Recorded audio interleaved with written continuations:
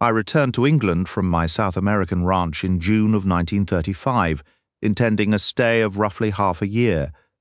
The global economic slump had made times difficult for us abroad, and I had business in England that required a personal hand.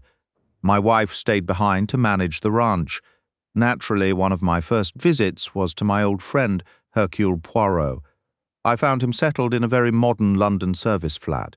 I teased him, and he readily confessed that he had chosen the building precisely for its rigidly geometric design and perfect proportions. "But of course, my friend," he said, his eyes twinkling, "is it not a model of pleasing symmetry?" I remarked that one could have too much squareness, and recalling an old joke between us, I asked if this ultra-modern establishment had persuaded the hens to lay square eggs yet. Poirot laughed heartily. "Ah, you remember that. Alas, science has not yet convinced the hens to follow modern fashion. They remain stubbornly individualistic, producing eggs of various sizes and colours. I studied my old companion with affection. He looked remarkably well, scarcely a day older than when I had last seen him. "You're in splendid form, Poirot," I observed. "You haven't aged a bit. In fact, if it were possible, I'd say you even have fewer grey hairs than before." Poirot's face beamed with delight. "And why should that not be possible? It's perfectly accurate. Are you saying your hair is going from grey back to black rather than the other way around?" "Exactly so. But that's scientifically impossible, not in the slightest. That's truly remarkable. It feels unnatural. As ever, Hastings, you possess that wonderfully straightforward mind. The years haven't altered that. You observe a fact and immediately state its explanation without even realizing you've done it." I gaped at him, bewildered. Without a word, he went into his bedroom and returned with a small bottle, which he handed to me. I took it, momentarily confused. The label read, "Revivit restores the hair's natural colour." Revivit is not a dye, available in 5 shades: ash, chestnut, Titian, brown, black, Poirot, I exclaimed. "You've dyed your hair? Ah, understanding dawns at last. So that's why it looks so much darker than when I last saw you." "Precisely."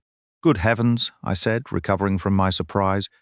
"I suppose next time I visit I'll find you sporting false moustaches, or perhaps you already are." Poirot flinched. His moustaches were his pride and joy, a deeply sensitive subject. My remark struck a nerve. No, certainly not, my friend, that day. I pray to the good Lord remains distant. A false moustache. Quelle horreur!" He gave them an emphatic tug to prove their authenticity. "Well, they are certainly still very impressive," I offered. "N'est-ce pas? Nowhere in all of London will you find a pair to rival mine." A good thing, too, I thought to myself, though I'd never say it aloud and wound his vanity. To change the subject, I inquired if he still took on professional work occasionally. "I recall," I said, "that you officially retired years ago. C'est vrai, to cultivate vegetable marrows. And what happens? Immediately, a murder occurs, and I send those marrows off to perdition. Since then, I know what you're thinking. I'm like the opera star who gives one final farewell performance. Except this farewell performance, it repeats itself indefinitely." I couldn't help but laugh. It really has been like that. Each time I declare this is the end. But then something new always appears, and I will confess, my friend, I do not care for retirement at all. If the little grey cells are not exercised, they accumulate rust. "I understand," I said. "So you exercise them selectively." "Precisely, I am particular. For Hercule Poirot in these days, only the cream of crime will do. Has there been much of that cream around lately?" "Pas not long ago I myself had a very close call, a failure." No. Poirot looked genuinely offended. "But I, Hercule Poirot, was nearly eliminated. I let out a low whistle. An ambitious murderer.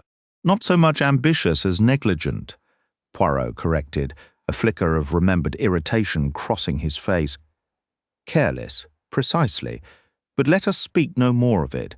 You know, Hastings, in many respects I consider you my good luck charm, really?" I asked. In what way? Poirot sidestepped the question. The moment I learned you were coming, I said to myself, something will happen. Just as in the old days, we will hunt together once more. But if so, it cannot be some mundane affair. It must be something, he gestured excitedly. Something recherché, delicate, exquisite. He imbued the final, untranslatable word with its full, flavorful weight. Upon my word, Poirot, I said, one might think you were ordering a gourmet meal at the finest restaurant, whereas one cannot simply order up a crime to suit one's taste. Quite true, he sighed, a touch melodramatically. But I believe in fortune, in destiny, if you prefer. It is your destiny to stand beside me and prevent me from committing the one unforgivable error. And what is that? Overlooking what is plainly obvious. I turned this over in my mind, not entirely grasping his point. Well, I said after a moment, smiling, has this spectacular crime materialized yet? Pas encore, at least, that is to say? He paused. A faint, puzzled frown creased his forehead. His hands moved automatically to straighten a small ornament I had nudged out of alignment. I'm not entirely certain, he said slowly, his gaze growing distant. There was something so peculiar in his tone that I stared at him, startled. The frown remained etched on his face. Abruptly, with a sharp, definitive nod, he moved to a desk by the window.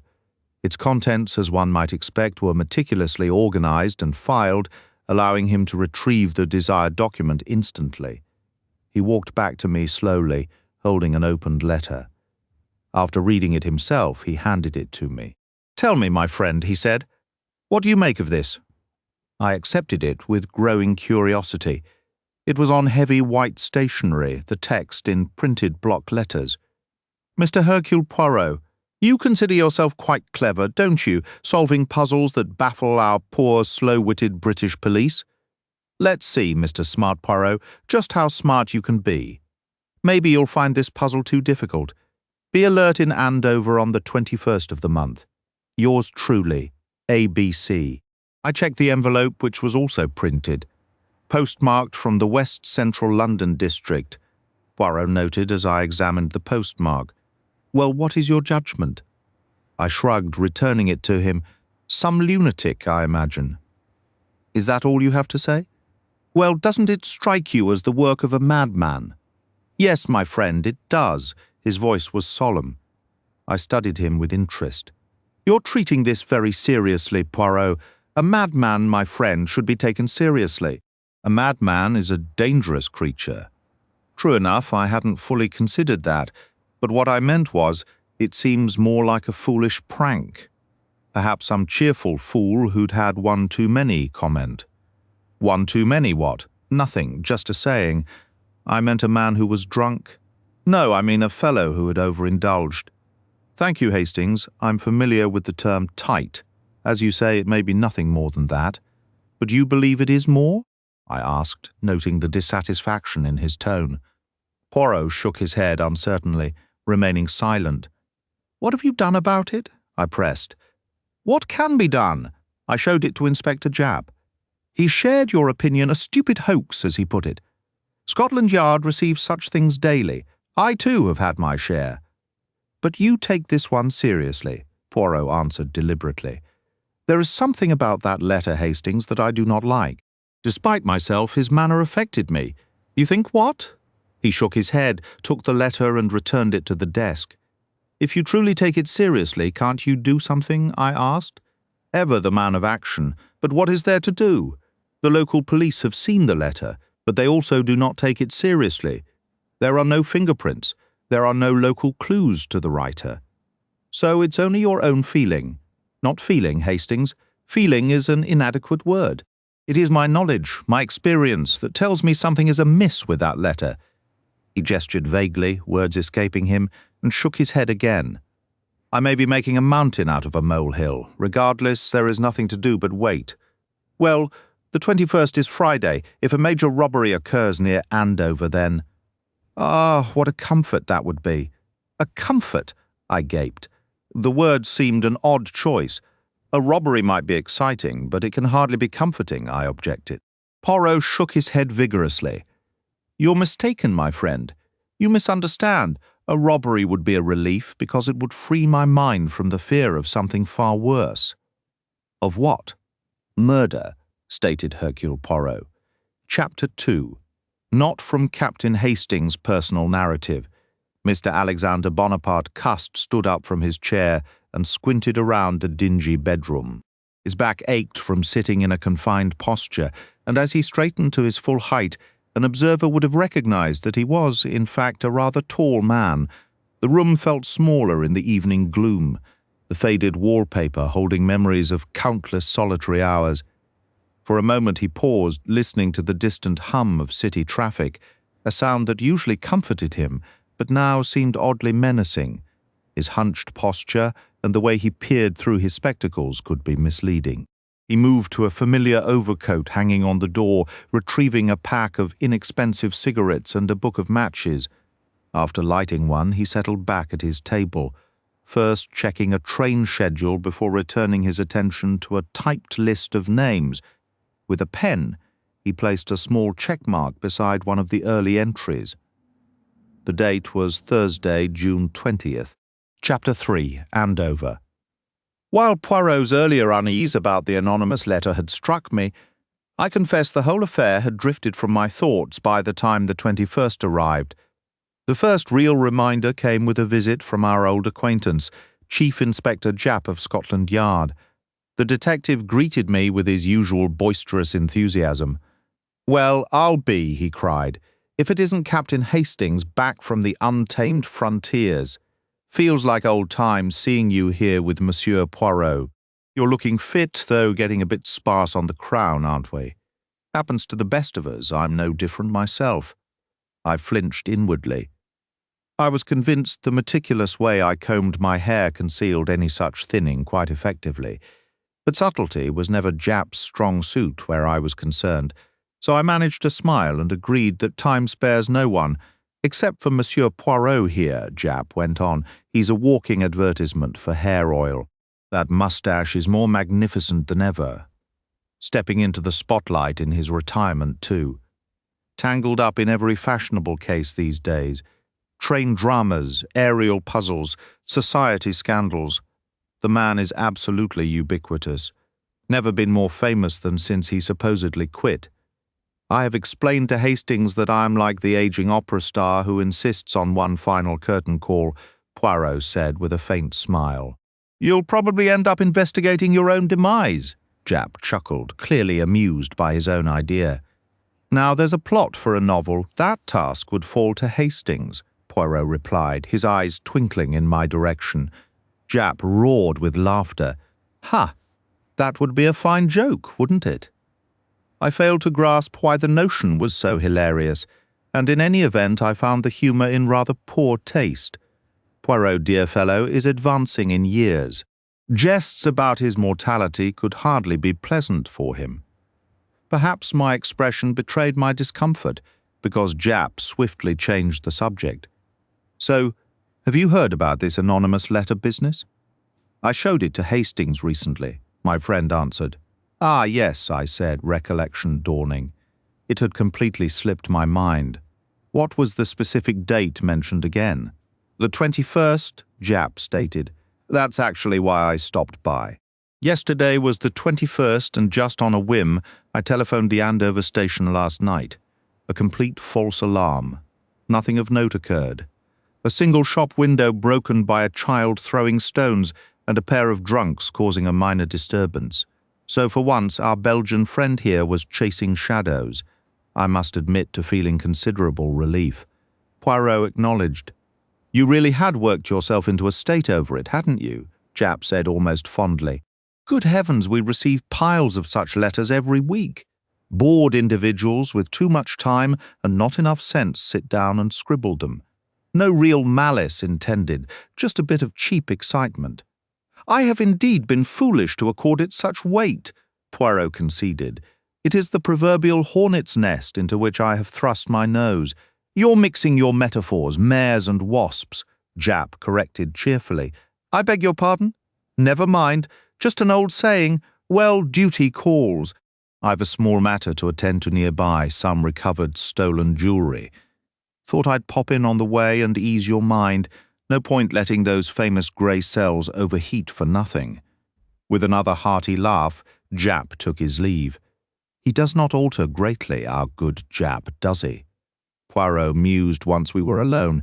"He looks considerably older," I observed, the visit leaving me with a strange, unsettled feeling, as if a harmless prank had somehow cast a longer shadow than it should. Going as grey as a badger, I shot back, feeling a bit spiteful. Poirot cleared his throat gently. "You see, Hastings, there exists a small apparatus. My barber is a man of remarkable skill. One affixes it to the scalp and combs one's own hair over the top.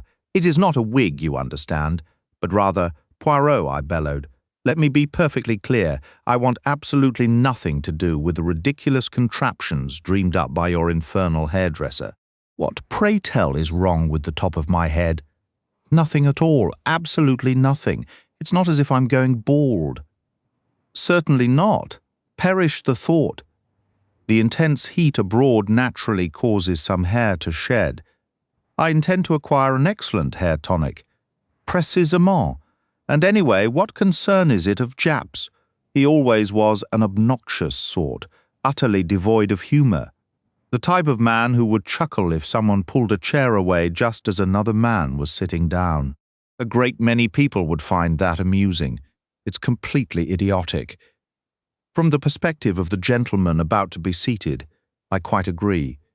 "Well," I said, my temper cooling slightly, "I'll admit I'm sensitive about my thinning hair. I'm sorry that anonymous letter affair led nowhere. I was indeed mistaken in that matter. I believed that letter carried the scent of fish, of something suspicious. Instead, it was mere foolishness. Alas, I grow old and distrustful, like a blind watchdog who growls at nothing." "If I'm to work with you," I said with a laugh, "we must seek out some other choice crime. Do you recall your remark from the other day, if you could select a crime as one selects a dinner? What would you choose?" I decided to play along. "Let me consider. Let us review the menu. Robbery? Forgery? No, I think not.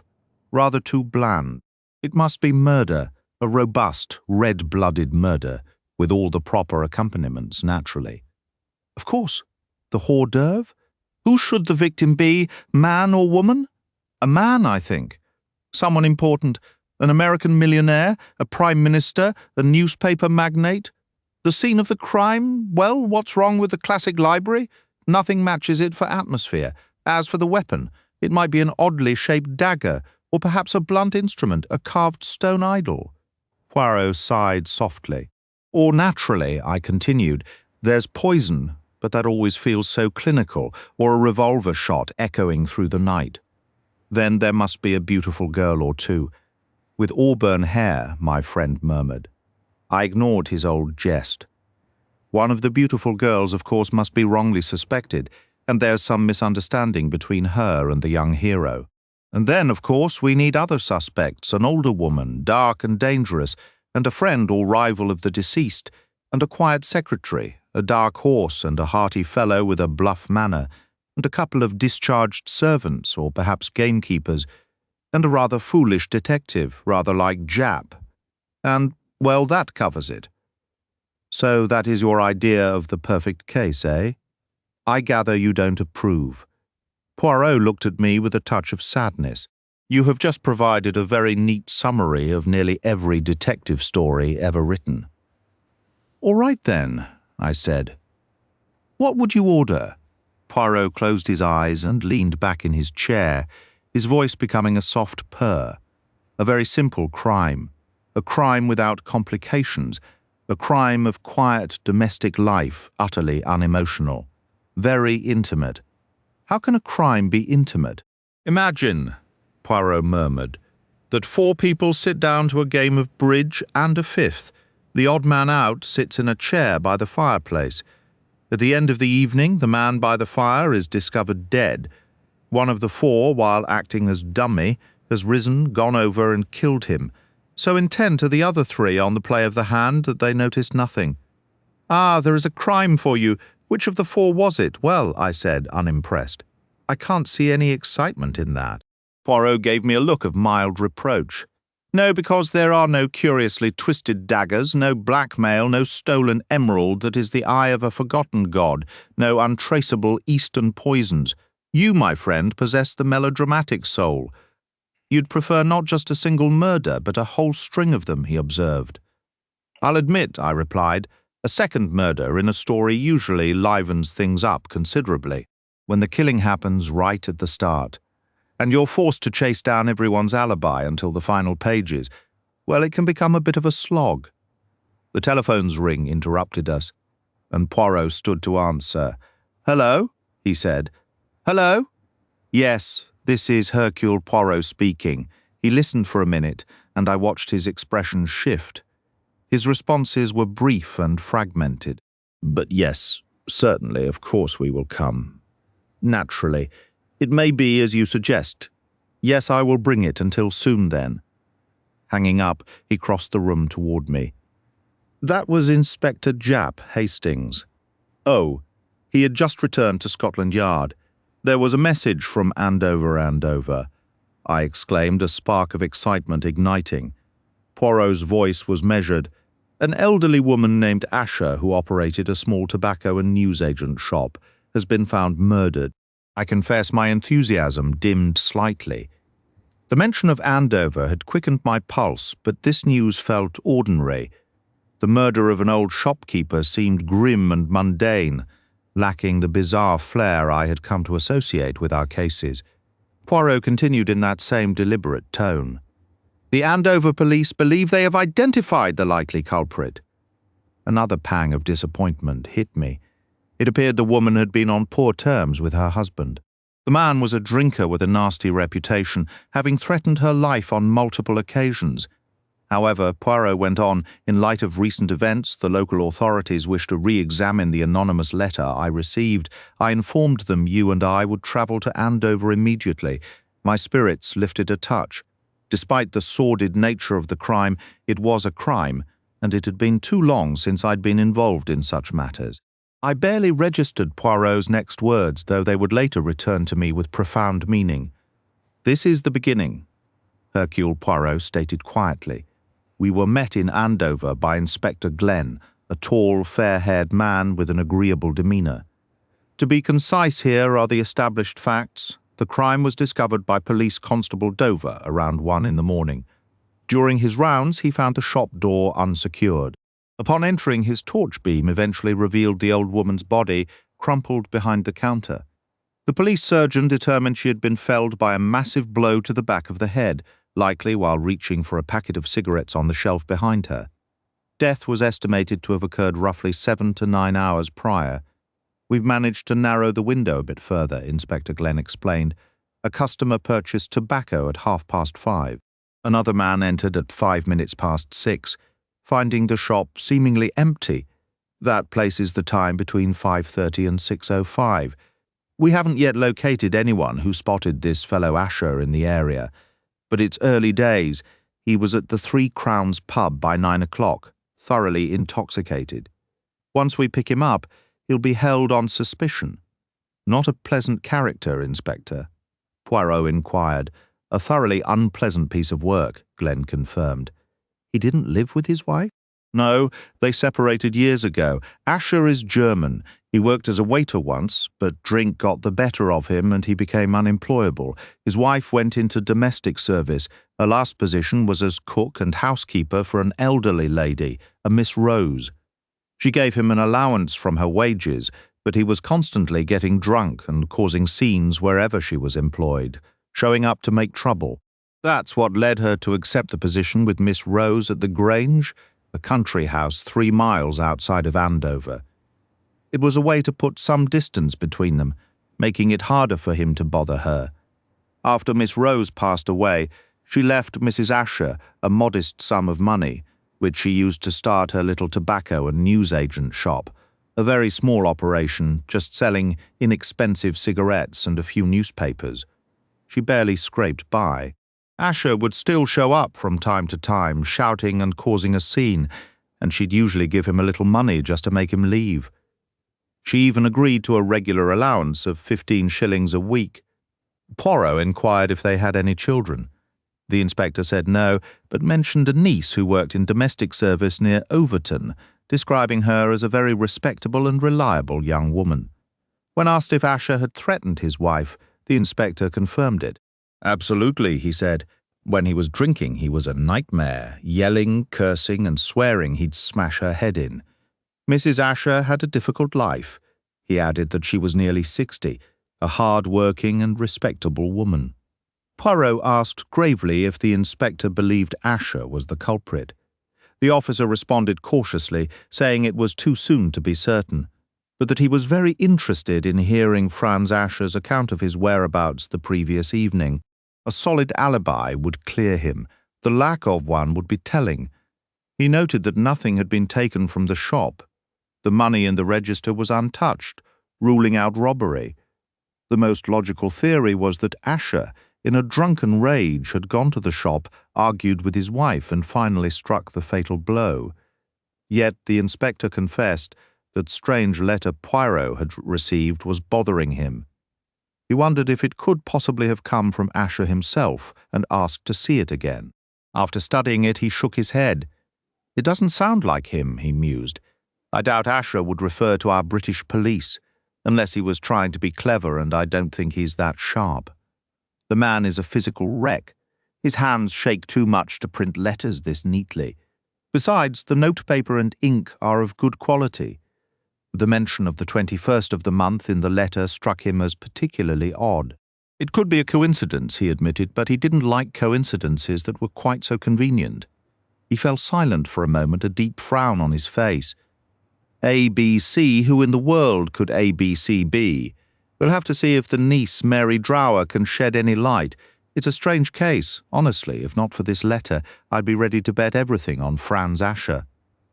Poirot asked about Mrs. Ascher's earlier life. The inspector explained she was from Hampshire, had gone into service in London as a girl, and that's where she met and married Ascher. The war years were tough on them. She finally left him for good in 1922. She returned here to escape him, but he tracked her down and had been pestering her for money ever since. Just then a constable entered to announce they had brought Franz Ascher in. He'd been found hiding in a railway freight car. A moment later, Ascher was ushered into the room, a pitiful and unsavoury character. He was a contradictory mess of blubbering self-pity, sudden bluster, and cringing fear, his bleary eyes darting nervously between the men present. "What do you want with me? I haven't done anything. This is an outrage," he shouted, before his tone abruptly shifted to a whimper. No, I didn't mean that. You wouldn't hurt a poor old man. Everyone is so hard on poor old Franz." He began to weep. "That's enough, Ascher," the inspector said sternly. "Get a hold of yourself. You're not being charged with anything yet. You don't have to make a statement if you don't want to. But if you had nothing to do with your wife's murder—" Ascher cut him off, his voice rising to a terrified scream. "I didn't kill her, I swear I didn't." The raw panic in his denial hung heavily in the quiet room. "It's all lies, you're a bunch of damn English pigs. Everyone's against me. I never killed her, never." "You threaten too often enough, Ascher." No, you don't get it. That was just a joke, a private joke between me and Alice. She knew that. A strange sense of humour. Would you like to tell us where you were last night, Ascher?" Yes, I'll tell you everything. I wasn't anywhere near Alice. I was with friends, good friends. We started at the Seven Stars, then we went over to the Red Dog. He rushed on, his words tumbling over each other. Dick Willows was there, and old Curdy and George and Platt, and a bunch of the guys. I'm telling you, I never went near Alice. For God's sake, I'm telling the truth. His voice rose to a frantic pitch. The inspector gave a nod to his subordinate. "Take him away. We're holding him on suspicion. I'm not sure what to make of it," the inspector admitted, as the unpleasant, trembling old man with the vicious, snarling mouth was led out. "If it weren't for that letter, I'd say he was guilty. What about the men he named? A bad lot. Not one of them would hesitate to lie under oath. I've no doubt he was with them most of the evening. A lot hinges on whether anyone saw him near the shop between 5:30 and 6. Poirot shook his head thoughtfully. "You are certain nothing was stolen from the shop?" The inspector shrugged. That's hard to say. A pack or two of cigarettes might be missing, but you wouldn't commit murder for that. And there was nothing. How should I put it, introduced into the shop? Nothing that seemed out of place, incongruous. There was a railway guide, said the inspector. A railway guide? Yes. It was lying open and face down on the counter. Looked like someone had been checking trains from Andover. Could have been the old woman or a customer. Did she normally sell that sort of thing? The inspector shook his head. She sold the penny timetables. This was a large one, the kind you'd only find at Smith's or a major stationer's.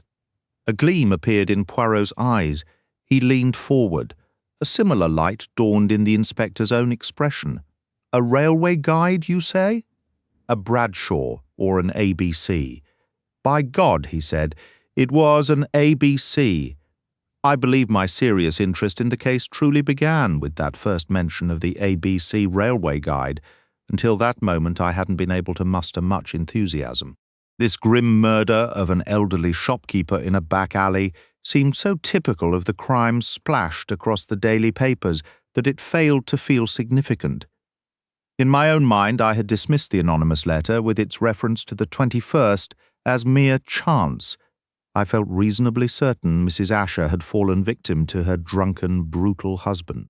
But now the mention of that railway guide, so commonly known by its abbreviation A.B.C., listing every station in tidy alphabetical order, sent a genuine thrill of excitement through me. Surely this couldn't be a second coincidence. The sordid crime suddenly took on a new chilling dimension. Who was this shadowy figure who had killed Mrs. Ascher and deliberately left an A.B.C. guide behind? When we left the police station, our first stop was the mortuary to view the victim's body. A peculiar feeling settled over me as I looked down at that wrinkled face, the thin grey hair pulled tightly back from the temples. It appeared so tranquil, so utterly removed from violence. She never knew what hit her, observed the sergeant. That's what Dr. Kerr says. I'm glad it was that way, poor old soul. She was a decent woman. She must have been quite beautiful once, Poirot remarked. Really, I murmured, somewhat sceptical. But yes, observe the line of the jaw, the bone structure, the shape of the skull. He sighed as he replaced the sheet, and we departed. Our next step was a brief interview with the police surgeon. Dr. Kerr was a capable-looking man in his middle years. He spoke with brisk authority. The weapon hasn't been found, he stated. It's impossible to say what it might have been. A weighted stick, a club, a sandbag, any of those would do the trick, the doctor concluded. Would it require a great deal of strength to deliver such a blow? Dr. Kerr gave Poirot a sharp look. I suppose you're asking if a frail elderly man could manage it? Absolutely. With enough weight in the weapon's head, even someone quite weak could produce the necessary force. So the killer could just as easily be a woman. The doctor seemed taken aback. A woman? Honestly, I hadn't considered a woman in connection with this sort of violence. But yes, physically, it's possible. Entirely possible. Psychologically, however, I wouldn't call this a woman's crime. Poirot nodded in vigorous agreement. Precisely, precisely. On the surface it seems highly unlikely, yet one must examine every angle. How was the body positioned? The doctor provided a meticulous account in his view. The victim had been standing with her back to the counter, and therefore to her attacker when struck. She had then collapsed behind the counter, hidden from the view of any casual customer entering the shop. After thanking Dr. Kerr and departing, Poirot turned to me. You see, Hastings, we now have another point suggesting Ascher's innocence.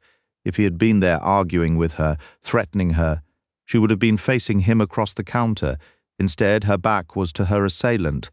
She was likely reaching for tobacco or cigarettes for a customer. I couldn't suppress a slight shudder. Horrible business. Poirot shook his head solemnly.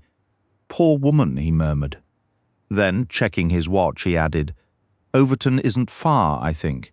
Shall we drive over and speak with the dead woman's niece? Shouldn't we visit the crime scene first? I prefer to do that later. I have my reasons. He offered no further explanation, and minutes later we were on the London road heading for Overton. The address from the inspector led us to a respectable house about a mile outside the village. A pretty dark-haired girl with eyes red from crying answered the door. Poirot spoke gently. "You would be Miss Mary Drower, the parlour-maid here?"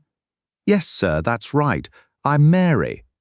Perhaps I might speak with you for a few moments, if your employer wouldn't mind. It concerns your aunt, Mrs. Ascher." "The mistress is out, sir. I'm sure she wouldn't object if you came in here." She showed us into a small morning room.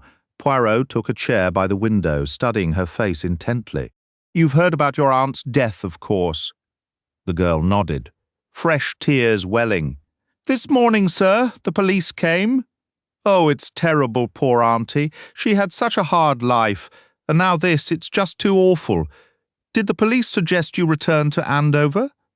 They said I must attend the inquest on Monday, sir, but I've nowhere to stay there. I couldn't bear to be over the shop now, and with the housemaid away, I didn't want to inconvenience the mistress more than necessary." "Were you fond of your Aunt Mary?" Poirot asked softly. "Oh, yes, sir. She was always very good to me. I went to her in London when I was 11, after my mother died. I went into service at 16, but I usually visited Auntie on my days off. That German fellow put her through so much trouble. My old devil, she used to call him. He never let her have a moment's peace anywhere, a sponging, cadging old beast."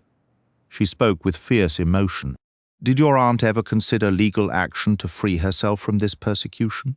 "Well, you see, sir, he was her husband. There was no getting away from that." The girl's reply was simple, yet carried a tone of grim finality. "Tell me, Mary," he pressed. "He made threats against her, didn't he?" "Oh, yes, sir. The things he would say were truly awful. He'd talk about cutting her throat and such. Cursing and swearing, too, sometimes in German, sometimes in English. And yet my aunt always said he was a fine, handsome man when she married him. It's dreadful, sir, to think what some people become." "Indeed it is." "So, Mary, having heard these threats yourself, you must not have been too shocked when you learned what finally happened." "But I was, sir. You see, I never truly believed he meant any of it. I thought it was just ugly talk, nothing more, and it wasn't as if my aunt was ever scared of him." "Why? I've seen him slink away like a whipped dog when she stood up to him. If anyone was afraid, it was him. And yet she still gave him money." "Well, he was her husband, sir. That's just how it was." "Yes, you mentioned that." He fell silent for a moment. "Let us suppose," he said slowly, "that he did not kill her after all." "Didn't kill her? She stared, bewildered. That is what I said. Suppose someone else was responsible. Do you have any idea who that someone else could be?" Her amazement only deepened. "I've no idea at all, sir. It doesn't seem very likely, does it? Was there anyone your aunt was afraid of?" Mary shook her head firmly. "Auntie wasn't afraid of anyone. She had a sharp tongue and she'd stand up to anybody." "Did you ever hear her mention someone who might have held a grudge against her?" "No, sir, never." "Did she ever receive any anonymous letters?" "What sort of letters, sir?" "Letters that weren't signed, or perhaps signed with just initials like A.B.C. He watched her closely, but she only looked confused, shaking her head in wonder. "Did your aunt have any other family besides you?" "Not any more, sir. She was one of 10 children, but only 3 lived to be adults. My Uncle Tom was killed in the war. My Uncle Harry went to South America years ago, and no one's heard from him since. My mother's gone, of course, so it's just me now." "Did your aunt have any savings, any money set aside?" "She had a little in her savings account, sir, just enough for a proper burial, as she always said. Otherwise she barely made ends meet, especially with that old devil always coming around." Poirot nodded thoughtfully. He spoke perhaps more to himself than to her. "At present we are in the dark. There is no clear direction. Perhaps things will become clearer." He stood. "If I need to speak with you again, Mary, I will write to you here. Actually, sir, I'm planning to leave this position. I don't care much for the country. I only stayed because I thought it was a comfort to my aunt to have me nearby, but now," her eyes filled with tears once more, "there's no reason to stay, so I'll go back to London. It's livelier for a young woman there." Please, when you do go, would you give me your new address? Here is my card." He handed it to her. She studied it with a puzzled frown. "So you're not with the police, sir?" "I'm a private detective." She stood silently, looking at him for several long moments. Finally she asked, "Is there something strange going on, sir?" "Yes, my child, there is something very strange going on in time. You may be able to help me." I'll do anything I can, sir. It wasn't right what happened to Auntie. It was a simple, heartfelt way of putting it, and deeply moving. A short while later, we were in the car, heading back toward Andover, the scene of the crime. The street where the tragedy occurred was a side street branching off the main thoroughfare. Mrs. Ascher's shop was located about halfway down on the right-hand side.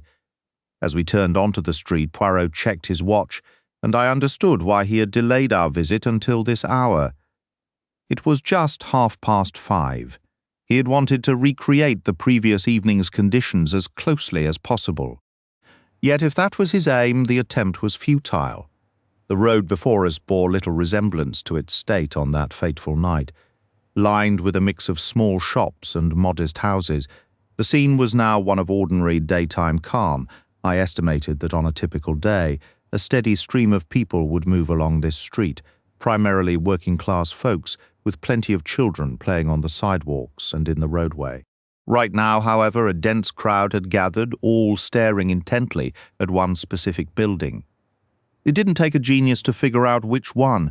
What we were seeing was a group of ordinary citizens utterly captivated by the place where a life had been violently ended. As we moved closer, this impression was confirmed. Outside a shabby little shop with its shutters fastened stood a weary young officer, mechanically urging the onlookers to keep moving, please. With the help of another constable, the crowd shifted slightly. A few people sighed reluctantly and drifted back to their daily routines, only to be replaced almost immediately by new arrivals eager to stare at the scene of the crime. Poirot paused a short distance from the main gathering. From where we stood, the name painted above the door was clearly visible. He murmured it quietly to himself. "As Ascher? Yes, this could be the place." He cut himself off. "Come, Hastings, let us go inside."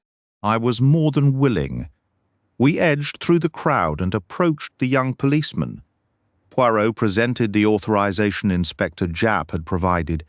The constable gave a nod, unlocked the door, and let us step through, under the fascinated gaze of those still watching. Inside it was gloomy, the closed shutters blocking most of the light. The officer found the switch and turned on a single bulb, which did little to lift the dimness. I glanced around. It was a dismal little establishment. A few cheap magazines and yesterday's newspapers lay scattered about, already gathering a fine layer of dust.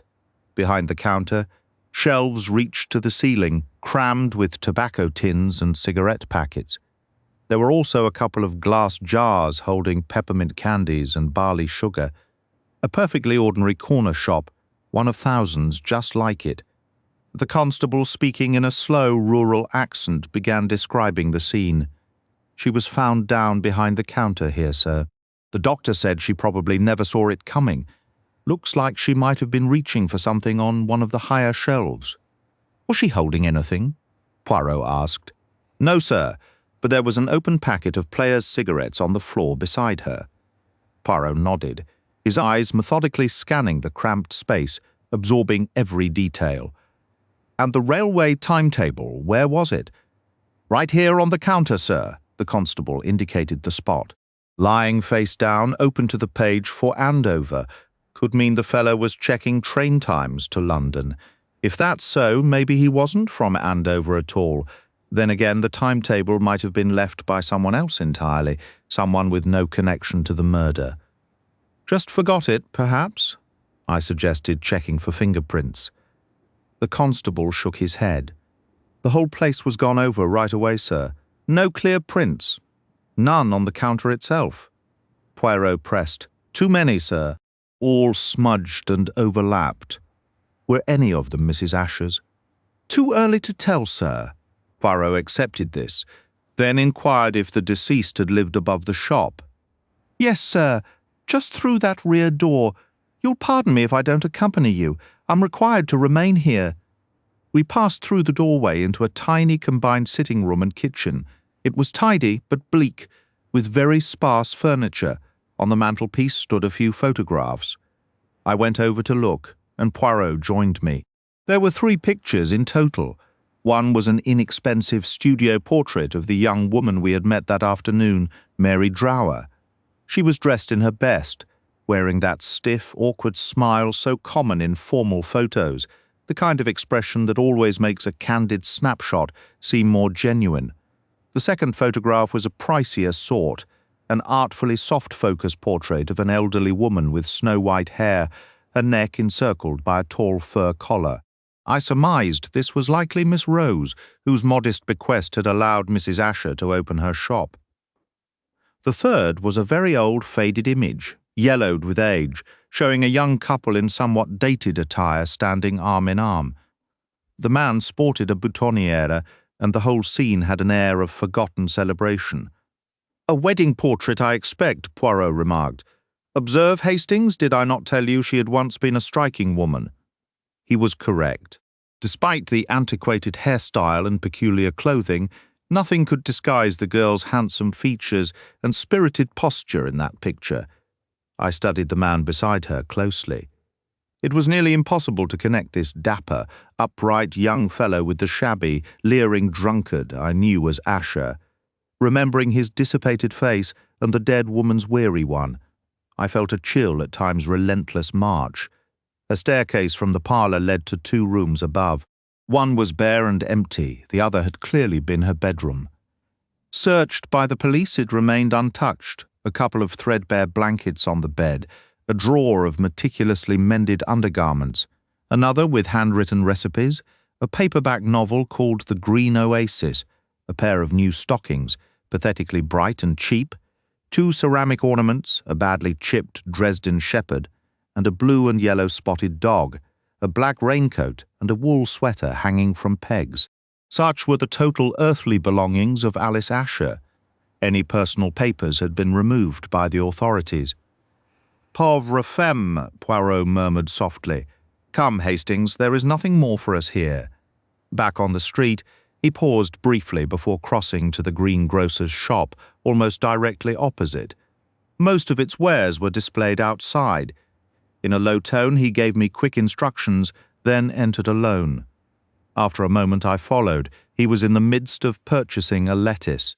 I asked for a pound of strawberries. Poirot was chatting animatedly with the stout woman behind the counter. "The murder was right across from you, wasn't it? What an awful business. It must have caused quite a stir." The shopkeeper seemed thoroughly weary of the topic. She'd likely endured a full day of gossip. "Be better if all those gawkers cleared off," she grumbled. "Nothing to see now, is there? It must have been quite different last night." Poirot pressed. "Perhaps you even saw the killer go in. A tall, fair fellow with a beard, I'm told. A Russian, so I hear." "What's that?" Her attention sharpened. "A Russian did it? I understand the police have taken one into custody." "Well, I never," she exclaimed, growing voluble. "A foreigner. Mais oui. I thought you might have noticed him yesterday evening. Hardly get a chance to notice, to be honest. Evenings are our busy time, always a stream of folks heading home from work. A tall, fair man with a beard? No, can't say I saw anyone like that around here." I seized my cue. "Pardon me, sir?" I said to Poirot, "but I believe you've been misinformed. I heard it was a short, dark man." This sparked a lively debate. The stout woman, her gaunt husband, and a raspy-voiced shop boy all chimed in. No fewer than 4 short, dark men were recalled, and the boy mentioned a tall, fair one, but he didn't have no beard, he added, almost disappointed. Our purchases completed, we left the shop, our little fabrications lingering uncorrected in the air. "What was the purpose of that whole performance, Poirot?" I asked, a note of reproach in my voice. Parbleu, I needed to gauge the likelihood of a stranger being observed entering the shop across the street. "Couldn't you have just asked directly, without all that elaborate fiction?" "No, my friend, had I just asked, as you suggest, I would have received no answers at all. You are English yourself, yet you fail to appreciate the typical English reaction to a direct inquiry. It is almost always suspicion, followed by a polite but firm reticence. Had I posed straightforward questions, those people would have clammed up like oysters.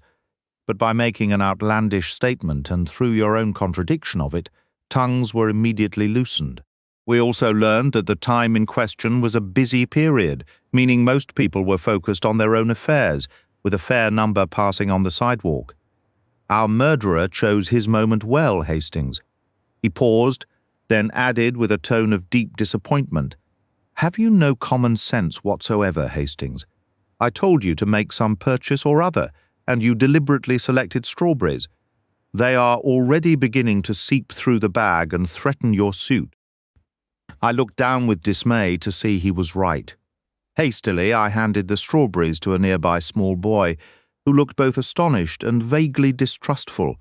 Poirot added the lettuce to the offering, which only deepened the child's confusion. He drove the lesson home. At a modest greengrocer's, not strawberries unless freshly picked, strawberries are practically guaranteed to release their juice. A banana, some apples, even a cabbage would have been wiser, but strawberries, it was the first thing that came to mind. I offered weakly in my defense. "That is an unworthy excuse for a man of your imagination," Poirot replied sternly. He stopped on the sidewalk. The house and shop to the right of Mrs. Ascher's were vacant, a "For Rent" sign in the window. On the other side stood a house with somewhat grimy muslin curtains.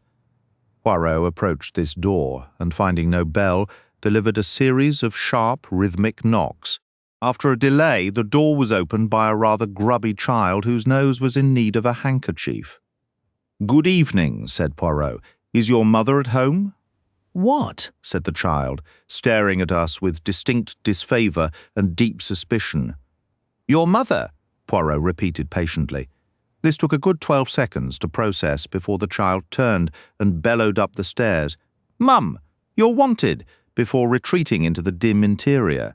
A sharp-faced woman peered over the banister and began to descend. "No use you wasting your time," she began. But Poirot smoothly interrupted.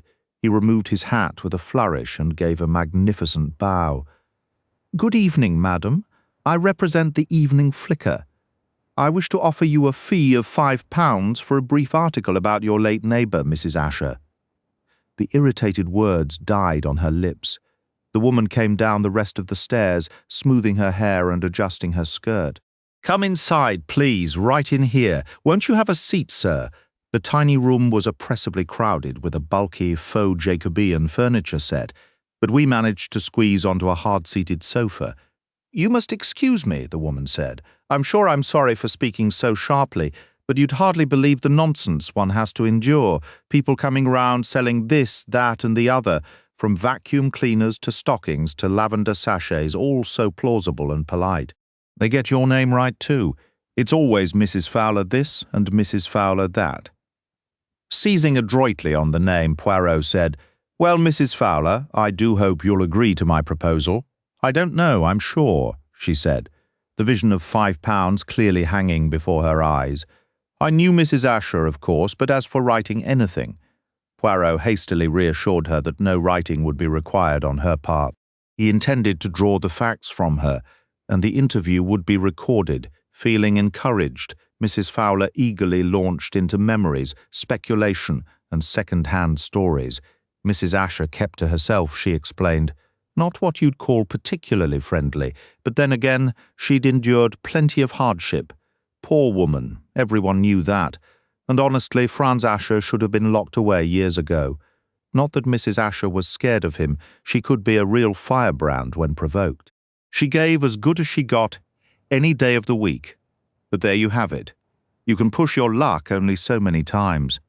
Time and again she, Mrs. Fowler, had warned her, "Mark my words, one of these days, that man will be the end of you." And hadn't he done just that? And there she was, Mrs. Fowler, right next door, and hadn't heard a single thing. During a brief pause, Poirot managed to slip in a question.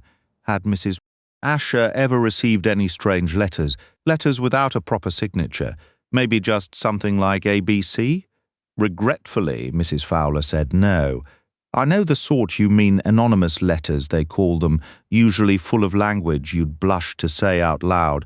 Well, I can't say for sure if Franz Ascher ever took to writing those. Mrs. Ascher never mentioned it to me if he did. What's that, a railway guide, an A.B.C.?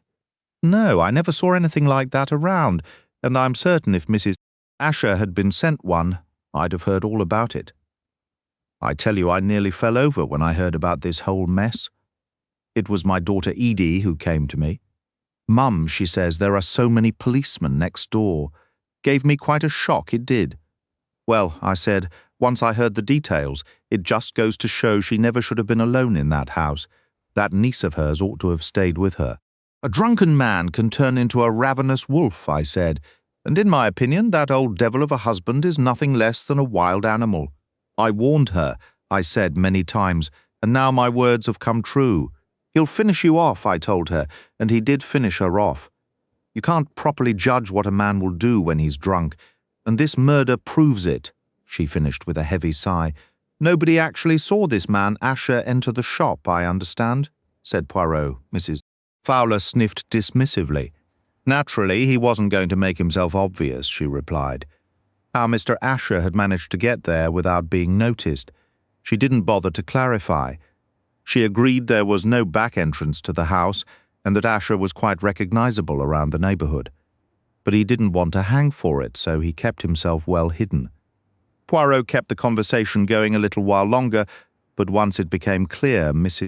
Fowler had repeated everything she knew, not just once, but several times over. He ended the interview first handing over the promised payment. A rather expensive £5 worth, Poirot, I remarked. Once we were back on the street. So far, yes. You believe she knows more than she's telling? My friend, we are in the peculiar position of not even knowing what questions to ask. We are like children playing hide and seek in the dark. We reach out and fumble blindly, Mrs. Fowler has told us all she believes she knows, and has generously added several guesses for good measure, yet her testimony may prove useful later on. It is for that future possibility that I invested those £5. I didn't fully grasp his point, but just then we ran into Inspector Glenn. He was looking rather downcast. He had, I gathered, spent the afternoon trying to compile a complete list of people seen entering the tobacco shop, and no one noticed anyone. Poirot inquired. Oh, they noticed people all right, Glenn replied wearily. 3 tall men with shifty looks, 4 short men with black moustaches, 2 bearded fellows, 3 heavy-set men, all strangers, and every single one of them, if I'm to believe the witnesses, had a sinister air about them. It's enough to make you wonder if the entire town is populated by nothing but suspicious characters. I'm surprised no one reported spotting a group of masked men with guns while all this was happening. Poirot offered a sympathetic smile. Has anyone come forward claiming to have seen Mr. Ascher? Not a soul. And that's another mark in his favour. I've just informed the Chief Constable that I believe this case requires Scotland Yard. I'm convinced this wasn't a local crime. Poirot nodded seriously. I share your opinion. The inspector sighed, his expression troubled. It's an ugly affair, Monsieur Poirot, a deeply unpleasant business. It leaves a bad taste. We conducted 2 additional interviews before heading back to London. The first was with Mr. James Partridge, the last person confirmed to have seen Mrs. Ascher alive, having bought something from her shop at 5:30. Mr. Partridge was a slight, precise man, a bank clerk by trade. He wore pince-nez, had a dry, spare appearance, and spoke with meticulous care. His small home was as neat and orderly as he was. He glanced at the card Poirot presented. Mr. Poirot, from Inspector Glenn. How may I assist you? I understand you were the final person to see Mrs. Ascher alive, Mr. Partridge? Mr. Partridge steepled his fingers regarding Poirot as one might scrutinize a questionable financial document. That is a rather speculative assertion, Mr. Poirot. Numerous individuals could have patronized her establishment after I did, yet none have come forward to say so. Mr. Partridge gave a dry cough. Some people, Mr. Poirot, possess no sense of civic responsibility. He peered at us owlishly through his spectacles. Regrettably true, Poirot murmured. I understand you approached the police voluntarily. Most assuredly, upon hearing of the dreadful event, I immediately recognized that my account might prove useful and presented myself accordingly. A commendably public-spirited attitude, Poirot said with grave courtesy. Perhaps you would be good enough to recount your story for me. Certainly. I was returning to this residence, and at precisely 5:30, forgive the interruption, but how were you able to ascertain the time so accurately?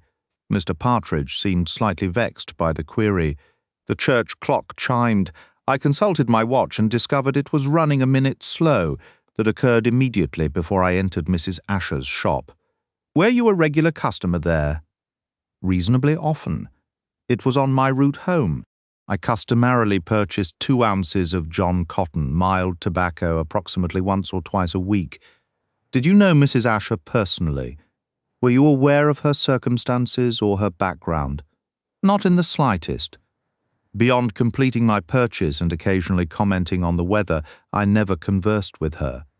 Were you aware she had a husband given to drink who was known to threaten her? No, I knew nothing about her private life. You recognized her by sight, however. Did anything about her demeanor strike you as unusual yesterday evening? Did she seem agitated or distressed in any way? Mr. Partridge considered. As far as I observed, she appeared entirely normal, he stated. Poirot rose. Thank you, Mr. Partridge, for your cooperation. By any chance, do you have an A.B.C. railway guide here? I need to consult the London return schedules. On the shelf just behind you, Mr. Partridge replied. The shelf contained an A.B.C., a Bradshaw, the Stock Exchange Yearbook, Kelly's Directory, a Who's Who, and a local directory. Poirot retrieved the A.B.C., pretended to look up a train, thanked Mr. Partridge, and we departed. Our next interview with Mr. Albert Riddell proved to be a stark contrast. Mr. Riddell was a railway platelayer, and our conversation unfolded to a discordant soundtrack. The clatter of plates and dishes from his visibly anxious wife, the low growling of Mr. Riddell's dog, and the man's own thinly veiled hostility. He was a large, clumsy man with a broad face and small, suspicious eyes, in the midst of consuming a meat pie washed down with very strong, dark tea. He glared at us over the rim of his cup. Told everything I know already, haven't I? He grumbled. What's it got to do with me anyway? I've already told the blasted police everything, and now I've got to repeat it all for a couple of blasted foreigners. Poirot shot me a quick, amused look before replying. I understand your frustration, truly. But what can one do? This is a murder investigation. One must be exceptionally thorough. Best just tell the gentleman what he wants to know, Bert, the woman urged nervously. You keep your blasted mouth shut, the giant bellowed at her. You did not, I imagine, go to the police voluntarily. Poirot interjected smoothly. Why in the world would I? It wasn't any of my business.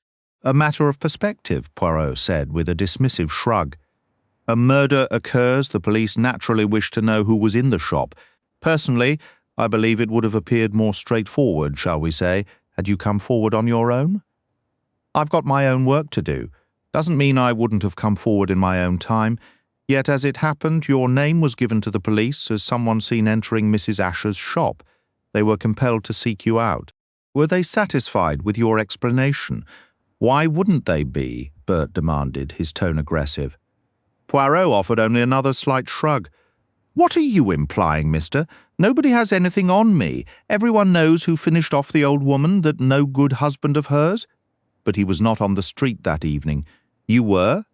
Trying to pin it on me, are you? Well, it won't work. What possible reason would I have? Think I wanted to steal a tin of her lousy tobacco? You think I'm some kind of homicidal maniac? You think I? He rose threateningly from his chair. His wife whimpered, Bert, don't talk like that, Bert. They'll get the wrong idea. Compose yourself, sir, said Poirot. I'm merely asking for your account of your visit. That you are so reluctant to give it strikes me as somewhat peculiar, shall we say? Who said I was reluctant? Mr. Riddell sank back into his seat with a grunt. I don't mind. You entered the shop at 6 o'clock? That's right. Maybe a minute or two after. I wanted a pack of gold flake. I pushed the door open. So it was closed? Yeah. Thought maybe the shop was shut, but it wasn't. I went in, didn't see anyone. I banged on the counter and waited a minute. Still nobody came, so I left. That's all there is to it, and you can make of that what you will. You did not see the body behind the counter. No, and you wouldn't have either, unless you were specifically looking for it. Was there a railway timetable lying about? Yeah, there was, lying face down. It crossed my mind that maybe the old woman had to catch a train suddenly and forgot to lock up. Perhaps you picked up that timetable or slid it along the counter. Didn't touch the blasted thing. I did exactly what I told you, and you saw no one leaving the shop just before you arrived. Didn't see anything of the sort. What I want to know is, why single me out? Poirot stood. No one is singling you out at present. Good evening, sir. He left the man gaping after us, and I followed. Outside on the street, he checked his watch. If we hurry, my friend, we might just catch the 7:02 express. Let us make haste. Well? I asked eagerly once we were settled in a first-class compartment to ourselves. The train had just pulled out of Andover station. The criminal, announced Poirot, is a man of average height with red hair and a slight cast in his left eye. He walks with a faint limp on the right side and possesses a mole just below his shoulder blade. Poirot! I exclaimed, completely taken in for a moment. Then the familiar twinkle in his eye gave him away. Poirot! I said again, this time with reproach. My friend, what would you have of me? He said, a touch of theatrical weariness in his voice. You fix me with that look of boundless expectation and demand a pronouncement worthy of Sherlock Holmes. Now, for the reality, I do not know what the murderer looks like, nor where he lives, nor how one might lay hands upon him. If only he had left some definitive clue behind, I murmured, staring out at the darkening countryside. Ah, yes, the clue, Poirot sighed. It is always the clue that captivates you. It's a shame he didn't smoke the cigarette and leave the ash behind, then step in it with the shoe sporting nails of a peculiar design. No, our man is not that accommodating. But you do have the railway guide, my friend, the A.B.C. That is a clue for you. Do you believe he left it there accidentally? Certainly not. He left it deliberately. The fingerprints confirm it. But there weren't any prints on it. Precisely my point. What was last evening? A warm June night. Does a man wander about on such an evening wearing gloves? A man like that would have certainly drawn notice. Therefore, since there are no fingerprints on the A.B.C., it was meticulously wiped clean. An innocent man would have left prints, a guilty man would not.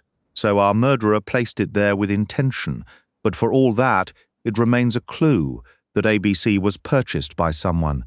It was carried by someone. There is potential there. You believe we might discover something from that? Frankly, Hastings, I'm not overly optimistic. This man, this unknown X, clearly takes pride in his capabilities. He is unlikely to leave a trail that can be followed directly. So the A.B.C. isn't actually helpful at all, not in the way you imply, in any way. Poirot did not reply immediately. Then he spoke slowly. The answer is yes. We are faced here with an unknown figure. He operates in the shadows and intends to remain there, but by his very nature he cannot avoid casting some light upon himself. In one sense, we know nothing of him. In another, we already know a great deal. I see his form dimly taking shape, a man who prints clearly and well, who buys quality paper, who feels a profound need to express his personality. I see him perhaps as a child overlooked and disregarded. I see him maturing with a deep-seated sense of inferiority, battling a feeling of injustice. I observe that inner compulsion to assert himself, to command attention, growing ever stronger, while events and circumstances suppress it, perhaps heaping further humiliations upon him. And within, the match is lit to the powder keg. That's all pure speculation, I objected. It doesn't offer any practical assistance. You prefer the matchstick, the cigarette ash, the nailed boots. You always have, but we can at least pose some practical questions. Why the ABC? Why Mrs. Ascher? Why Andover? The woman's past seems straightforward enough, I reflected. Those interviews with the two men were disappointing. They couldn't tell us anything beyond what we already knew. To be honest, I did not anticipate much from that avenue. Yet we could not overlook two possible suspects for the murder. Surely you don't think? There remains at least the possibility that the murderer resides in or near Andover. That is one potential answer to our question.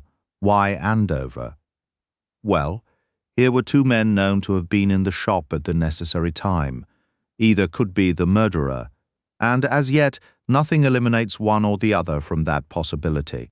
That great hulking brute, Riddell, perhaps? I conceded. Ah, I'm inclined to dismiss Riddell outright. He was nervous, blustering, obviously ill at ease, but surely that indicates a nature diametrically opposed to the one that composed the ABC letter. Conceit and self-assurance are the traits we must seek. Some UN who throws his weight around, possibly. But some people beneath a nervous and modest exterior hide a considerable amount of vanity and self-satisfaction. You don't suspect that meek Mr. Partridge? He is more the type, one cannot say more than that. He behaves as the letter's author might, goes straight to the police, pushes himself to the forefront, revels in his position. He even mentioned with a peculiar pride how he memorized the train schedules, as if it were a grand intellectual feat. Do you truly believe? No, Hastings. Personally, I suspect the murderer came from outside Andover, but we must neglect no avenue of inquiry. The very choice of Andover, a quiet market town over a bustling city, whispers of a deliberate, almost theatrical staging. Though I keep referring to the culprit as he, we cannot dismiss the chance that a woman might be involved. That seems unlikely. The manner of the assault is certainly masculine, I concede. Yet anonymous letters tend to be a woman's weapon more than a man's. We must keep that in mind.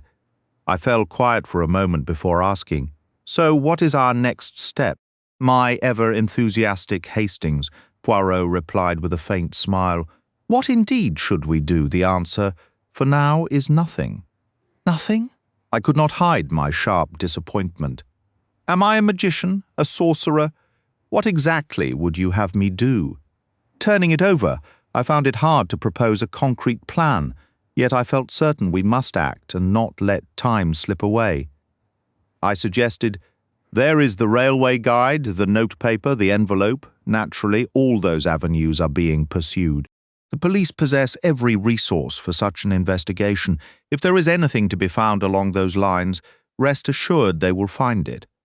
I had to be satisfied with that. In the following days, Poirot showed a curious reluctance to discuss the case, waving the subject aside with an impatient gesture whenever I broached it. Privately, I believed I understood his motive. The murder of Mrs. Ascher represented a defeat for Poirot. A B.C. had thrown down a gauntlet, and a B.C. had won. My friend, accustomed to an unbroken string of triumphs, was acutely sensitive to this failure. So much so he could not bear to speak of it. It was perhaps a small vanity in so great a man, but even the most level-headed among us can have our judgment clouded by prolonged success. In Poirot's case, that process had been ongoing for years. It was little wonder the effects were now becoming apparent. Understanding this, I respected his unspoken feelings and let the matter drop. The inquest report in the paper was brief, making no mention of the A.B.C. letter, and returned a verdict of murder by person or persons unknown. The crime attracted scant press attention, lacking any sensational elements.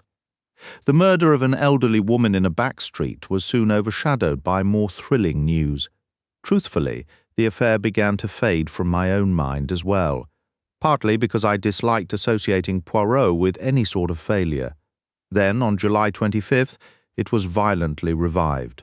I had been away in Yorkshire for the weekend and had not seen Poirot for a couple of days. I returned on Monday afternoon. The letter arrived with the 6 o'clock post. I remember the sudden sharp hiss of breath Poirot gave as he slit open that particular envelope. "It has come," he said. I stared, uncomprehending. "What has come?" The second chapter of the A.B.C. affair. For a moment I just looked at him, the matter having genuinely faded from my memory. "Read," said Poirot, handing me the letter. As before, it was printed on good quality paper. "Dear Mr. Poirot, well, what do you think? I believe the first round goes to me. The Andover affair went rather smoothly, didn't it? But the amusement is only just beginning. May I direct your attention to Bexhill-on-Sea, date the 25th of this month? What a delightful time we are having. Yours, etc., A.B.C. "Good God, Poirot," I cried. "Does this mean that Monster plans another crime?" "Naturally, Hastings.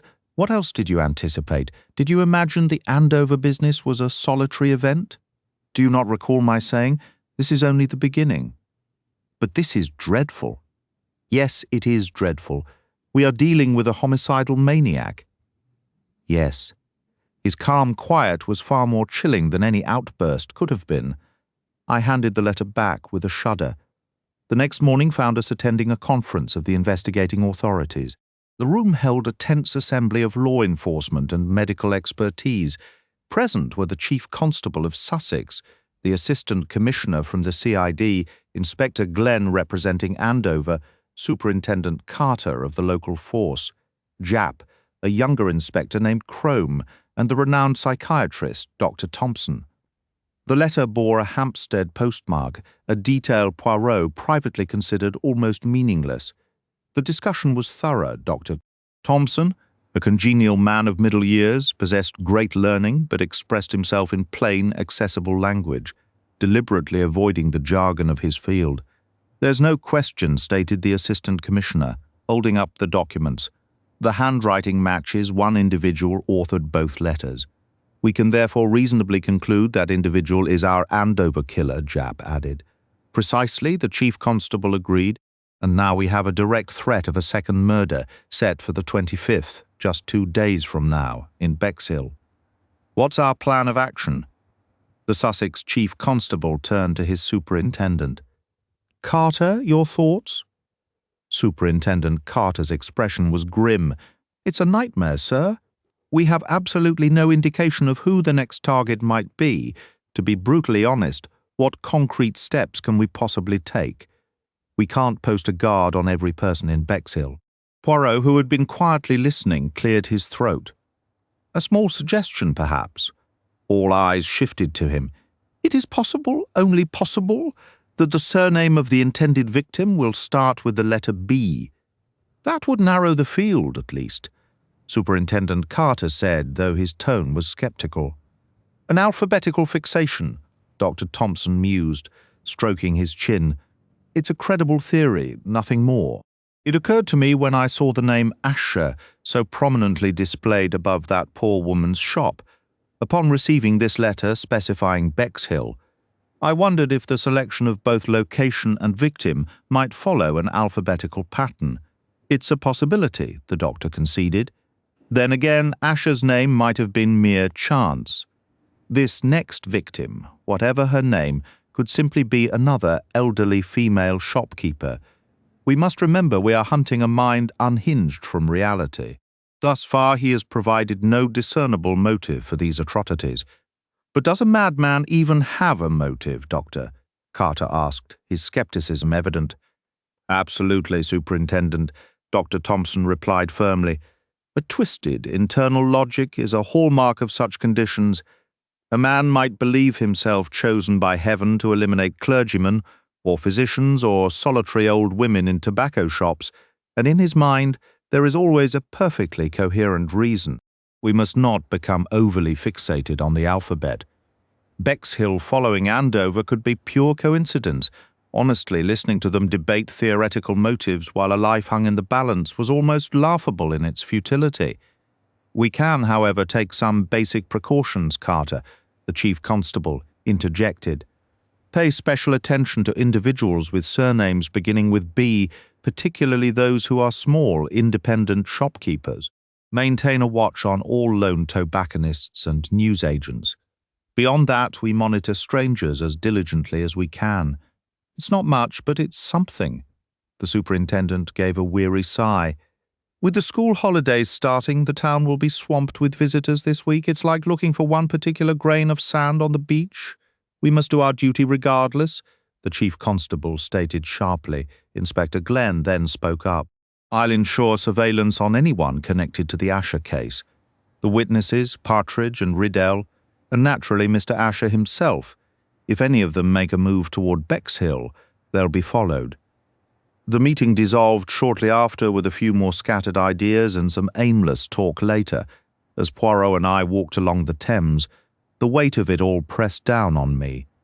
"Poirot," I said, "surely this can be stopped. We have the warning." He turned to me, his face drawn and pale. "You pit the organized sanity of 100,000 men against the focused insanity of one." "I fear, Hastings, I fear greatly. Recall the prolonged and successful campaign of Jack the Ripper. A warning is not a shield. It's monstrous," I whispered. "Madness, my friend, is the most terrible thing of all," Poirot said, his voice low. "And I'm very much afraid. Chapter 9, the Bexhill-on-Sea murder. My recollection of the morning of July 25th remains vivid. It was approximately 7:30 when I awoke to find Poirot at my bedside, his hand on my shoulder shaking me gently awake. One look at his expression snapped me from drowsiness to full alertness. "What's wrong?" I asked, bolting upright. His reply was simple, yet heavy with feeling. "It's happened." "What?" I exclaimed. "But today is the 25th. It occurred overnight in the early hours, to be precise."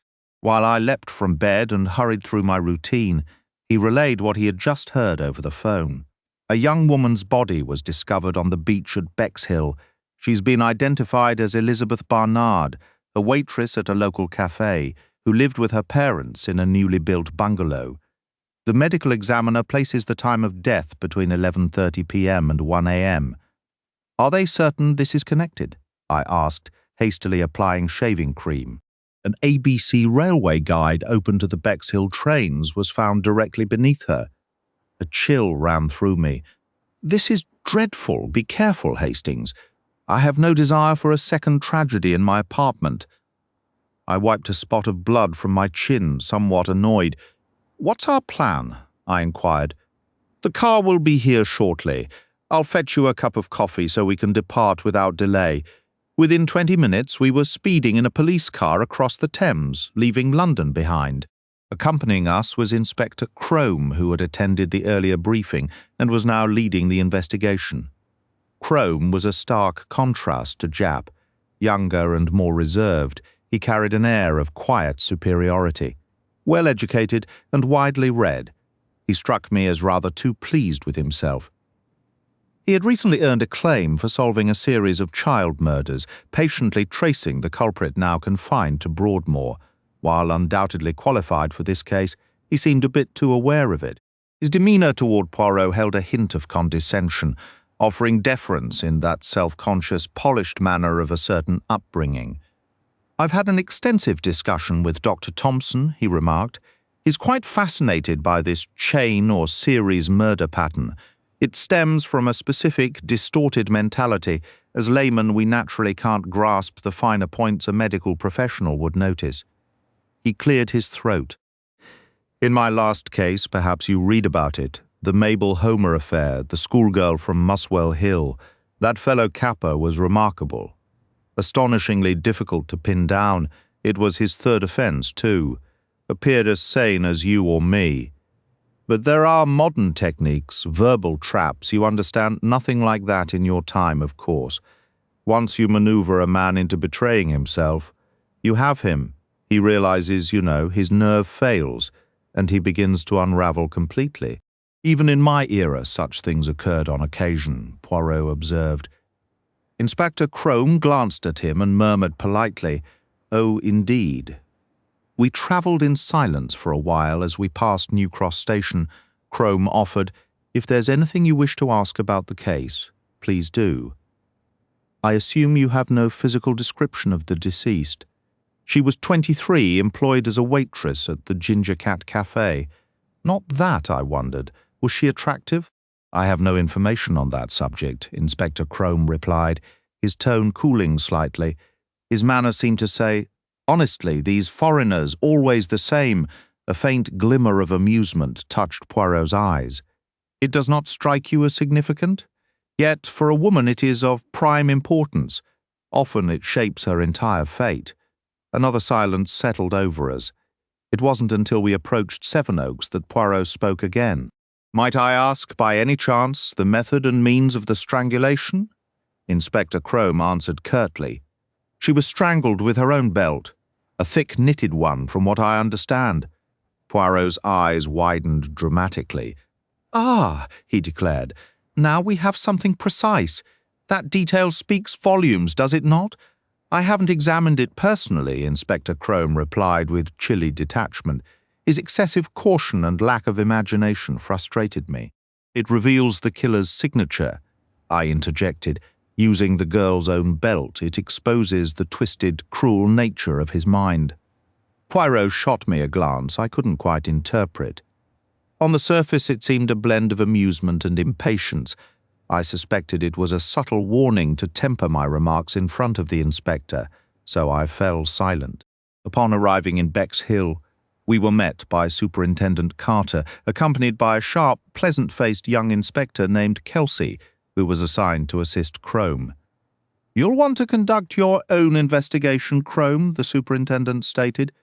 "I'll provide the essential facts, and then you can begin immediately." "Thank you, sir," Crome acknowledged. "We've informed her parents," Carter continued. "Naturally, it's a devastating shock.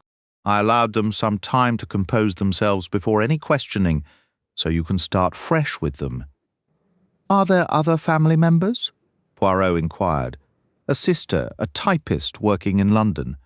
She's been notified. And there's a young man, in fact. The girl was believed to be out with him last evening." "What about the railway guide?" Crome asked. "It's here," the superintendent said, gesturing toward a table. "No fingerprints. Open to the Bexhill page. A new copy, I'd say. Hardly used. Not purchased locally. I've checked all the nearby stationers. Who found the body, sir?" "One of those early rising fresh air colonels, Colonel Jerome. He was walking his dog around 6 this morning along the front toward Whodunit and went down onto the beach. The dog ran off and began sniffing at something. The colonel called, but the dog didn't return. He went to look and sensed something was wrong. He approached, saw the situation, and acted properly. Didn't touch anything and phoned us at once. And the time of death was around midnight last night, between midnight and 1 in the morning. That's almost certain. Our homicidal joker is a man of his word. If he names the 25th, it is the 25th, even if only by a few minutes." Crome nodded. "Yes, that fits his pattern. Anything else? Any witnesses?" "Not that we know yet, but it's early. Soon everyone who saw a girl in white walking with a man last night will come forward. Given that there were probably hundreds of girls in white with young men last evening, it should be quite a task." "Well, sir, I'd better get started," said Crome. "There's the cafe and the girls' home. I'll visit both. Kelsey can come with me. And Mr. Poirot," the superintendent asked. "I shall accompany you," Poirot told Crome with a slight bow. Crome, I thought, looked mildly irritated. Kelsey, who hadn't met Poirot before, smirked openly. It was an unfortunate reality that people often mistook my friend for a mere eccentric upon first meeting him. "What about this belt she was strangled with?" Crome pressed. "Mr. Poirot seems to think it's a significant clue. I expect he'd like to see it." "Not at all," Poirot responded swiftly. "You misunderstood me. You won't get much from that," Carter added. "It wasn't leather, might have held fingerprints if it were. Just a thick knitted silk affair, perfect for the purpose." A cold shiver ran down my spine. "Right," said Crome. "We should be on our way." We departed promptly. Our first stop was the Ginger Cat, a typical small seafront tea room. The cafe was a cramped little place, with small tables draped in orange-checked cloths and wicker chairs that were surprisingly uncomfortable despite the thin orange cushions perched on them. It was exactly the sort of spot that catered to a morning coffee crowd, offered 5 distinct varieties of tea: Devonshire, farmhouse, fruit, Carlton, and the simple plain, and served a limited lunch menu for ladies, featuring things like scrambled eggs with shrimp and macaroni au gratin. The morning rush was just beginning. The manageress hurried us into a cluttered back room. "Miss, Marian," Inspector Crome asked. Miss Marian replied in a high, strained voice that perfectly matched her distressed gentlewoman demeanour. "Yes, that is correct. This is a most upsetting situation, truly upsetting. I cannot begin to imagine what it will do for our establishment." She was a slender woman, around 40, with flyaway orange hair that, combined with her nervous manner, gave her an uncanny resemblance to a ginger cat. She fidgeted constantly with the frills and fichus of her uniform. "You'll likely see a surge in customers," Inspector Kelsey offered, trying to be encouraging. "Mark my words, you'll be pouring tea faster than you can brew it."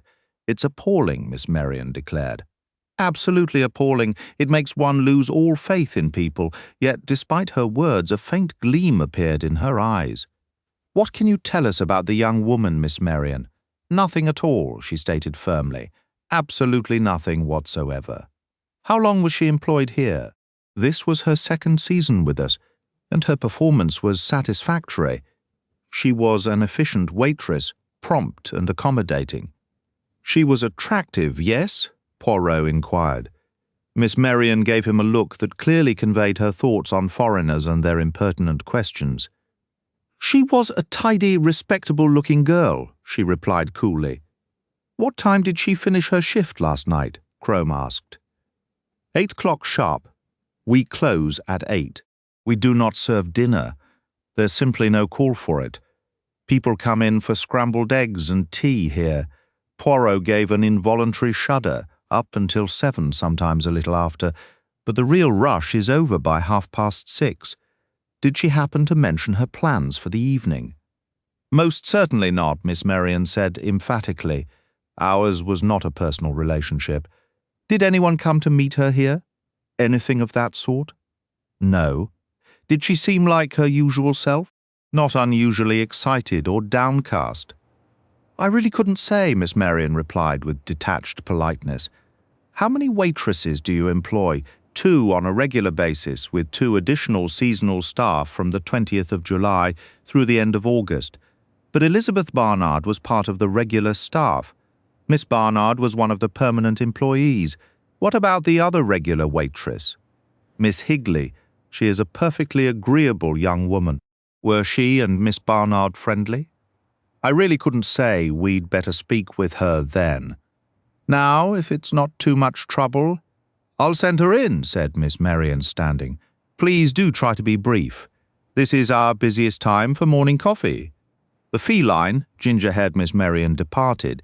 "Very refined," Inspector Kelsey remarked dryly, mimicking her prim tone.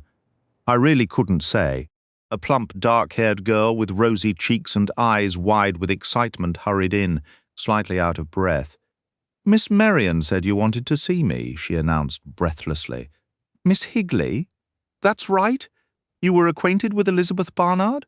"Oh, yes, I knew Betty. Isn't it just terrible? It's too awful. I still can't believe it's really happened. I've been telling all the girls all morning that I simply can't believe it." "You know, girls," I said, "it just doesn't feel real, Betty. I mean, Betty Barnard, who's been right here with us, murdered. I just can't get my head around it," I said.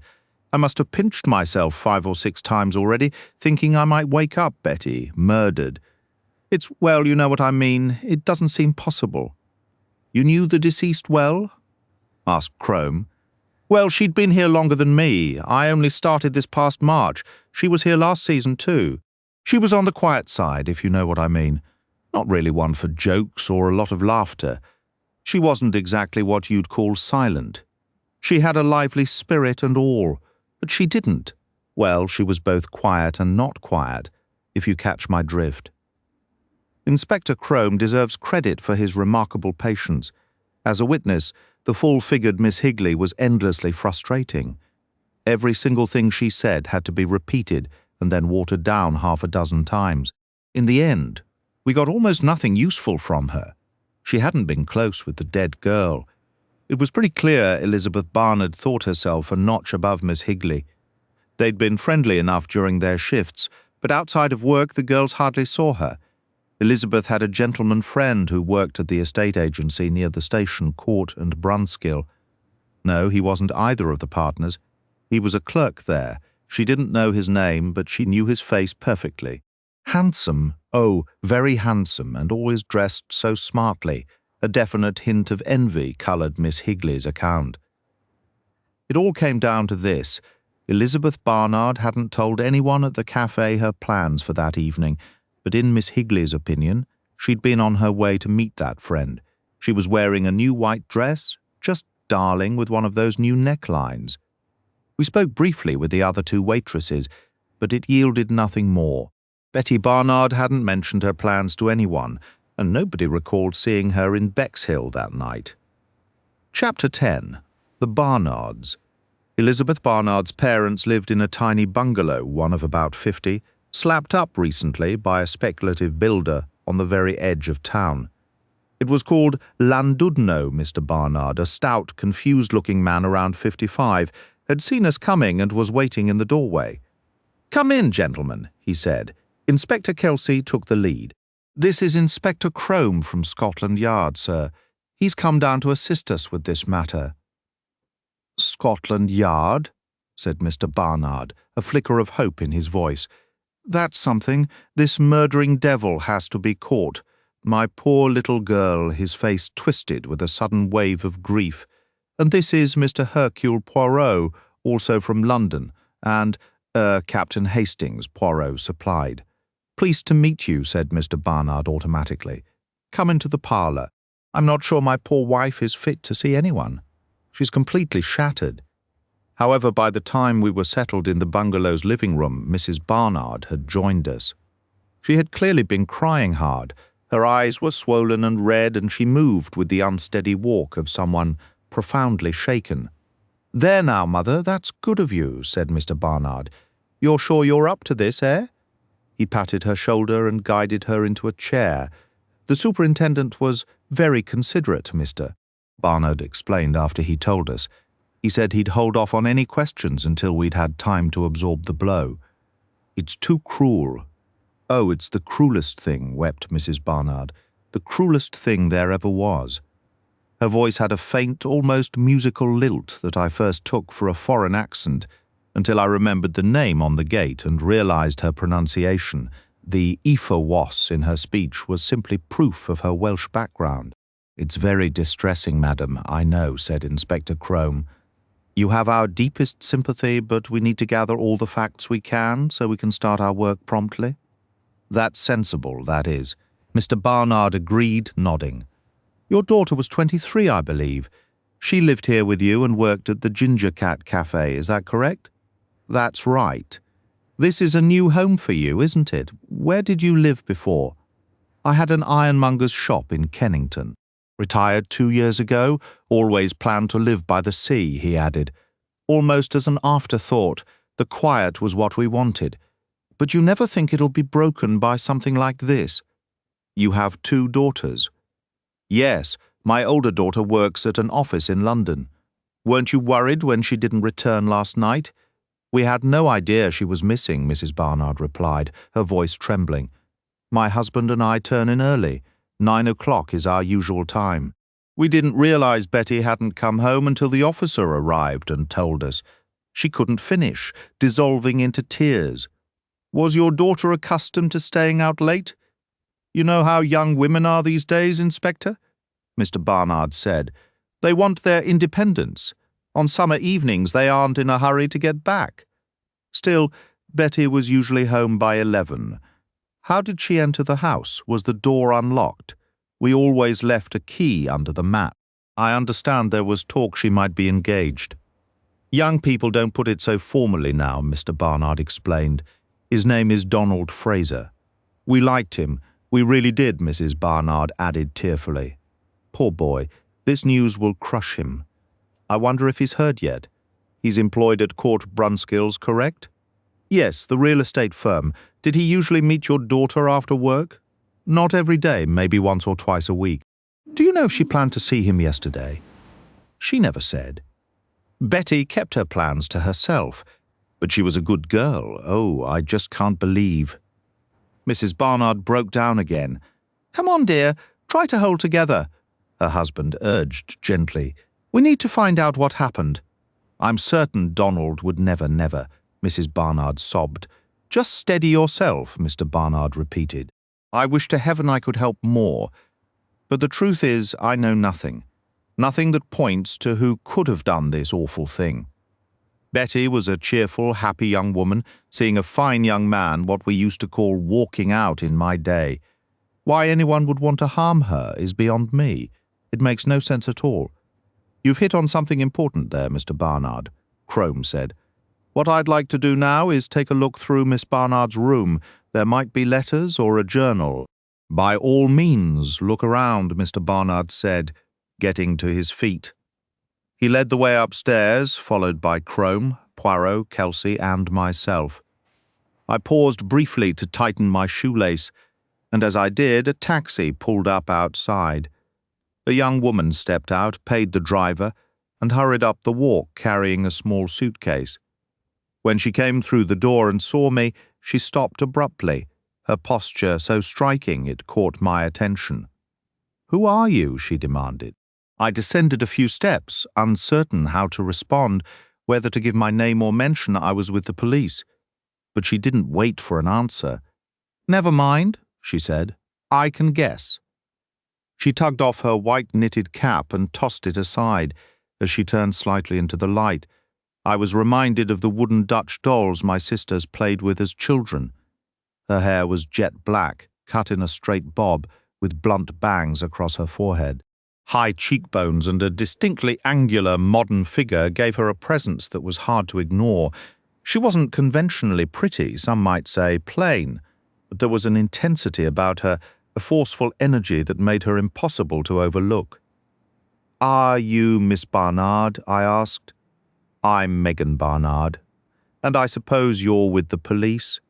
Not exactly, I began. She cut me off.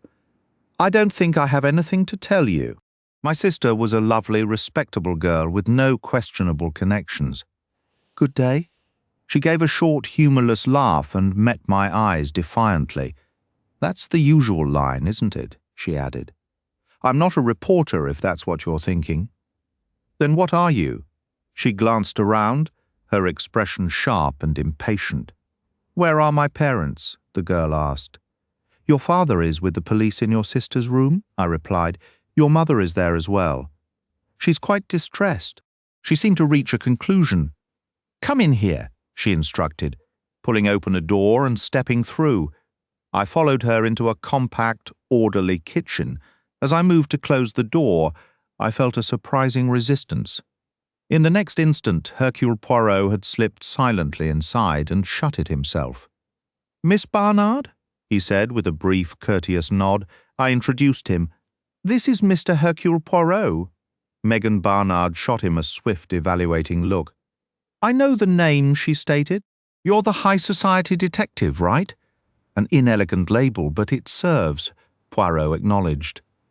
The girl perched on the edge of the kitchen table fished a cigarette from her bag, lit it, and spoke through an exhale of smoke. Frankly, I'm puzzled about what brings a celebrity sleuth like M. Poirot to our modest little tragedy.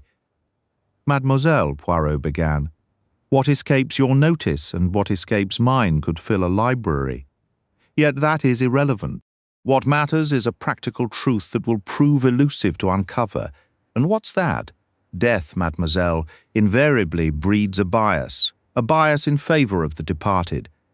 I overheard your remark to my friend Hastings, mocking the newspapers for calling her a nice bright girl with no men friends. It is a universal refrain.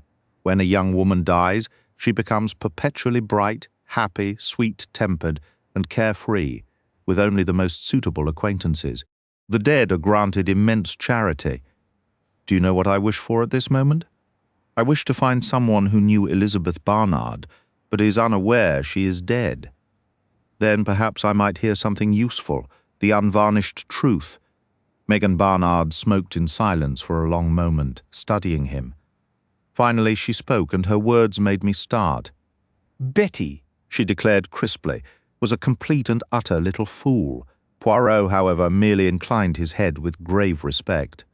At last he said, "You are intelligent, mademoiselle." Megan continued in the same dispassionate tone. "I was very fond of my sister, but affection didn't stop me from seeing her for the silly little fool she was. And I even told her so on occasion. That's what sisters do, and did she heed your advice?" "Not likely," Megan said with a cynical shrug. "Please, mademoiselle, be specific." She paused, and Poirot offered a slight smile. "Allow me to assist? I heard your earlier statement, that your sister was a cheerful girl without male companions. The reality was, shall we say, somewhat the opposite, was it not?" Megan spoke carefully. "Betty wasn't wicked. I need you to understand that. She had her limits. She wasn't the type for reckless weekends or that sort of scandal, but she loved being taken out, dancing and all that cheap flattery and empty compliments. It was like a game to her, though she never quite realized the score. And she was attractive, yes?" This time the familiar question received a tangible answer. Megan slid off the table, went to her suitcase, clicked it open, and pulled out a leather-framed photograph, handing it to Poirot. It showed a fair-haired, smiling girl. Her hair, recently permed, formed a halo of frizzy curls. The smile was coy and practiced. It wasn't a face of beauty, but it possessed a blatant, inexpensive prettiness. Poirot returned it, observing, "You and she do not share a strong resemblance, mademoiselle." "Oh, I'm the plain one in the family," she replied, brushing the fact aside as if it were of no consequence. "I've always known that. In what specific manner do you believe your sister was acting unwisely? Are you referring perhaps to her conduct concerning Mr. Donald Fraser?"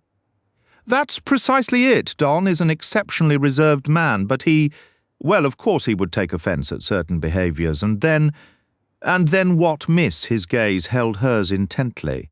It might have been my imagination, but I thought she paused for a moment before replying. "I was concerned he might end the relationship entirely. That would have been a shame. He's a very reliable and diligent person who would have provided her with a stable future." Poirot kept his eyes fixed on her. She didn't blush under his scrutiny, but met it with an equally firm look, one that recalled her earlier defiant and dismissive air. "So that is the situation," he said finally. "We are no longer speaking the truth." She gave a slight shrug and turned toward the door. "Well," she stated, "I've done what I could to assist you." Poirot's voice stopped her. "One moment, miss.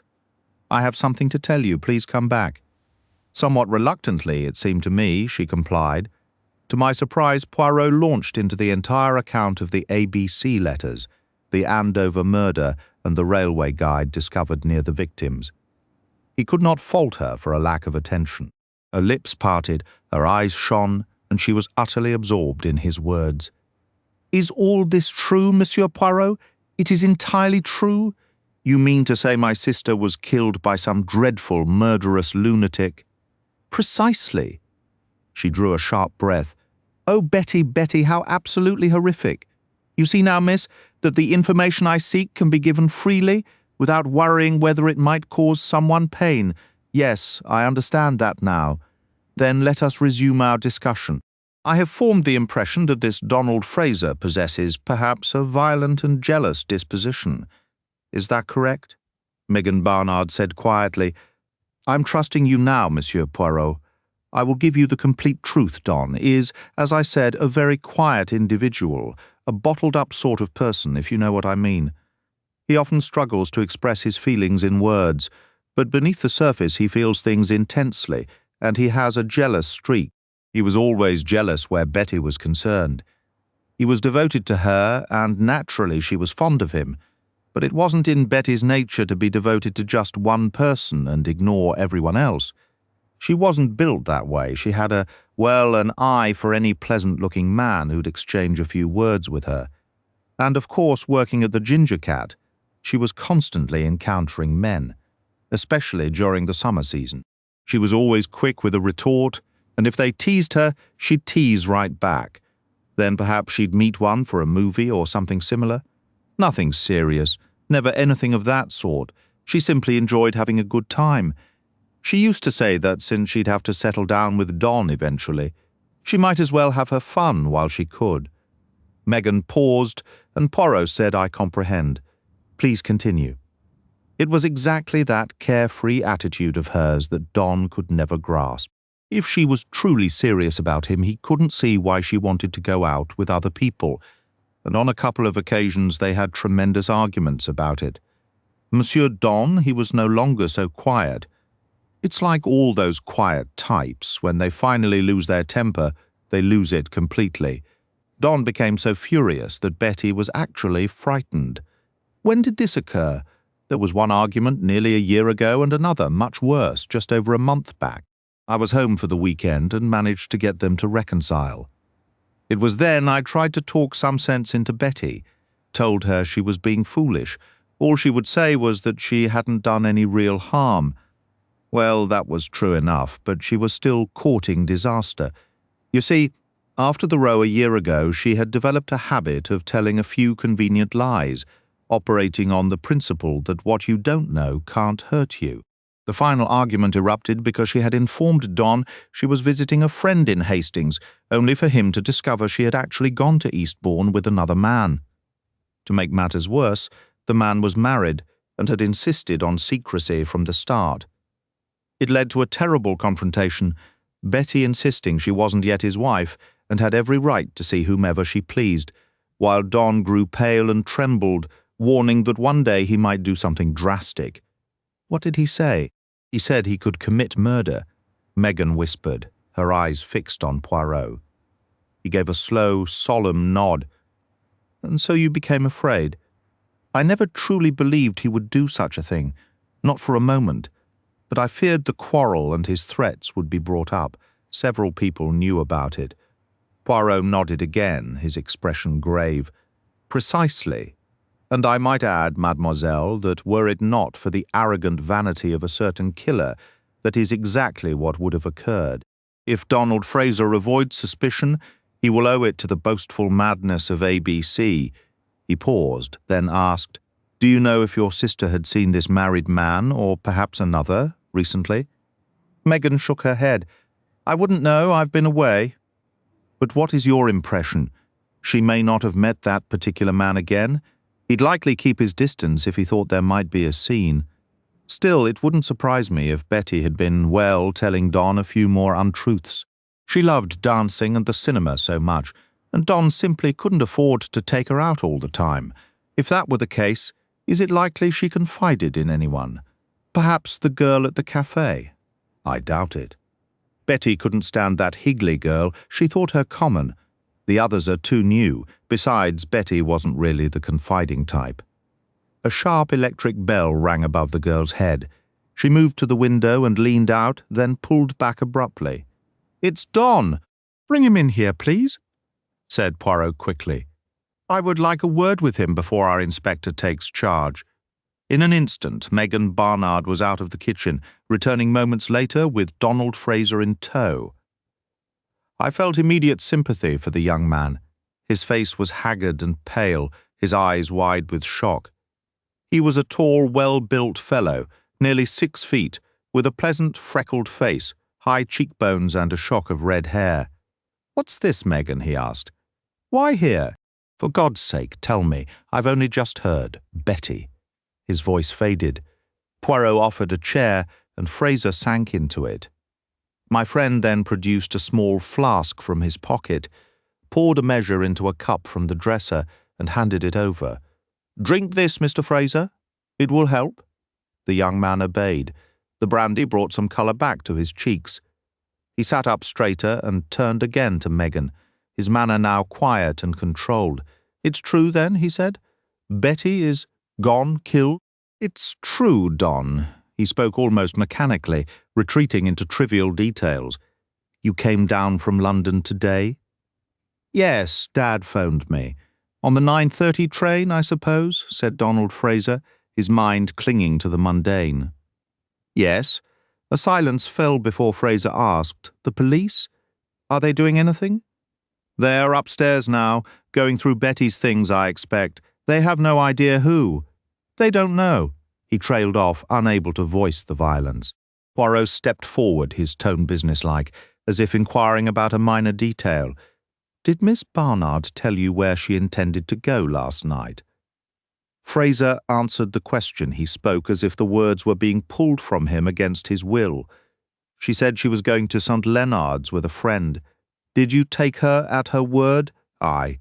The lifeless tone vanished, replaced by a flash of raw fury. "What are you implying?"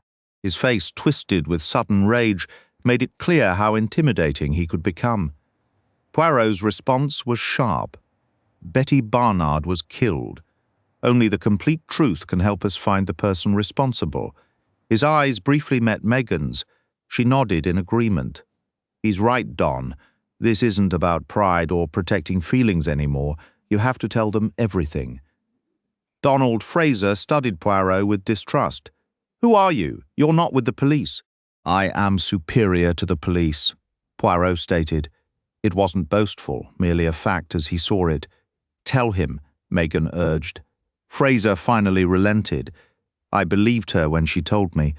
I didn't question it. But later, something in her manner made me wonder. I started to doubt."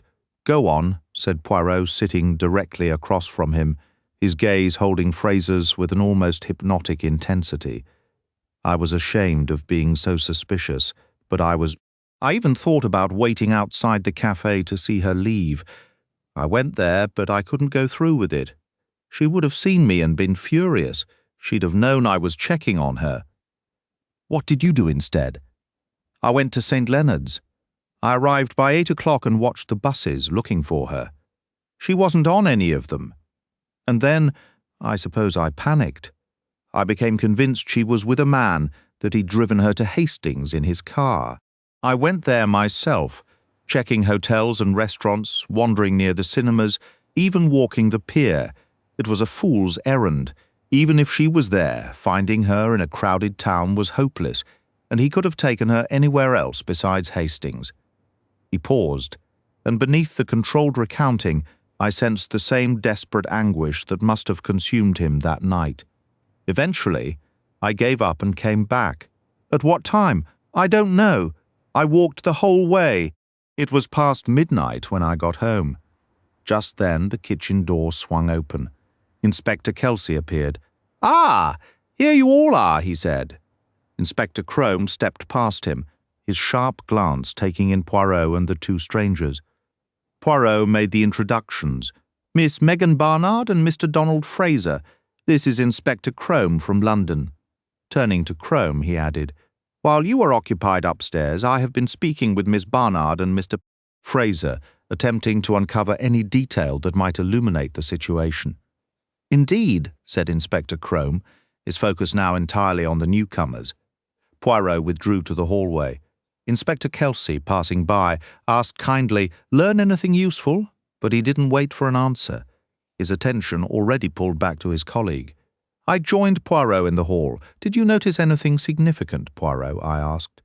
"Only the murderer's remarkable generosity, Hastings," he replied.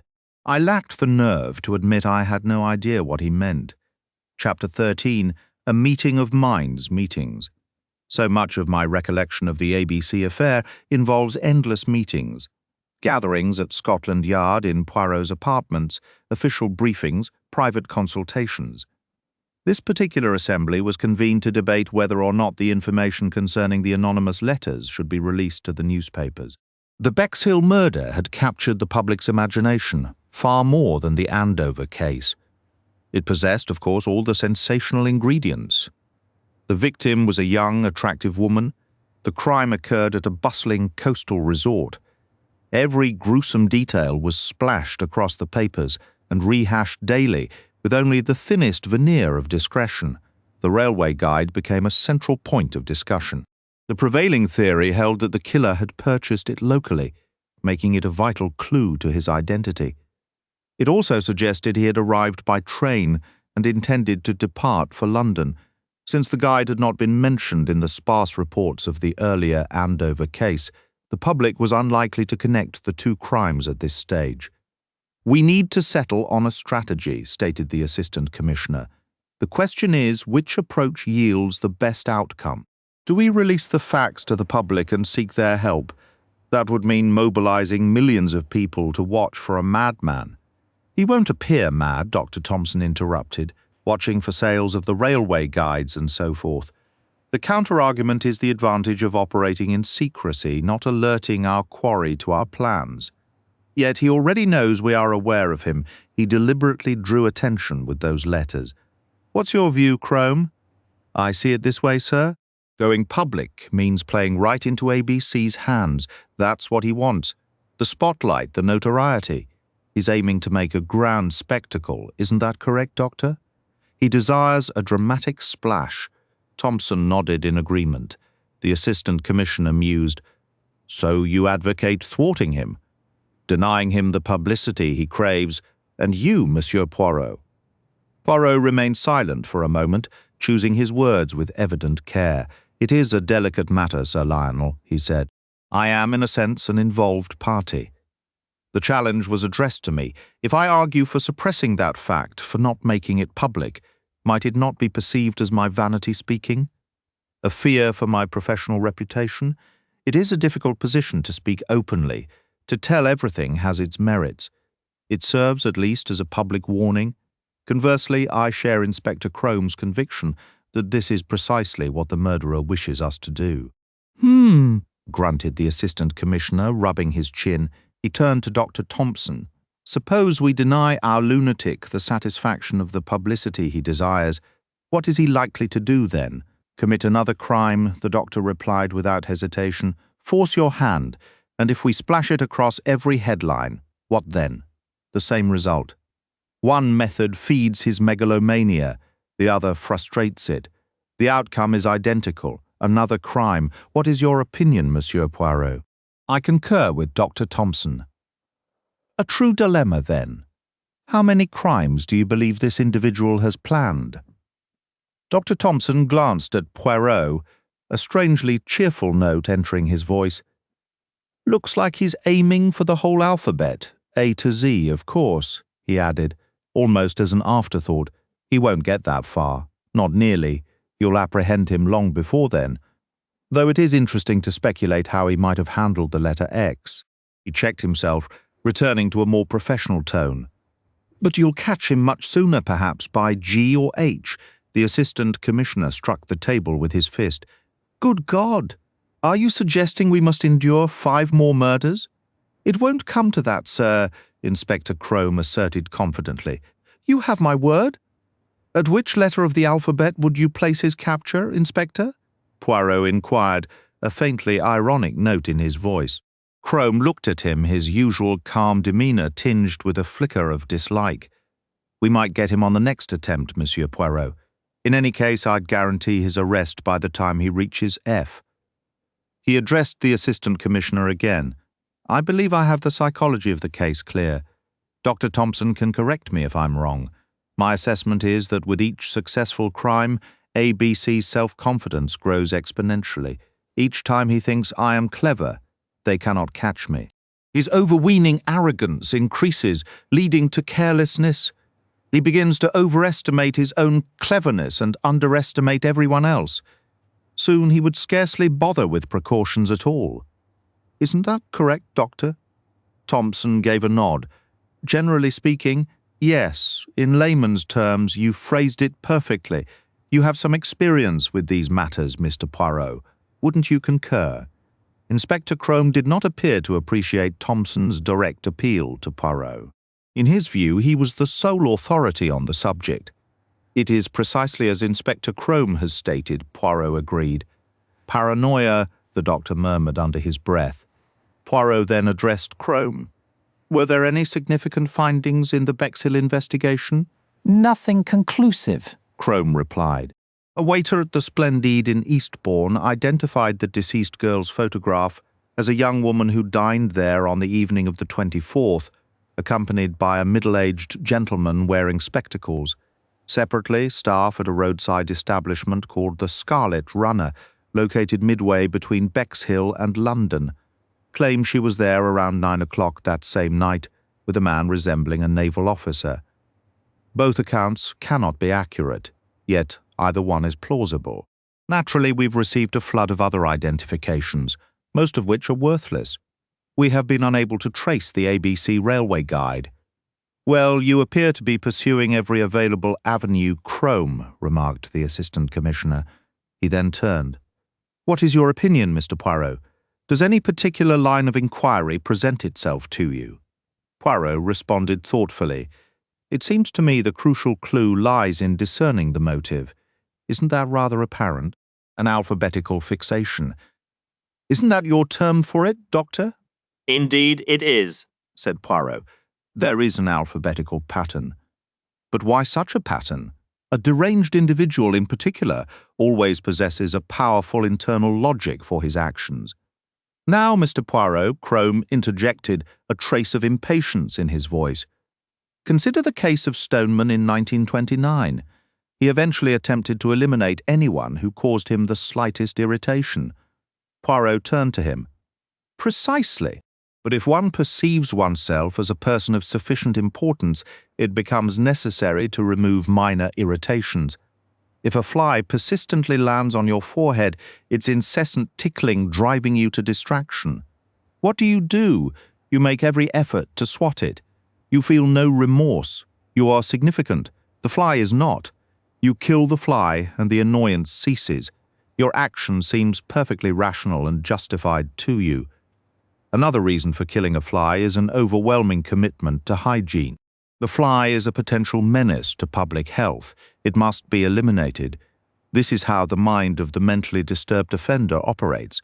But consider this present case: if the victims are selected alphabetically, then they are not being removed because they personally annoy the murderer. It would stretch coincidence too far to combine the two motives. That is a valid point, Dr. Thompson acknowledged. I recall a case where a woman's husband was sentenced to death. She proceeded to murder the jurors one by one. It was quite some time before the crimes were linked. They appeared entirely random, but as Mr. Poirot says, there is no such thing as a murderer who kills without reason. Either he removes people who stand in his path, however insignificantly, or he kills from conviction. He eliminates clergymen or policemen or prostitutes because he is utterly convinced they should be removed. That does not seem to apply here. As far as I can discern, Mrs. Ascher and Betty Barnard cannot be linked as members of the same social class. Of course, a sexual complex is possible. Both victims have been women. We will have a clearer picture naturally after the next. For heaven's sake, Thompson, don't speak so casually about a next crime. Sir Lionel snapped, his irritation palpable. We are going to do everything in our power to prevent another murder.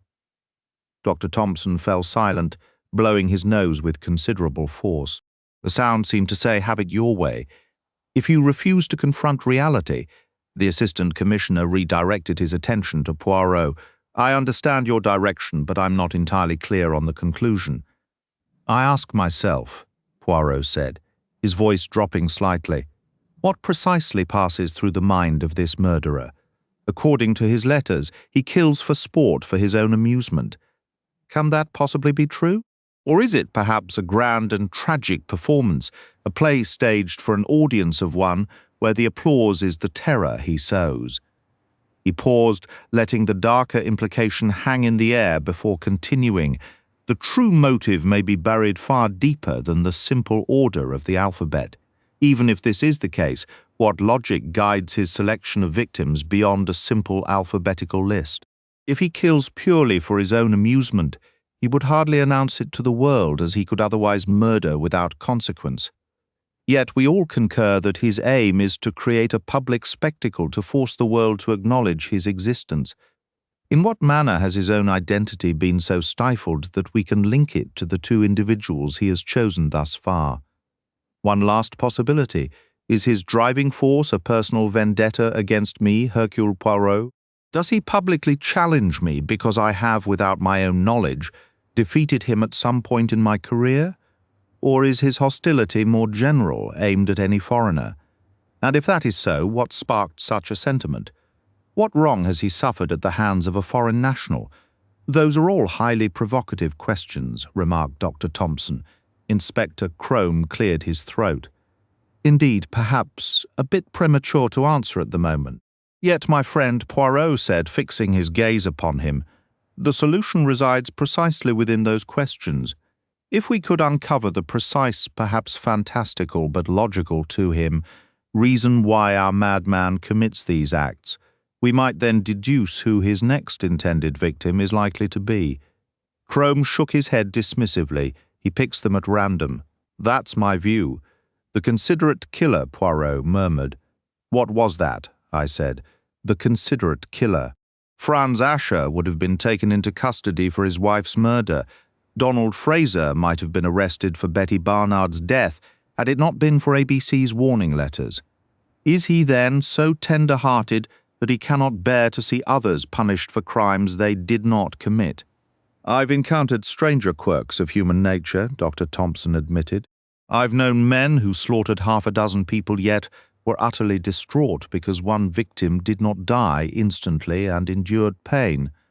Still, I don't believe that is our man's motivation. He craves the notoriety of these crimes for his own pride and glory. That explanation fits the facts best. We still haven't settled the matter of publicity, said the Assistant Commissioner. If I may offer a suggestion, sir, Crome interjected. Why not wait until the next letter arrives? Then make it public, special newspaper editions and so forth. It will certainly cause some alarm in the specific town mentioned, but it will put every person whose name starts with C on high alert, and it will challenge A.B.C. directly. He'll be absolutely determined to succeed, and that, Crome concluded with a grim confidence, is precisely when we will catch him. How profoundly we misunderstood what was to come. I recall vividly the arrival of A.B.C.'s third letter. Every precaution had been taken to ensure no time was wasted when he resumed his campaign. A young sergeant from Scotland Yard was stationed at our residence, tasked with opening any correspondence in our absence to allow for immediate communication with headquarters. As the days dragged on, our collective tension mounted steadily. Inspector Crome's detached and superior demeanour grew even more pronounced as each of his promising leads evaporated one by one. The vague descriptions of men reportedly seen with Betty Barnard proved worthless. Various cars noted near Bexhill and Whodunit were either accounted for or vanished without a trace. The widespread inquiry into purchases of A.B.C. railway guides caused immense inconvenience and trouble for scores of innocent citizens. For our part, every time the postman's familiar knock echoed at the door, my heart would race with dread. I'm certain Poirot felt the same acute tension, though he showed it less plainly. The case weighed heavily on him. He refused to leave London, insisting on remaining on the scene for any emergency. During those sweltering summer days, even his usually impeccable moustache seemed to droop, neglected for once by its fastidious owner. The third letter from A.B.C. arrived on a Friday. The evening post was delivered around 10 o'clock. The moment we recognized the familiar brisk knock at the door, I stood and walked to the mail slot.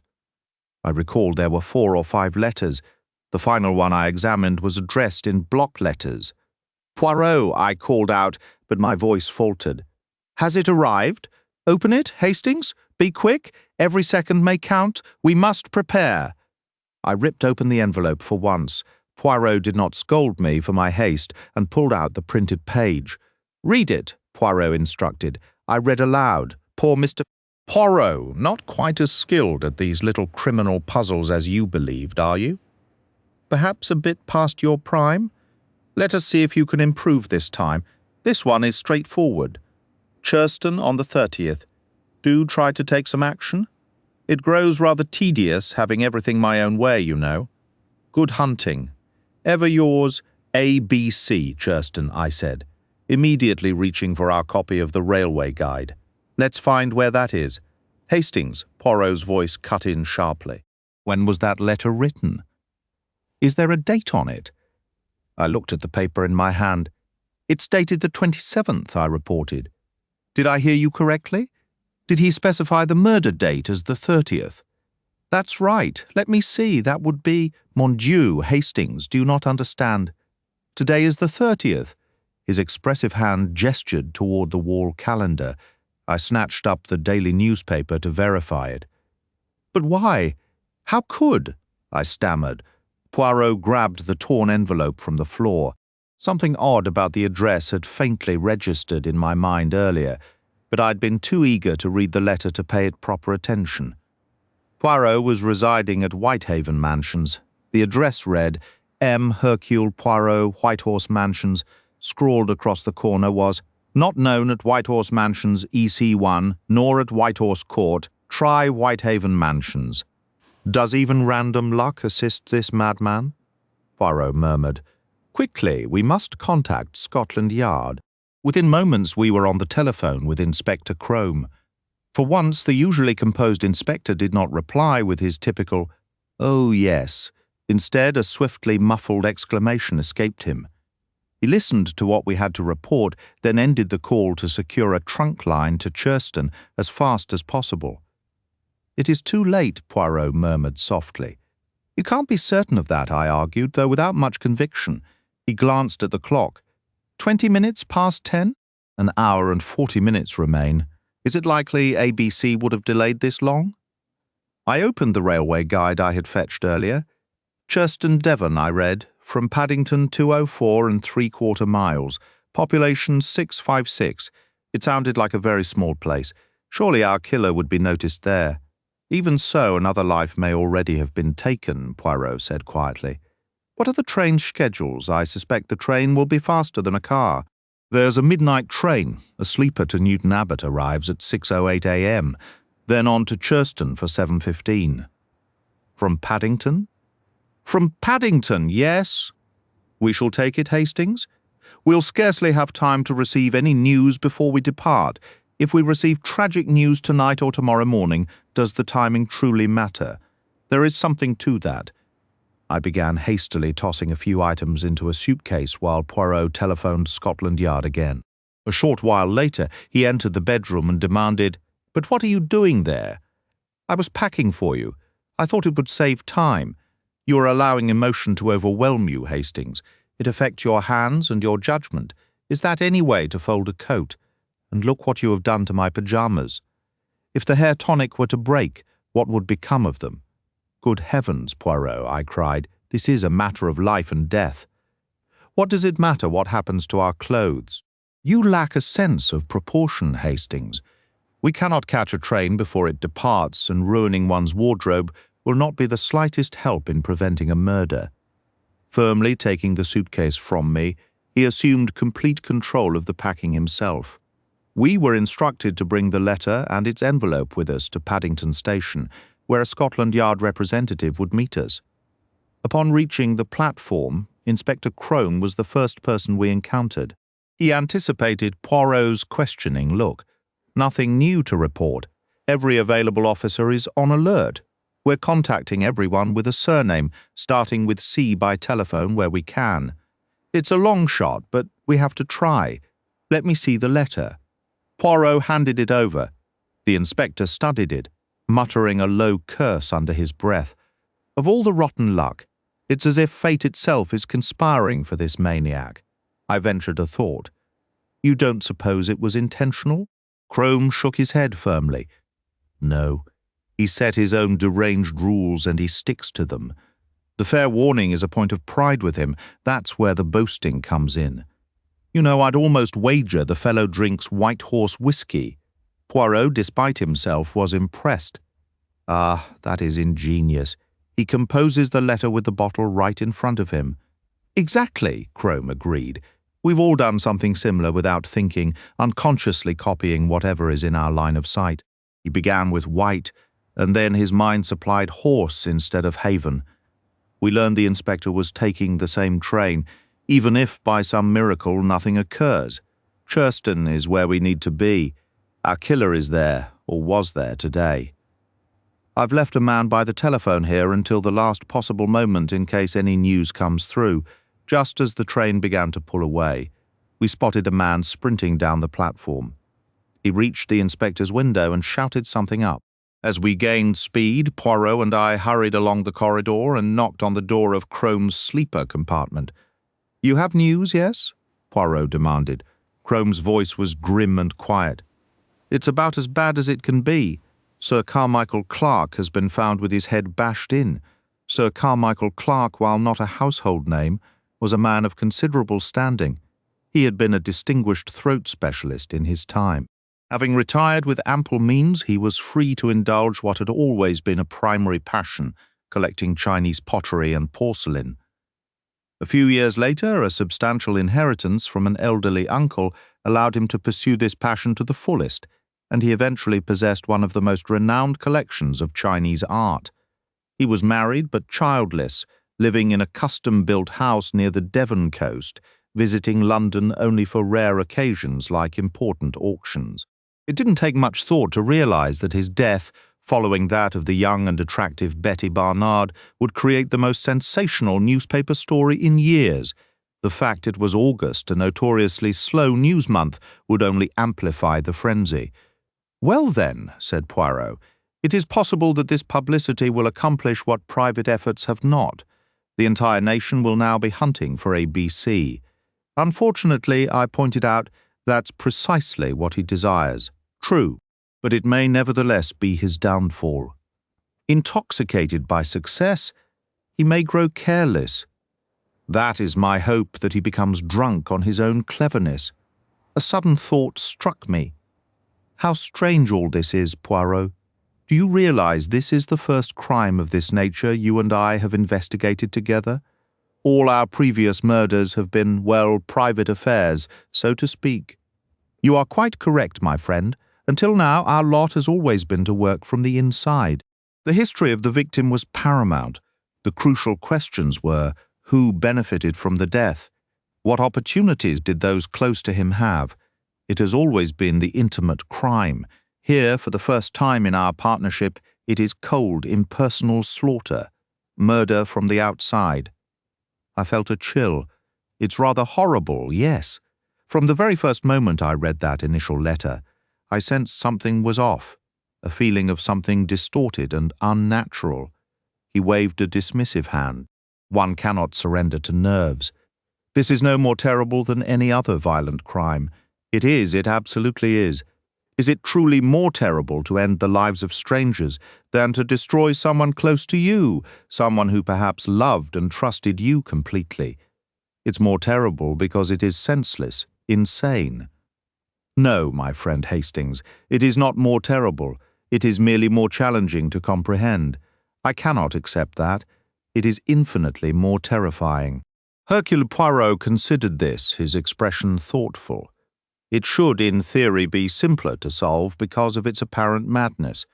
A crime devised by a cold, rational mind presents a far more tangled web. Here, if one could only grasp the central concept, this alphabetical pattern, it contains inconsistencies. If I could perceive the foundational idea, then the entire picture would become startlingly clear. He sighed a weary sound and shook his head. This sequence cannot be allowed to continue.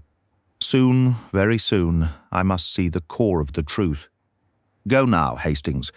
Try to rest. Tomorrow will demand a great deal from us.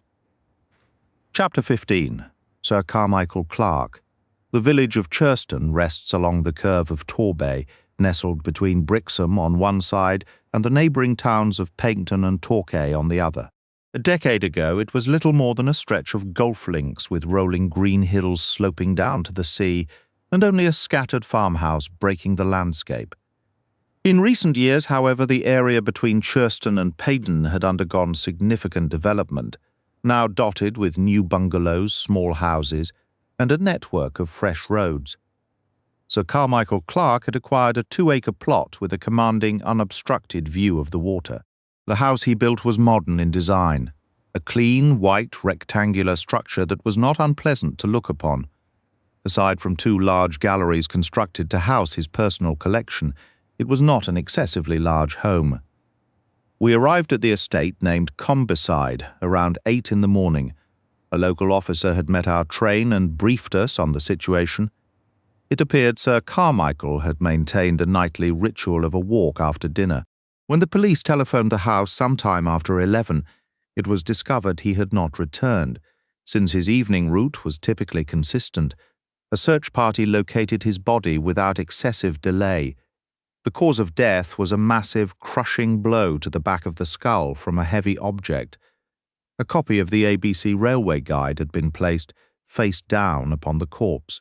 The door was opened by an elderly butler named Deverill, whose trembling hands and ashen face spoke volumes about the household's shock.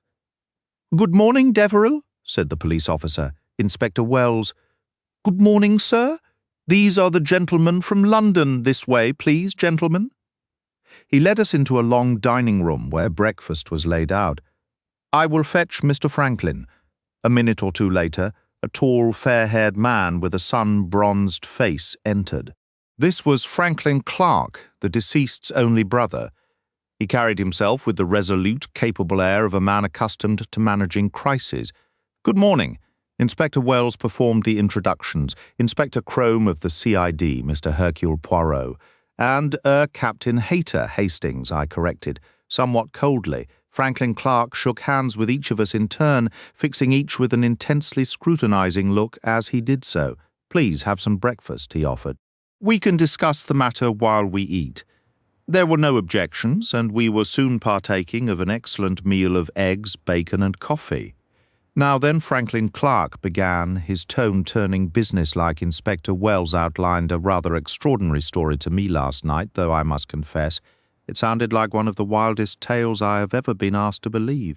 Inspector Crome, am I truly expected to accept that my brother was killed by a madman, that this is the third such murder, and that each time a railway guide was left behind?" asked Mr. Clarke.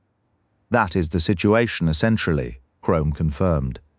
"But what possible reason could there be? What could anyone gain from such an act, even in a twisted mind?" Poirot gave a nod of agreement.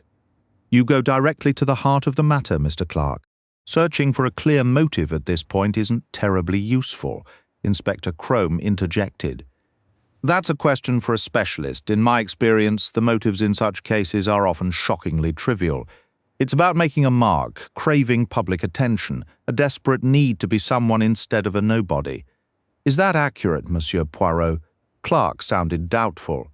His turning to the older detective did not sit well with Crome, who frowned. "Quite accurate," Poirot replied. "Though one might think such a person would be quickly caught," Clarke mused. "Ah, but they are cunning, these types. And remember, such a man usually wears a perfect mask of insignificance. He is precisely the sort of person society overlooks, ignores, or even mocks." "Let's focus on the facts, please, Mr. Clarke," Crome said, redirecting the conversation. "Your brother was in his usual state of health and spirits yesterday? He received no disturbing letters?" "No, I would say he was his normal self, not anxious or troubled in any way." "Forgive me, Inspector, but I must clarify. To be anxious and troubled was my poor brother's normal condition. Why was that? You may not be aware that my sister-in-law, Lady Clarke, is gravely ill. Frankly, she suffers from an incurable disease and has not long to live. Her condition has weighed terribly on my brother's mind. I returned from abroad recently and was shocked by the change in him." Poirot gently inserted a question. "Mr. Clarke, if your brother had been found at the bottom of a cliff with a gunshot wound, or with a revolver beside him, what would your immediate assumption have been?" "Quite frankly, I would have assumed suicide," Clarke admitted. "Encore?" said Poirot. "I beg your pardon. A fact that repeats itself. It is of no consequence." "Regardless, it was not suicide," Crome stated bluntly. "Now, it was your brother's custom to take a walk each evening, correct?" "Absolutely. He never missed it.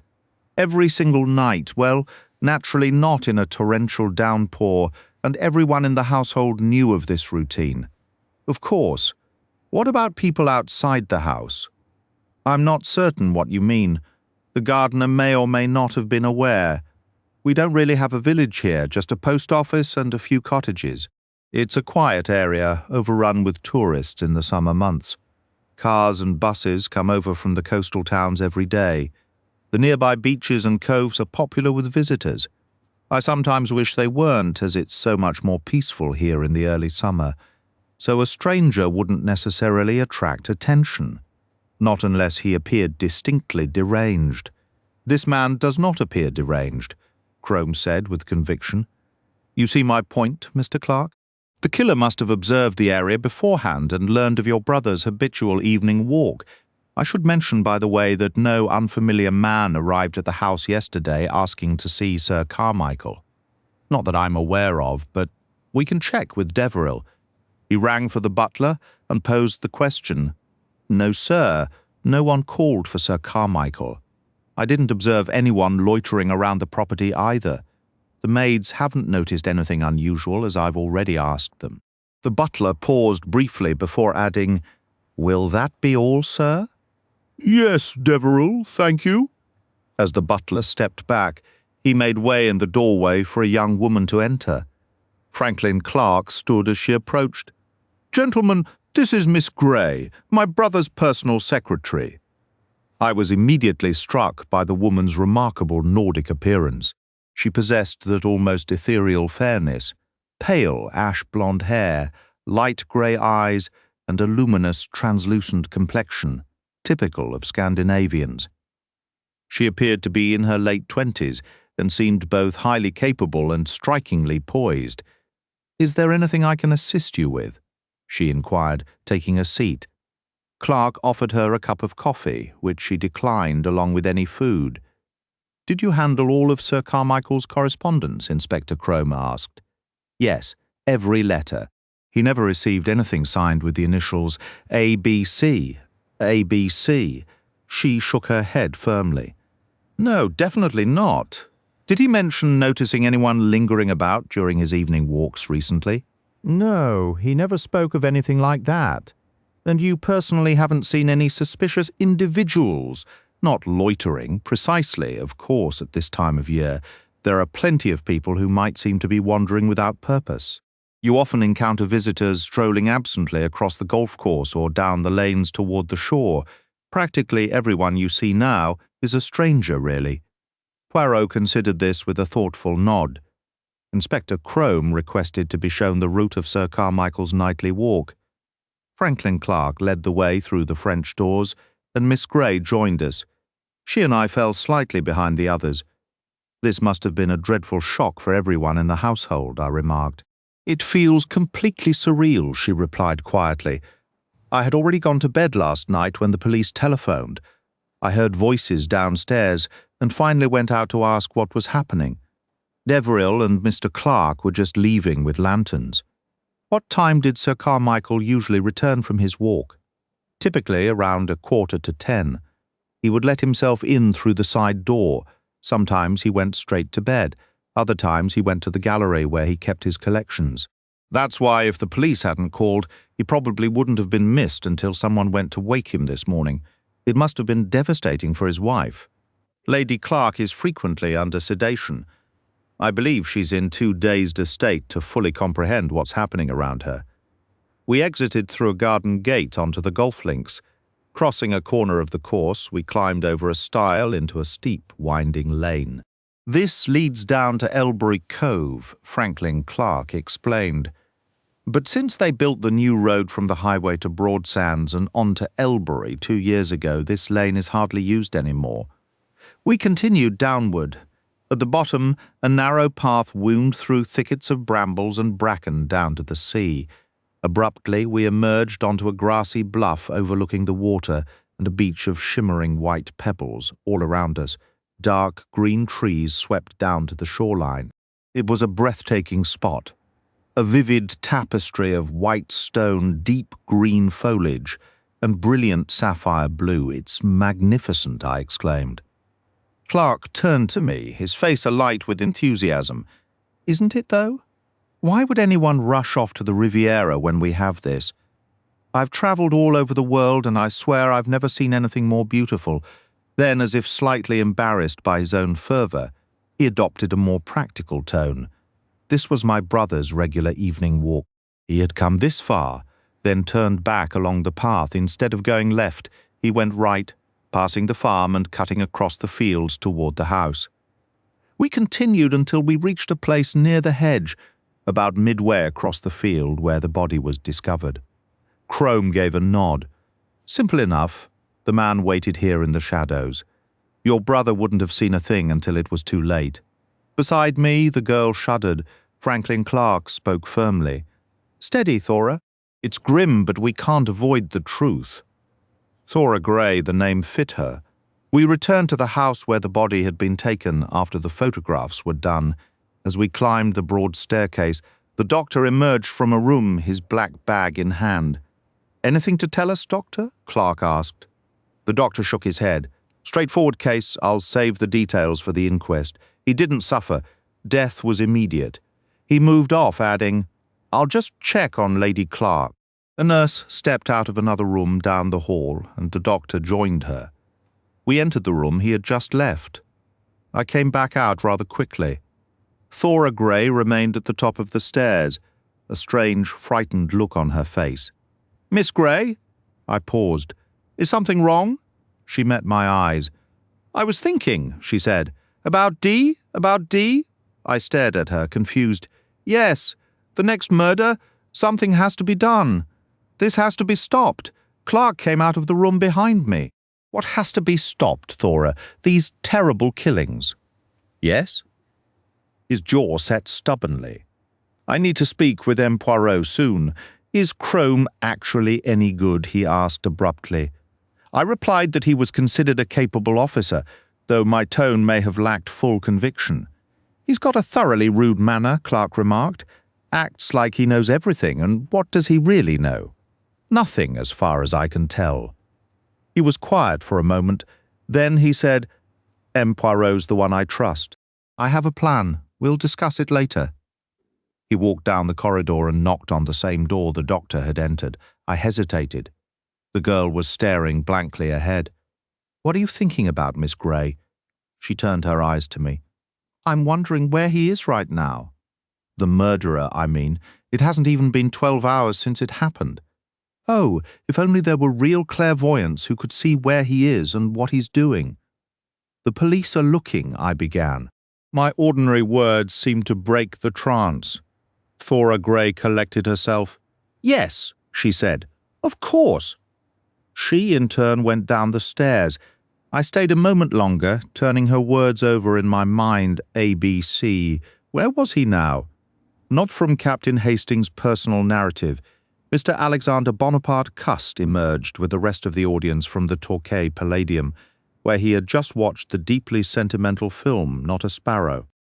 He blinked in the afternoon sunlight and glanced around with that lost, uncertain manner so typical of him. He whispered to himself, "It's an idea." Newsboys moved through the crowd, calling out, "Latest news, homicidal maniac at Churston." They held up placards that read, "Churston murder, latest." Mr. Cust fumbled in his pocket, found a coin, and bought a paper. He didn't open it immediately. Entering the Princess Gardens, he slowly made his way to a shelter overlooking Torquay Harbour. He sat down and unfolded the paper. Bold headlines stared back. "Sir Carmichael Clarke murdered. Terrible tragedy at Churston. Work of a homicidal maniac." And below them, "Only a month ago, the nation was horrified by the murder of a young girl, Elizabeth Barnard, at Bexhill." It may be recalled that an A.B.C. railway guide was involved in that case. Another A.B.C. railway guide was discovered near the body of Sir Carmichael Clarke, leading authorities to suspect a single killer was responsible for both crimes. Could a murderer truly be travelling between our coastal towns? A young man in flannel trousers and a bright blue shirt seated nearby turned to Mr. Cust. "Horrible affair, isn't it?" he remarked. Mr. Cust gave a start. "Yes, indeed, quite horrible." The young man noticed his hands were shaking so violently he could barely keep hold of the newspaper. "You can't always spot a madman," the young man continued conversationally. "Often they seem perfectly ordinary, just like you or me." "I suppose that's true," Mr. Cust murmured. "It's a fact. Sometimes it's the war that's unhinged them. They've never been right since." "I expect you're correct," said Mr. Cust. "I don't hold with wars," declared the young man with conviction. His companion turned sharply toward him. "I don't hold with plague or famine or cancer either, but they happen all the same." "War is preventable," the young man insisted confidently. At this, Mr. Cust began to laugh. a brittle, prolonged sound that unsettled his companion. The young man thought privately, he seems a bit touched himself. "Aloud," he said. "Sorry, sir, I suppose you served?" "I did," said Mr. Cust. It unsettled me. My head hasn't been right since. It aches, you know." "Dreadfully." "Oh, I'm sorry to hear that," the young man replied awkwardly. "Sometimes I hardly know what I'm doing, really." "Well, I'd best be going," the young man said, rising hastily. He knew how people could be once they started on about their health. Mr. Cust remained on the bench, the paper trembling in his hands. He read the article again and again. People strolled past, most discussing the murder. Dreadful. Do you think it had something to do with foreigners? Wasn't the waitress in some sort of foreign cafe? Right out on the golf course, I heard. Someone told me it was on the beach. But darling, we just took our picnic to Elbury Cove yesterday. The police are bound to catch him. They say an arrest could happen any moment. He's probably in Torquay by now. Remember that other woman who killed those people. Mr. Cust neatly folded the newspaper, set it on the bench, and rose. He walked with measured steps toward town. Groups of young women passed by, dressed in summery whites, pinks and blues, in frocks and shorts. They laughed and chattered, their eyes glancing over the men they passed. Not once did their gaze linger on Mr. Cust. He eventually took a seat at a small cafe table and ordered tea with Devonshire cream. Chapter 17, Marking Time, the murder of Sir Carmichael Clarke, propelled the A.B.C. mystery into glaring national prominence. Newspapers were saturated with little else. Every supposed clue was breathlessly reported. Imminent arrests were constantly announced. Photographs of anyone or anywhere remotely connected to the crime filled the pages, alongside interviews with anyone willing to speak. Questions were raised in Parliament. The Andover killing was now formally linked to the two prior ones. Scotland Yard believed full publicity was their best chance to run the killer to ground. The entire country seemed to transform into an army of amateur detectives. One popular paper even ran the dramatic headline, "He could be in your town." Poirot naturally found himself at the centre of the storm. The letters sent to him were published in facsimile. He was roundly criticised for not preventing the crimes, yet also defended by those claiming he was on the verge of naming the murderer. Reporters hounded him incessantly for statements. Columns appeared daily with titles like "What M?" Poirot says today, usually followed by a paragraph of pure nonsense, or M. Poirot takes grave view of situation, and M. Poirot on the eve of success. Once a piece even declared, "Captain Hastings, the great friend of M. Poirot, told our special representative." "Poirot?" I would exclaim in frustration. "I beg you to believe me, I never said anything of the sort." My friend would reply with a patient sigh, "I know, Hastings, I know." There exists an astonishing gulf between the spoken word and the written one. There's a certain trick to twisting a phrase that can flip its meaning entirely on its head. I wouldn't want you to believe I ever suggested, "Please do not trouble yourself." All of this is trivial. Even these foolish statements might serve a purpose. How could they possibly help? "Well," Poirot replied with a grim smile, "if our lunatic reads what I'm quoted as saying in today's Daily Blaze, he will cease to regard me as any sort of worthy opponent. I may have painted a picture that suggests no tangible investigative work was underway. The reality was quite the opposite. Scotland Yard, along with the police forces across several counties, were tirelessly pursuing even the faintest leads. Every hotel, private lodging and boarding house within a considerable radius of the crime scenes was subjected to thorough questioning. They sifted through hundreds of accounts from imaginative citizens who claimed to have seen a man acting very strange and rolling his eyes, or noticed a sinister-looking man slinking about. No piece of information, however vague, was dismissed. Trains, buses, streetcars, railway porters, conductors, newsstands, stationery shops. It was an endless, diligent cycle of inquiries and verifications. At least 20 individuals were detained and questioned until they could satisfactorily account for their whereabouts on the relevant nights. The outcome wasn't a complete void. Certain statements were logged as having potential value, but without corroborating evidence, they led to dead ends. While Inspector Crome and his team were relentless, Poirot, to my mind, appeared strangely inactive. We debated this more than once, but what is it you wish me to do, my friend? The routine police work. They execute it more efficiently than I could. You always want me to dash about like a frantic hound. Instead, you sit here like a rational man. My strength, Hastings, lies in my brain, not in my feet continuously. While I may seem idle to you, I'm thinking. Thinking? I exclaimed, is now really the time for contemplation? Yes, 1,000 times yes. But what can you possibly gain from just thinking? You have the facts of the 3 cases memorized. It is not the facts I contemplate, but the mind of the killer. The mind of a madman. Exactly. And for that reason it cannot be understood in a moment. When I comprehend what the murderer is like, I will be able to discover who he is, and I am learning more all the time. After the Andover crime, what did we know of the murderer? Virtually nothing after Bexhill? A little more after the Churston murder? More still. I'm beginning to perceive not the physical outlines of a face and form as you might wish, but the contours of a psyche, a mind that operates and progresses along specific, definite paths after the next crime. Poirot, my friend regarded me calmly. But yes, Hastings, I believe it is almost certain there will be another. Much depends on chance. So far, our unknown man has been fortunate. This time luck may turn against him, but in any event, after another crime, we shall know infinitely more. A crime reveals a terrible amount. Try as you might to vary your methods, your tastes, your habits, your very attitude, your soul is laid bare by your actions. There are confusing signs sometimes. It feels as if 2 separate intelligences are at work. But soon the picture will clarify. I will know. You'll know who it is. No, Hastings, I will not know his name and address. I will know what kind of man he is. And then? It alors, je vais à la pêche. Seeing my bewildered look, he continued. You understand, Hastings? An expert angler knows precisely which fly to present to which fish. I shall present the correct fly. And then?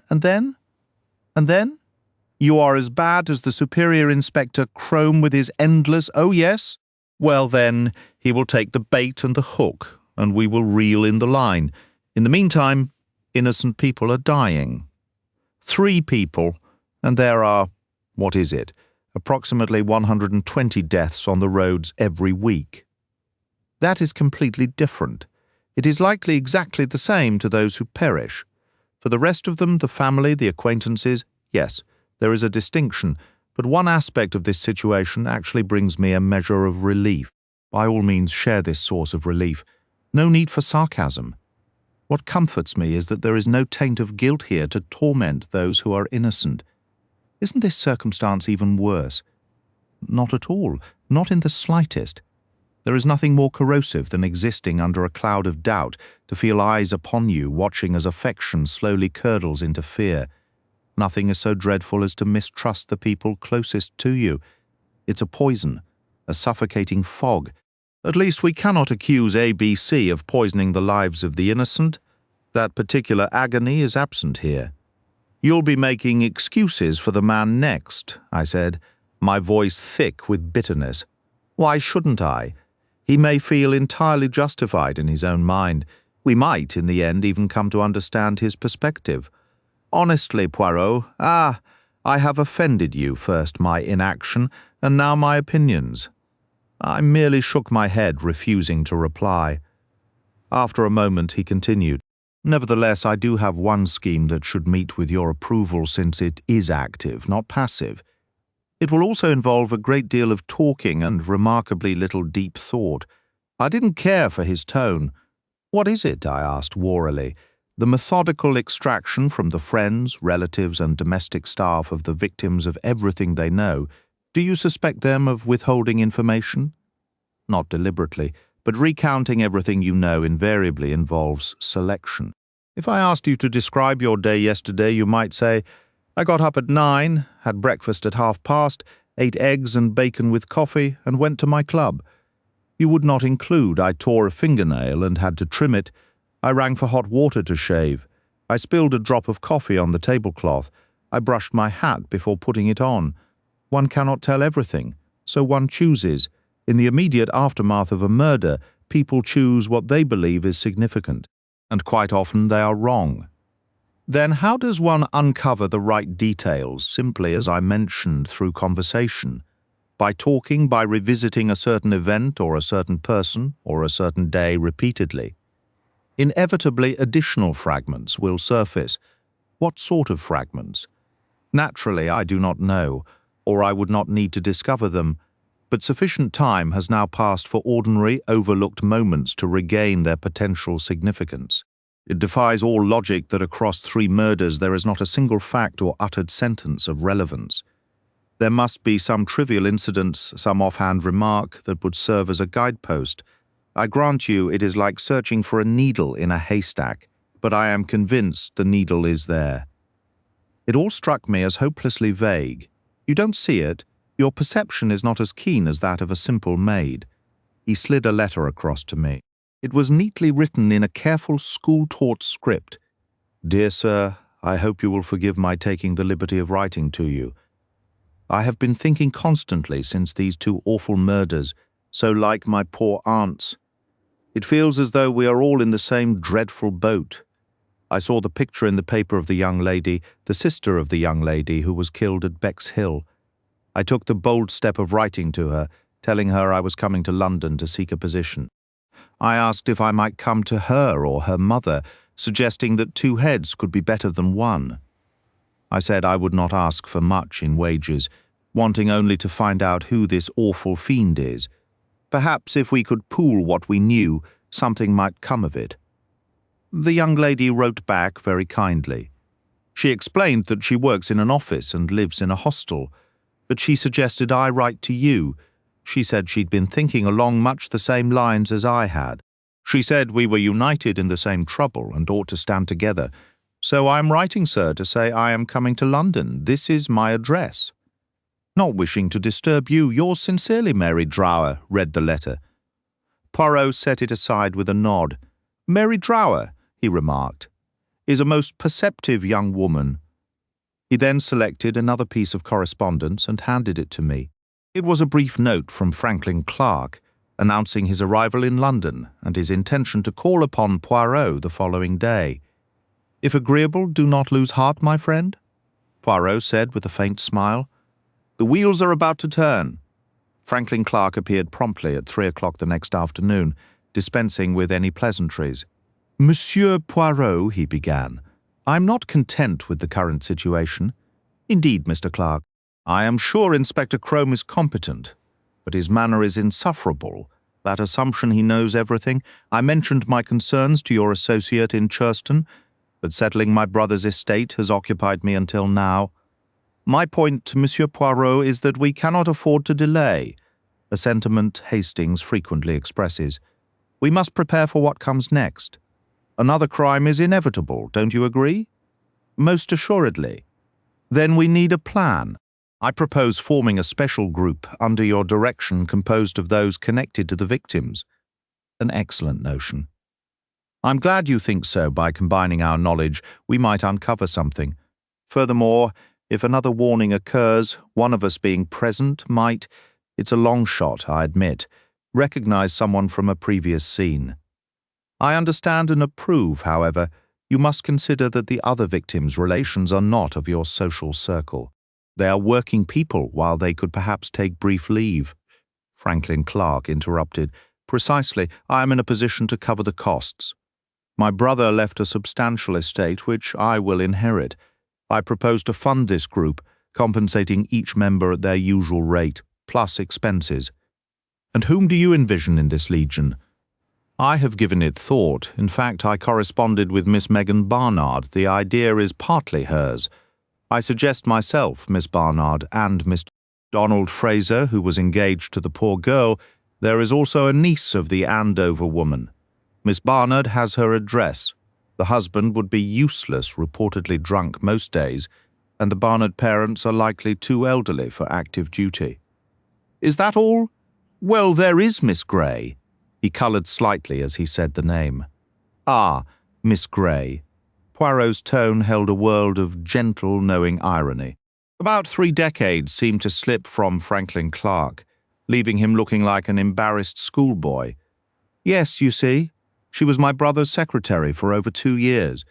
She knows the local area and the community intimately.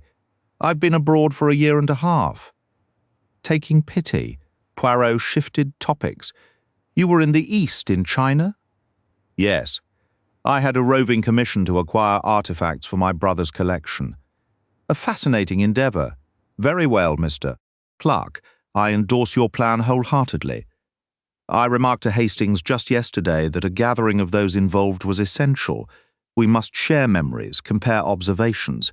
In short, we must talk extensively. Often enlightenment springs from the most casual remark. A few days later, the assembled Special Legion gathered in Poirot's rooms, seated around the table. They turned their attention to Poirot, who presided like a chairman at a board meeting. As I observed them, I mentally reviewed each face, confirming or adjusting my initial impressions. The 3 women each possessed a distinct presence.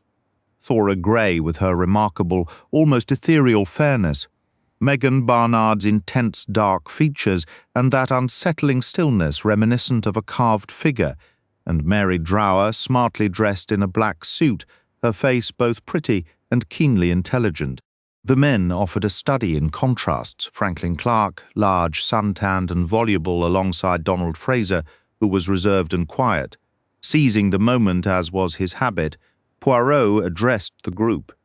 Ladies and gentlemen, you understand our purpose here. The authorities are pursuing every lead. I, in my own fashion, am doing the same. Yet I believe a gathering of those personally connected to these tragedies, those who knew the victims, may uncover what an external inquiry cannot easily reach. We are faced with 3 killings, an elderly woman, a young woman, and an older gentleman. They are linked by one brutal fact. The same hand committed each crime. That individual was present in 3 separate towns and was inevitably observed by many. He is undoubtedly a madman in an advanced state, yet his outward demeanour betrays nothing of the sort. This person, and I say he, though it could as easily be a woman, possesses the fiendish cleverness of insanity. Thus far, he has left no clear trail. The police have shadows of clues, but nothing concrete. Nevertheless, definitive clues must exist. Consider this. The murderer did not simply arrive in Bexhill at midnight and stumble upon a young lady whose name began with B by pure chance. Must we revisit that? The words burst from Donald Fraser, torn from some inner torment. It is necessary to examine every detail, sir, Poirot replied, turning to him. You are not here to spare your feelings by avoiding painful facts, but to confront them fully, however distressing. It was not chance that delivered Betty Barnard to A.B.C. There was deliberate selection and therefore planning. He must have scouted each location beforehand, learning the optimal hour for the crime in Andover, the layout of the beach in Bexhill, the daily routines of Sir Carmichael Clarke in Churston. I, for one, refuse to accept that there is no hint, no faint trace that could point to his identity. I operate on the assumption that one, or perhaps all of you, holds some knowledge you do not realize you possess. Through your shared association, something may surface, a detail that will take on a significance you cannot yet imagine. It is like a puzzle. Each of you may hold a piece that seems meaningless alone, but when joined reveals a section of the complete picture. Just words, Megan Barnard said sharply. Pardon. Poirot looked at her, his head tilted. Everything you've said, it's only words, they don't mean anything. She spoke with that raw, desperate intensity that seemed to define her. Words, mademoiselle, are merely the garments in which ideas are dressed. Well, I think it makes sense, Mary Drower interjected. I really do. Often it's when you talk things over that things become clearer. Your mind can make a decision without you even knowing how it happened. Conversation opens up paths one way or another. If least said is soonest mended, then here we need the opposite, Franklin Clarke remarked. What's your view, Mr. Fraser? I have doubts about the practical application of your theory, Monsieur Poirot. What about you, Thora? Clarke asked, turning the inquiry. I believe discussing matters openly is always a wise approach, Poirot remarked. Let's each revisit our memories from the period just before the murder. Mr. Clarke, perhaps you could begin. All right, said Clarke. On the morning Carr died, I went sailing. Caught 8 mackerel. It was beautiful out on the bay. Had lunch at home. I recall it was Irish stew. Spent the afternoon napping in the hammock, then had tea.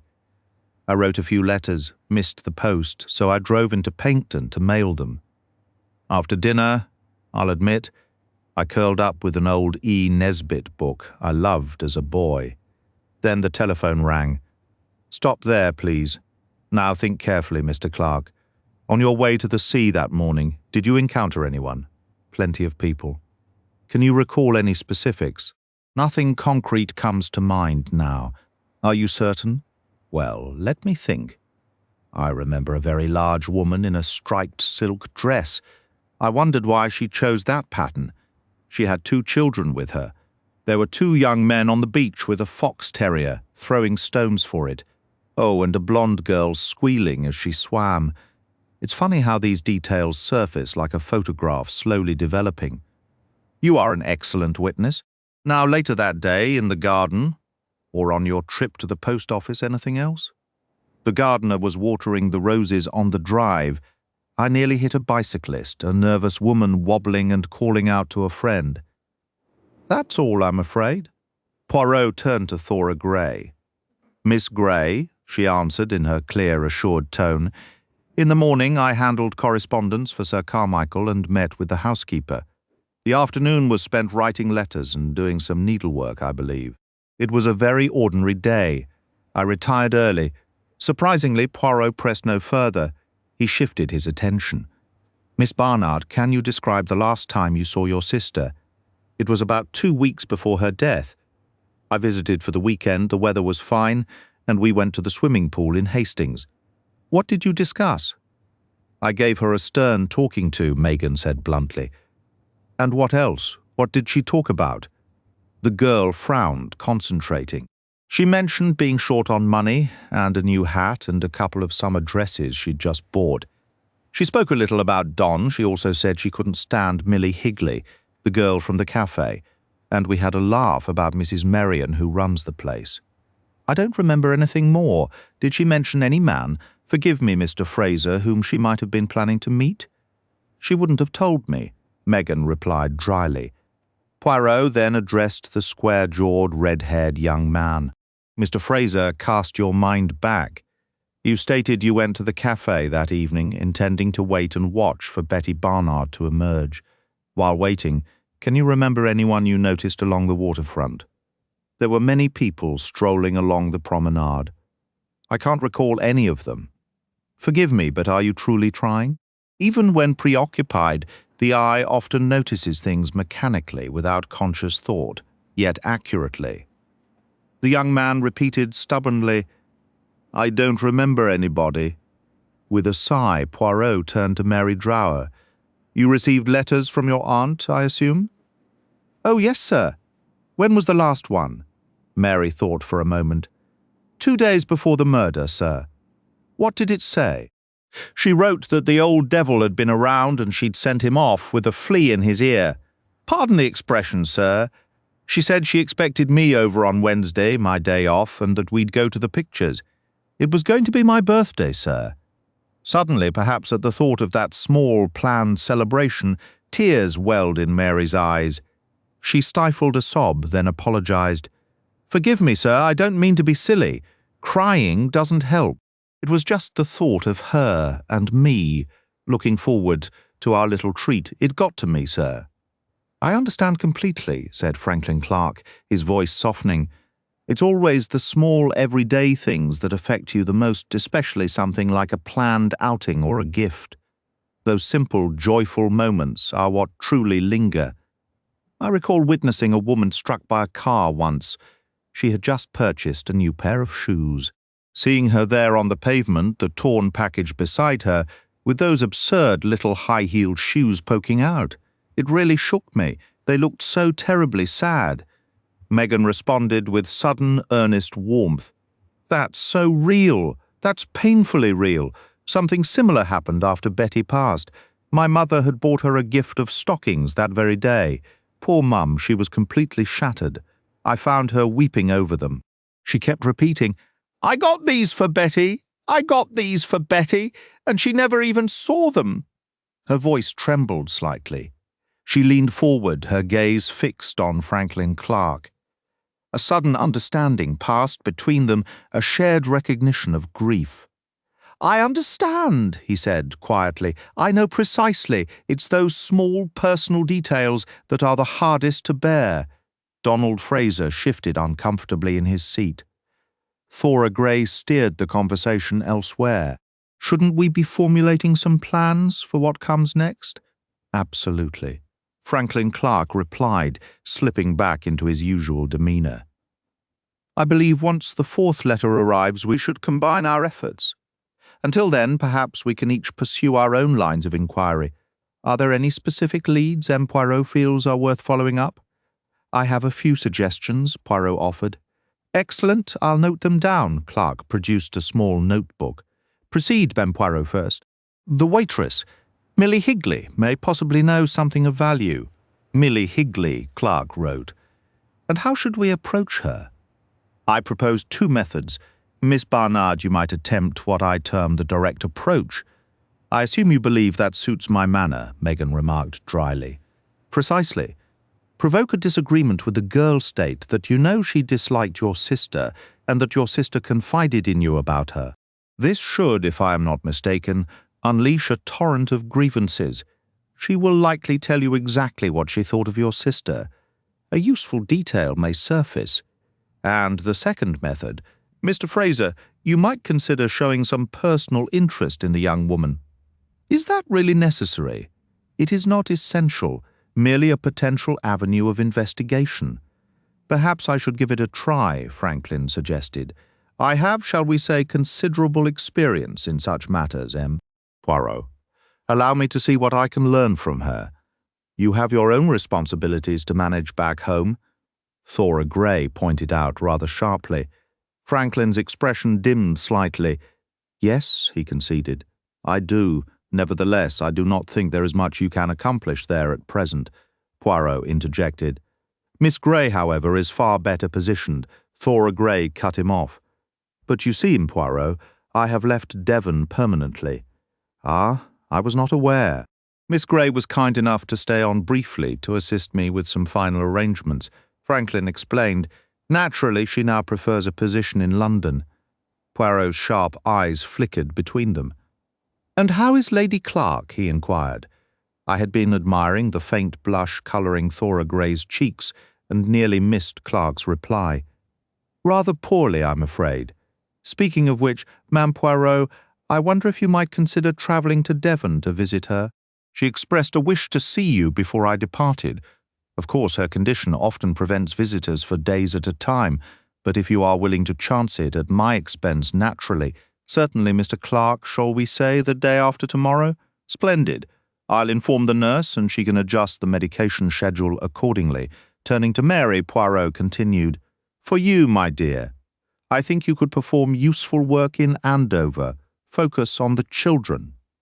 "The children, indeed. Children are often reluctant to speak with strangers. But you are familiar in the neighbourhood where your aunt lived. Many children played in those streets. They may have noticed who came and went from your aunt's shop." "What about Miss Grey and myself?" Clarke asked. "That is, assuming I'm not to go to Bexhill." "Moreau," Thora Grey added, her tone now carrying a hint of playful challenge. "Surely a change of scenery could benefit our perspective. Perhaps a brief, unexpected trip. A drive through the countryside might clear our heads and reveal something we've overlooked in all this grim business." Poirot, Thora Grey asked, "What was the postmark on that third letter?" "Putney," he replied. She considered this. "SW15 Putney, that's correct, isn't it? For once the newspapers got it right. That would suggest our A.B.C. is from London. On the surface it would seem so." Poirot agreed. Franklin Clarke leaned forward. "Poirot, What if we placed an advertisement? Something along the lines of A.B.C. urgent. HP is closing in. A price for my silence. We could polish the wording, but you grasp the concept. It might lure him out. It is a possibility. Yes, it might even provoke him to come after me. That sounds incredibly reckless and foolish. Thora Grey interjected sharply. What is your opinion, M. Poirot? There is no harm in the attempt, though I suspect A.B.C. will be too clever to take the bait. Poirot offered a faint smile. I perceive, Mr. Clarke, if I may say so without offence, that you retain the adventurous heart of a boy. Franklin Clarke looked momentarily sheepish. He consulted his notebook. Very well, we have a beginning. A, Miss Barnard and Millie Higley. B, Mr. Fraser and Miss Higley. C, the children in Andover.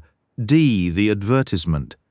I must confess, none of it feels particularly promising, but it gives us something to do while we wait. He stood, and shortly after the gathering concluded. Chapter 19. A Detour Through Sweden. Poirot settled back into his chair, humming softly to himself. A pity she is so perceptive, he murmured. Who, I asked.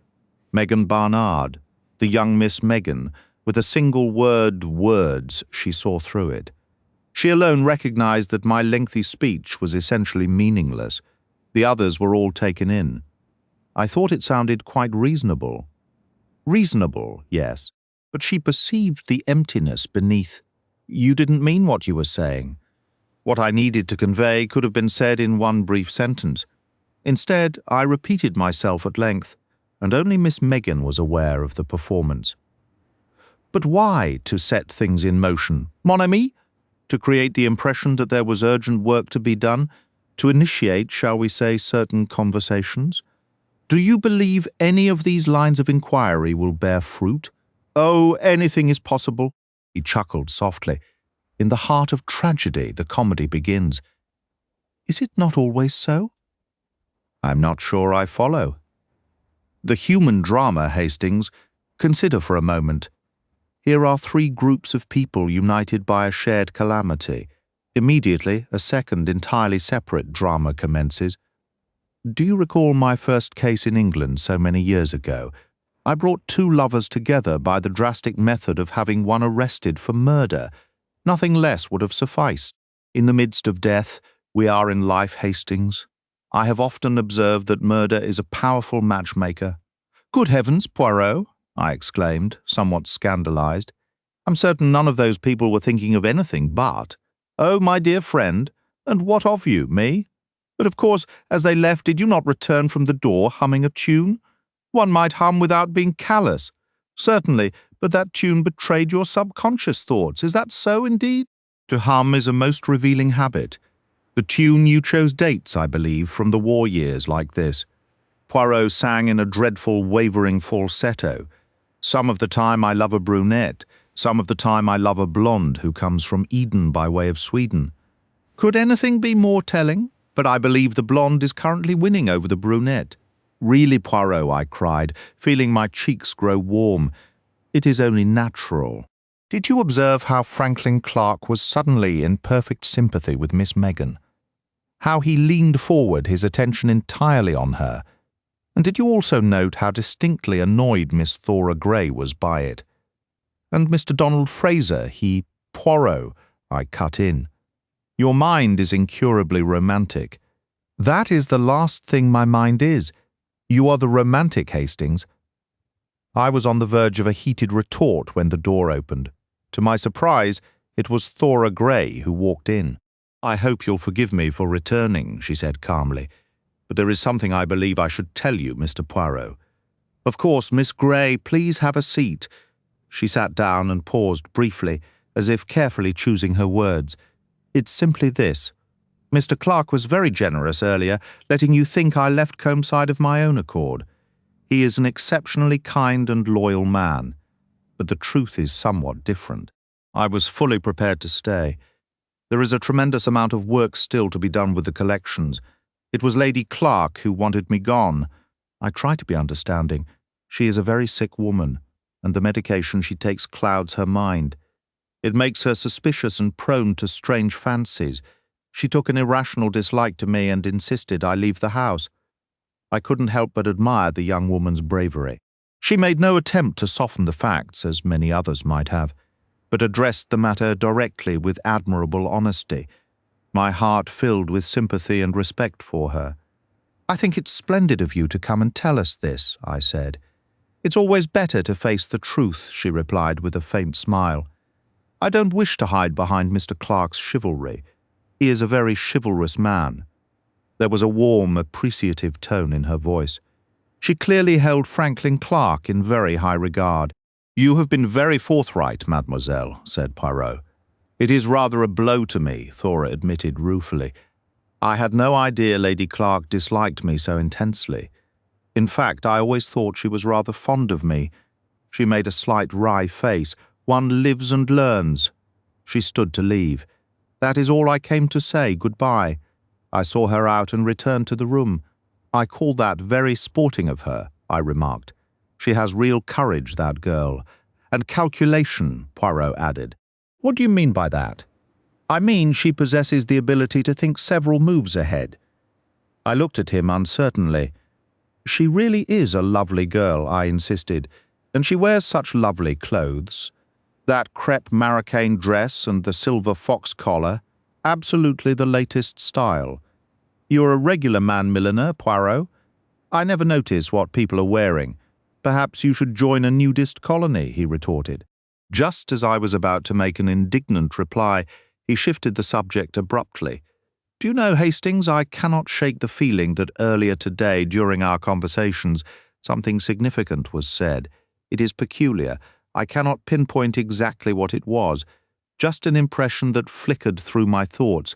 It reminds me of something I have already heard or seen or noted, something from our time in Churston. No, not from Churston. Before that, no matter. It will come to me presently." He glanced at me, perhaps noticing my attention had wandered, gave a short laugh, and began humming again. "She is an angel, is she not, from Eden, by way of Sweden?"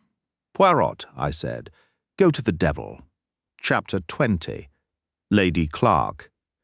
A profound and settled melancholy hung over Comeside when we saw it again. This was due in part perhaps to the weather, a damp September day carrying the first chill hint of autumn, and in part to the semi-abandoned state of the house. The downstairs rooms were closed and shuttered, and the small parlour where we were shown felt damp and stale. A capable-looking hospital nurse came to us, adjusting her starched cuffs. "Mr. Poirot," she said briskly. "I'm Nurse Capstick. I received Mr. Clarke's letter saying you would be coming." Poirot inquired after Lady Clarke's health. "Not at all bad, really, all things considered." By all things considered, I presume she meant considering the woman was under a sentence of death. "One can't hope for much improvement, of course, but a new treatment has made her somewhat more comfortable. Dr. Logan is satisfied with her current state, but it's accurate to say she'll never fully regain her health, correct?" "Oh, we don't typically phrase it so directly," replied Nurse Capstick, slightly taken aback by the bluntness. "I imagine her husband's passing was a profound blow, Mr. Poirot, if I may explain, the impact wasn't as severe as it might have been for someone in full command of their senses. In Lady Clarke's condition, the sharp edges of reality are softened. Forgive the personal question, but were they deeply devoted to each other?" "Absolutely, they were a very contented pair. He was terribly distressed about her illness, the poor man. It's often harder for a physician, you understand. They can't comfort themselves with unfounded optimism. I believe it weighed heavily on his mind initially. Initially? Less so later on? One adapts to nearly everything, doesn't one?" Sir Carmichael also had his collection. A dedicated hobby provides immense solace. He would occasionally travel to auctions, and then he and Miss Grey would be occupied recataloguing and reorganizing the entire museum under a new system. "Ah, yes, Miss Grey. She has departed, I understand?" "Indeed, and I'm quite sorry for it, but invalids sometimes develop these sudden aversions. Arguing is pointless. It's often wiser to acquiesce. Miss Grey handled it with considerable grace. Had Lady Clarke always harboured a dislike for her? No, not exactly dislike. In fact, I believe she was rather fond of her at first, but listen to me, I mustn't detain you with chatter. My patient will wonder where we've gotten to. She escorted us upstairs to a first-floor room, a former bedroom converted into a bright sitting area. Lady Clarke was seated in a large armchair by the window. She was distressingly thin, her face bearing the grey, drawn expression of chronic pain. Her gaze held a distant, dreamlike quality, and I observed the pupils of her eyes were contracted to mere pinpricks. "This is Mr. Poirot, whom you wish to see," announced Nurse Capstick in her brisk, cheerful tone. "Oh, yes, Miss Poirot," said Lady Clarke, vaguely extending a hand, and my associate, Captain Hastings. "How do you do? It's very kind of you both to visit." We sat where her faint gesture indicated. A silence settled. Lady Clarke seemed to have drifted back into a reverie. After a moment she roused herself with a visible effort. "It was concerning Carr, wasn't it? About Carr's death?" "Yes." She sighed, but the sound was still detached as she shook her head slowly. "We never anticipated it would happen in that order. I was so certain I would be the first to go." She paused, lost in thought for a minute. Carr was so robust, remarkably so for his age. He was never ill, nearly 60, yet he seemed a decade younger. Yes, very strong. She slipped back into her dreamy state. Poirot, familiar with the temporal distortions induced by certain medications, remained quiet. Suddenly Lady Clarke spoke again. "Yes, it was good of you to come. I mentioned it to Franklin. He assured me he wouldn't forget to contact you. I do hope Franklin isn't being unwise. He's so easily deceived, despite all his worldly experience. Men are like that. Eternal boys, really. Franklin is a prime example. He possesses an impulsive character," Poirot offered. Yes, and terribly chivalrous. Men can be so foolish in that regard. Even Carr," her voice faded. She shook her head with a feverish impatience. "Everything feels so blurred. One's own body becomes a prison, Mr. Poirot, especially when it asserts dominance. You become aware of nothing else, whether the pain will recede or not. Nothing else seems to hold any importance. I understand, Lady Clarke. It is one of life's great tragedies. It renders me so vague. I can't even recall what I intended to tell you. Was it something pertaining to your husband's passing, Carr's death?" "Yes, perhaps the murderer was a mad, poor creature. It's all this modern rush and clamour. Some minds simply cannot endure it. I've always felt pity for the insane. Their thoughts must feel so terribly disordered, and then to be confined, it must be dreadful." Lady Clarke shook her head, a gentle sorrow in the gesture. "What alternative is there, if they are murderers?" She paused, then asked, "You haven't apprehended him yet?" Poirot confirmed they had not. "He must have been lurking nearby that day," she insisted. There were many unfamiliar faces about Lady Clarke, Poirot replied. It was the height of the holiday season. "Yes, I had forgotten. But those sorts keep to the beaches. They don't wander up near the house." "No stranger was admitted to the house that day," Poirot stated. "Who told you that?" Lady Clarke demanded, her voice suddenly sharp. Poirot seemed momentarily surprised. "The servants," he said, "and Miss Grey." Lady Clarke enunciated each word with cold clarity. "That girl is a liar." I shifted in my seat and Poirot shot me a look. Lady Clarke continued, her speech growing more agitated. "I never cared for her, not from the start. Carmichael thought the world of her, always going on about her being a poor orphan, all alone. What's so terrible about being an orphan? Sometimes it's a stroke of luck. You could have a worthless father and a drunken mother. Then you'd have real cause for complaint. He said she was brave and a diligent worker.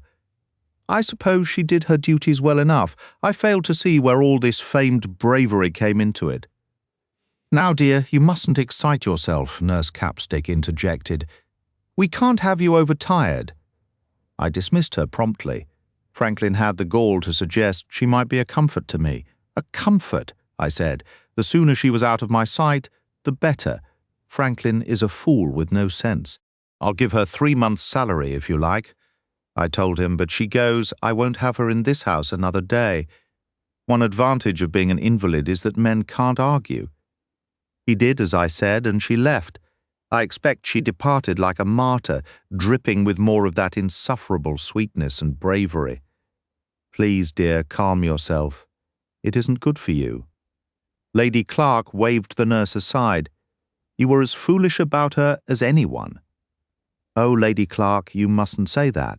I did think Miss Grey a very pleasant girl, so romantic-looking, like a character from a novel. I've no patience with any of you, Lady Clarke said weakly. Well, she's gone now, my dear, gone for good. She shook her head with feeble irritation, but said no more. Poirot pressed the point. Why did you say Miss Grey was a liar? Because she is. She told you no strangers came to the house, correct? Yes. Very well, then. I saw her with my own eyes from this window, speaking with a perfectly strange man right on the front step. When was this? The morning of the day Carmichael died, around 11 o'clock. What did this man look like? An ordinary sort, nothing distinctive. A gentleman, or perhaps a tradesman. Not a tradesman, a rather shabby individual. I can't recall clearly. A sudden spasm of pain crossed her face. Please, you must leave now. I'm rather tired, nurse. We took the hint and departed, on the journey back to London. I said to Poirot, That's an astonishing claim about Miss Grey and a strange man. You see, Hastings, it is, as I tell you, there is always something more to uncover. Why would the girl lie and say she saw no one? I can conceive of 7 distinct reasons, one of them remarkably straightforward. Is that a rebuke? I asked. Perhaps it is an invitation to employ your little grey cells? But there is no need for us to theorize excessively. The simplest method to answer the question is to ask her directly. And suppose she tells us another lie. That would be most interesting and highly suggestive. It's monstrous to think a girl like that could be allied with a madman. Precisely. So I do not entertain the thought. I pondered for several minutes. A handsome girl has a difficult path, I said finally with a sigh. Everyone is predisposed to think the worst of her simply because of her looks. You speak nonsense, my friend. Whose hand was against her at Combeside? Sir Carmichael's Franklin's? On the contrary, they fell over themselves to sing her praises. It is not beauty that draws suspicion, Hastings, but the stories that do not align. Nurse Capsticks, you mean? I asked. Lady Clarke certainly didn't think much of her. Poirot observed. My friend, you are always so charitable toward pretty young women. I, however, reserve my charity for the elderly and infirm. It is entirely possible that Lady Clarke was the one who saw things clearly, while her husband, Mr. Franklin Clarke, Nurse Capstick, and even Captain Hastings were all as blind as bats. You have a particular grudge against that girl Poirot. To my surprise, his eyes suddenly twinkled. Perhaps I simply enjoy watching you mount your romantic high horse, Hastings. You are ever the true knight rushing to rescue any damsel in distress, provided, of course, she is attractive. How absurd you are, I said, laughing in spite of myself. Ah, well, one cannot remain solemn forever. Increasingly, I find myself fascinated by the human dramas unfolding from this tragedy. We are observing 3 distinct family portraits. First, there is Andover, the entire tragic arc of Mrs. Ascher's life, her struggles, her loyalty to her German husband, the unwavering devotion of her niece. That alone could fill a novel.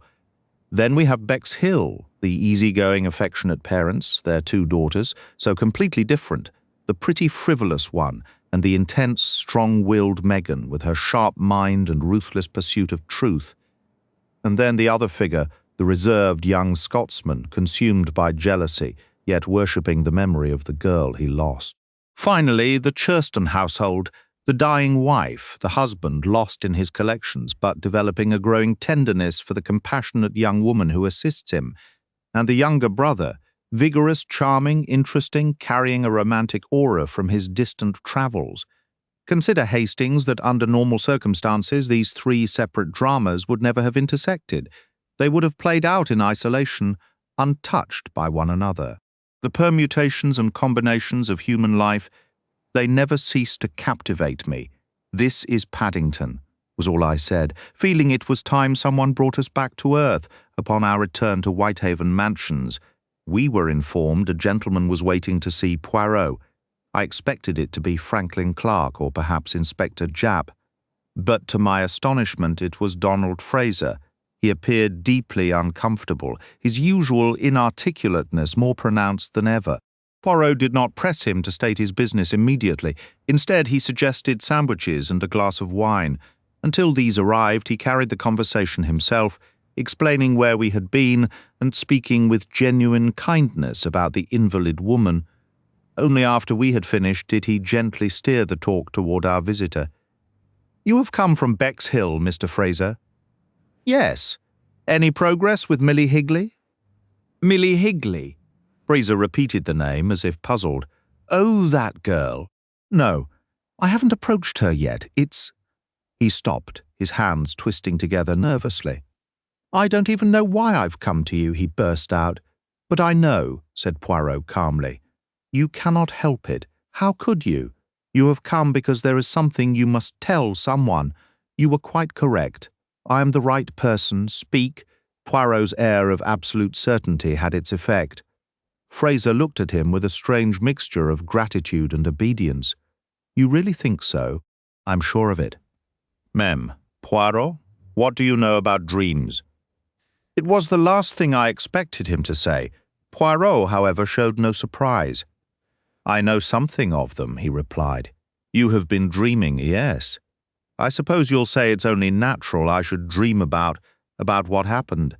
But this isn't an ordinary dream. No. I've had it 3 nights in a row now, sir. I think I'm going mad. Tell me." The man's face was ashen. His eyes stared wildly. In that moment he truly looked unhinged. "It's always the same. I'm on the beach, searching for Betty. She's missing, just missing, you see. I have to locate her. I need to return her belt, which I'm holding right here, and then go on. The dream shifts. I'm no longer searching. She's right there in front of me, sitting on the shore. She doesn't notice my approach. I can't bear it." "Continue." Poirot's tone was commanding and steady. I approached from behind. "She doesn't hear a thing." I loop the belt around her throat and yank. Oh, the force of it! The raw pain in his voice was chilling. My hands tightened on the chair, the scene feeling unnervingly vivid. She's gasping. "She's gone! I've killed her!" And then her head tilts back and I see her face. And it's Megan, not Betty. He slumped back, pale and trembling. Poirot refilled a glass with wine and handed it over. "What does it signify, Mr. Poirot? Why does this haunt me every single night?" "Drink your wine?" Poirot instructed firmly. The young man complied, his voice steadier as he asked, "What is the meaning? I didn't actually harm her, did I?" Whatever Poirot's reply might have been, I missed it, for just then the postman's knock echoed, and out of habit I stepped out. What I retrieved from the mailbox instantly pushed all thoughts of Donald Fraser's disturbing confession from my mind. I hurried back into the room. "Poirot," I exclaimed, "it's here, the 4th message." He stood quickly, took it from me, grabbed his letter opener, and sliced it open. He laid it flat on the table, and the 3 of us read it together. "Still no luck?" "Tisk, tisk, what exactly are you and the police up to?" My, isn't this entertaining? And where shall we buzz off to next for a bit of sweetness? Poor Mr. Poirot, I almost feel sorry for you. If at first you don't succeed, try again. We still have quite a journey ahead. Tipperary? No, that comes later. Letter T. The next little event is scheduled for Doncaster on September 11th. Until then, A.B.C. It was around this moment, I believe, that what Poirot termed the human aspect began to recede from view once more. It was as if our minds, unable to endure pure horror, had allowed a brief interlude of ordinary concerns. We had all felt paralyzed, unable to act until this fourth letter arrived, disclosing the intended location for the D murder. That tense waiting period had provided a strange relief. But now, with those taunting printed words on the stark paper, the pursuit was violently reignited. Inspector Crome had arrived from Scotland Yard, and while he was present, Franklin Clarke and Megan Barnard entered. The girl explained she had also travelled up from Bexhill. I needed to ask Mr. Clarke about something. She seemed somewhat anxious to justify her actions, a detail I noted but dismissed, my focus utterly consumed by the letter. Crome, I observed, was not particularly pleased to see this gathering of individuals connected to the case. He became thoroughly formal and guarded. "I'll be taking this with me, Mr. Poirot. You may make a copy if you wish." No, that won't be necessary." "What are your strategies, Inspector?" Clarke inquired. "Quite thorough ones, Mr. Clarke." "This time we must catch him," Clarke stated. "I should tell you, Inspector, we've formed our own coalition to address this." "A league of the personally involved," Inspector Crome responded in his most professional manner. "Is that so? I gather you don't hold much stock in amateur efforts, Inspector. You hardly possess the same resources at your disposal, do you, Mr. Clarke? We have a personal stake in this, and that counts for something.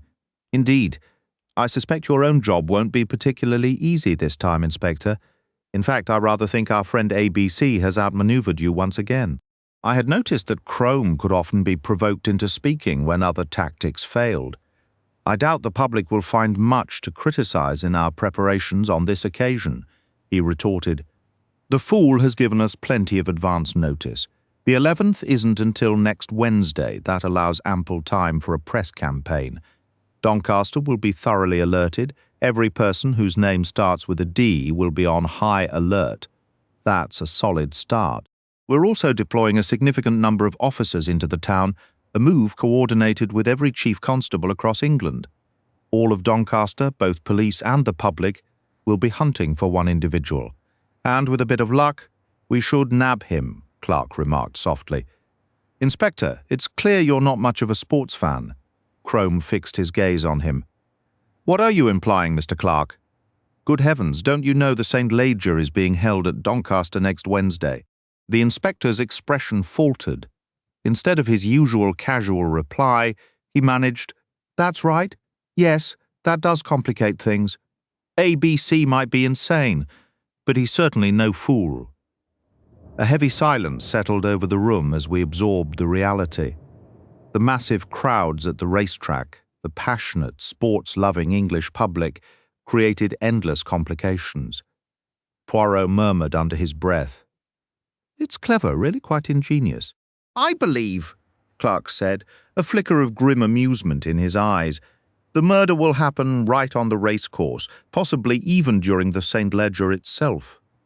For a fleeting moment, his sporting instincts seemed to find a dark, twisted pleasure in the idea. Inspector Crowe stood taking the letter with him. "The St. Leger is an unfortunate complication," he conceded before exiting. We heard muffled voices in the hall, and a moment later Thora Grey entered, her expression anxious. The inspector mentioned another letter. "Where is it this time?" Outside rain fell steadily. Thora wore a sleek black coat and skirt with furs, a small black hat perched elegantly on her golden hair. She approached Franklin Clarke directly, placing a hand on his arm as she waited for his answer. "Doncaster on the day of the St. Leger," he told her. "We launched into a discussion. It was understood we would all be there, but the race meeting undeniably complicated our tentative plans. A wave of discouragement washed over me. What could our small group of 6 possibly accomplish, no matter how personally invested we were? Countless sharp-eyed police would be watching every likely spot. What good were 6 more pairs of eyes? As if reading my thoughts, Poirot raised his voice, speaking with the solemn authority of a teacher or a priest. "My friends, we must not scatter our efforts. We must approach this with method and order in our thinking. We must look inward, not outward, for the truth. Each of us must ask, what do I truly know about the murderer? In this way we can build a composite picture of the man we seek. We know nothing about him. Thora Grey sighed helplessly. No, no, mademoiselle. That is not correct. Each of us knows something about him, if only we could recognize what it is. I'm certain the knowledge is there, waiting to be uncovered. Clarke shook his head. We don't know a thing, whether he's old or young, fair or dark. None of us has ever seen him or spoken to him. We've gone over everything we know again and again. Not everything. For instance, Miss Grey told us she did not see or speak to any stranger on the day Sir Carmichael Clarke was murdered. Thora nodded. That's absolutely true, is it? Lady Clarke informed us, mademoiselle, that from her window she saw you standing on the front steps speaking with a man. She saw me talking to a stranger. The girl seemed genuinely astonished. That clear, guileless look couldn't possibly be an act, could it? She shook her head. Lady Clarke must be mistaken. I never. Oh? The exclamation burst from her suddenly. A deep blush flooded her cheeks. Now I remember. How silly of me to forget. But it wasn't important. Just one of those peddlers who come around selling stockings, you know, former military types. They can be terribly persistent. I had to send him on his way. I was just passing through the hallway when he appeared at the door. He addressed me directly instead of ringing the bell, but he seemed perfectly harmless. I suppose that's why I didn't give him another thought. Poirot was rocking back and forth, his hands pressed to his temples. He was muttering to himself with such intensity that everyone else fell silent, simply staring at him. "Stockings?" he whispered. "Stockings? Stockings? It comes to me, stockings? It is the pattern, yes, 3 months ago, and then the other day, and now. Good Lord, I have it." He straightened up and fixed me with a commanding stare. "You recall Hastings?" Andover, the shop. We went upstairs, the bedroom on a chair, a pair of new silk stockings, and now I understand what caught my attention 2 days ago. It was you, mademoiselle. He turned sharply toward Megan. You mentioned your mother crying because she had purchased your sister some new stockings on the very day of the murder. He looked around at all of us. You see, it is the same pattern repeated 3 times. That cannot be mere chance. When mademoiselle spoke, I felt her words connected to something else. Now I know what it was. The statement made by Mrs. Ascher's neighbour, Mrs. Fowler, about people always trying to sell you things, and she specifically mentioned stockings. Tell me, mademoiselle, it is true, is it not? That your mother bought those stockings not from a store, but from someone who came to the door. Yes, that's right, she did. I remember now, she said something about feeling sorry for those poor men who go around trying to get orders. But what's the connection? Franklin exclaimed.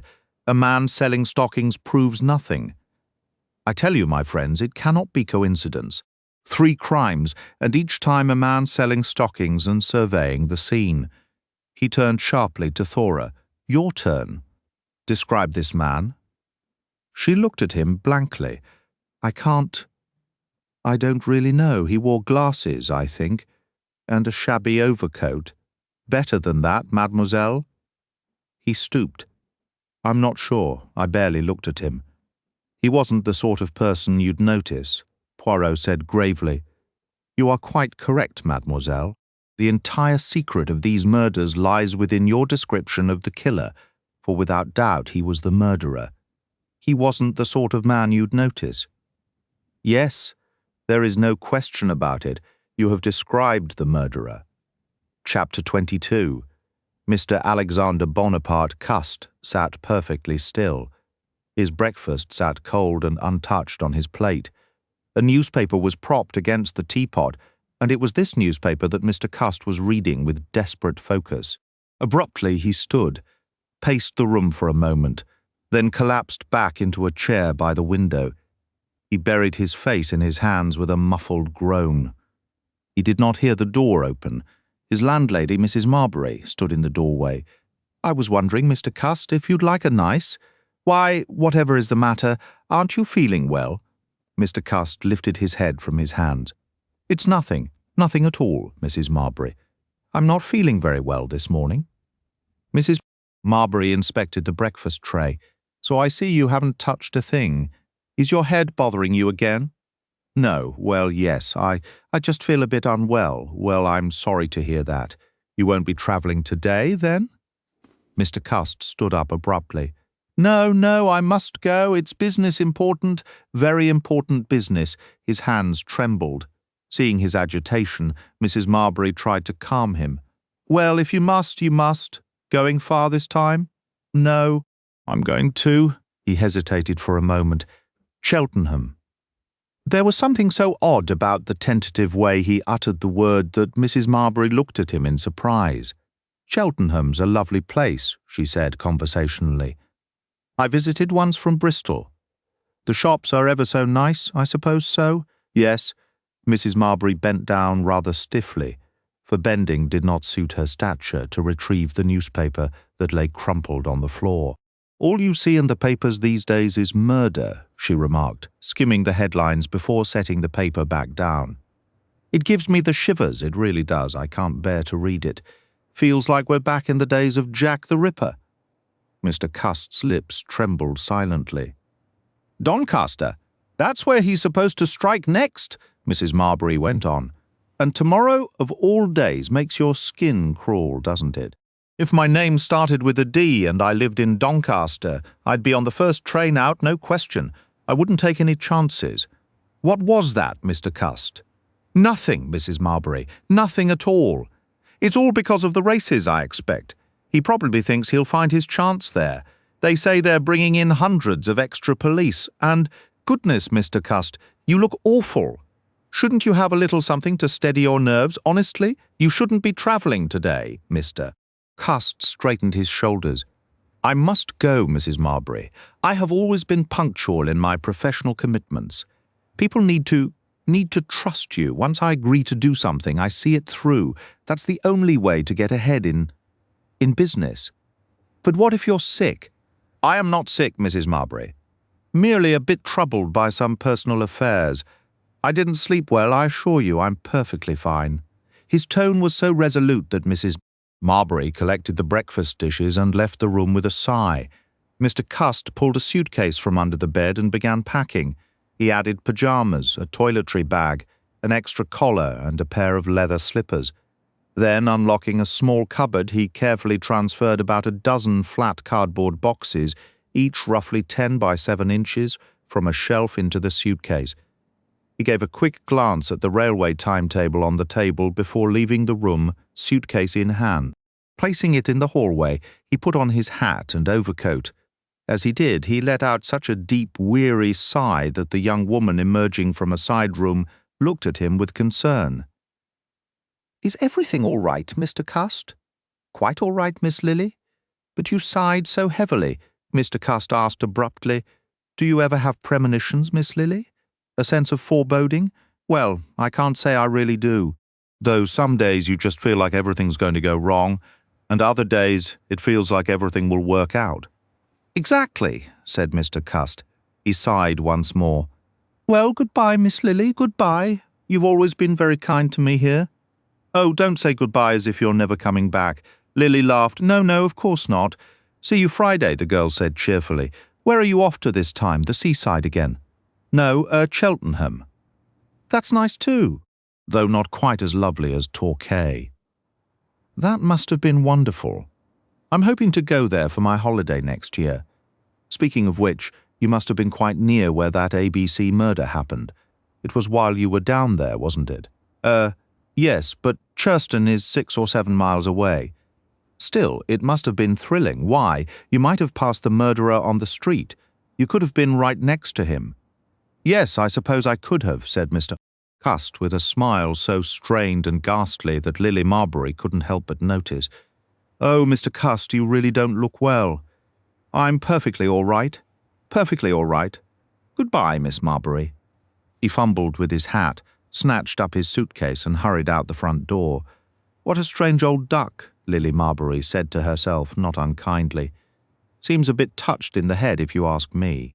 Inspector Crome said to his subordinate, compile a list of every stocking manufacturer and send out inquiries. I need a register of all their sales agents, you know, the ones who work on commission and solicit orders. Is this for the A.B.C. case, sir? Yes. One of Mr. Hercule Poirot's brainwaves, the inspector replied, his tone dripping with scepticism. There's probably nothing to it, but we can't afford to ignore any lead, no matter how thin. Right, sir, Mr. Poirot had his moments in the past, but I think he's a bit past it now, sir. He's a showman, Inspector Crome declared. Always putting on an act. It fools some people. It doesn't fool me. Tom Hartigan leaned in as they danced, his voice low. I spotted your odd little tenant this morning. Lily Marbury tilted her head. Who, Mr. Cust? That's the one at Euston Station, looking utterly bewildered. The man seems a bit off, honestly. He could use a keeper. First he dropped his newspaper, then his ticket. I grabbed the ticket for him. He hadn't even noticed it was gone. He thanked me in a flustered sort of way, but I don't think he placed me at all. Lily shrugged. Well, he's only seen you in passing in the hallway, and not that often. They moved across the floor, and Tom grinned. You're a fantastic dancer. Oh, go on, Lily murmured, pressing a little closer. After another turn, she paused. Wait, did you say Euston or Paddington? Where you saw him, Euston? Definitely. That's odd. I was sure the train to Cheltenham left from Paddington. It does, but your Mr. Cust wasn't headed to Cheltenham. He was going to Doncaster. Cheltenham, Lily insisted. Doncaster, Tom countered, his tone firm. I ought to know, Lily. I was the one who picked up his ticket, remember? But he told me Cheltenham. I'm certain of it. You've got it mixed up. He was Doncaster bound. Some folks have all the luck. I've a small bet on Firefly for the St. Leger. I'd love to be there to see it run. Mr. Cust at a race meeting? He doesn't seem the type. Oh, Tom, I hope nothing happens to him. Isn't Doncaster where that awful A.B.C. murder is supposed to be? Cust will be fine. His name doesn't start with a D, but he might have been in danger before. He was down in Torquay near Churston when the last murder happened. Was he now? That's a bit of a coincidence, isn't it? Tom chuckled. He wasn't at Bexhill the time before that, was he? Lily frowned, thinking, he was away. Yes, I remember because he forgot his bathing suit. My mother was mending it for him. She said, oh dear, Mr. Cust left yesterday without this. And I said, never mind that old thing. There's been a horrible murder. A girl strangled at Bexhill.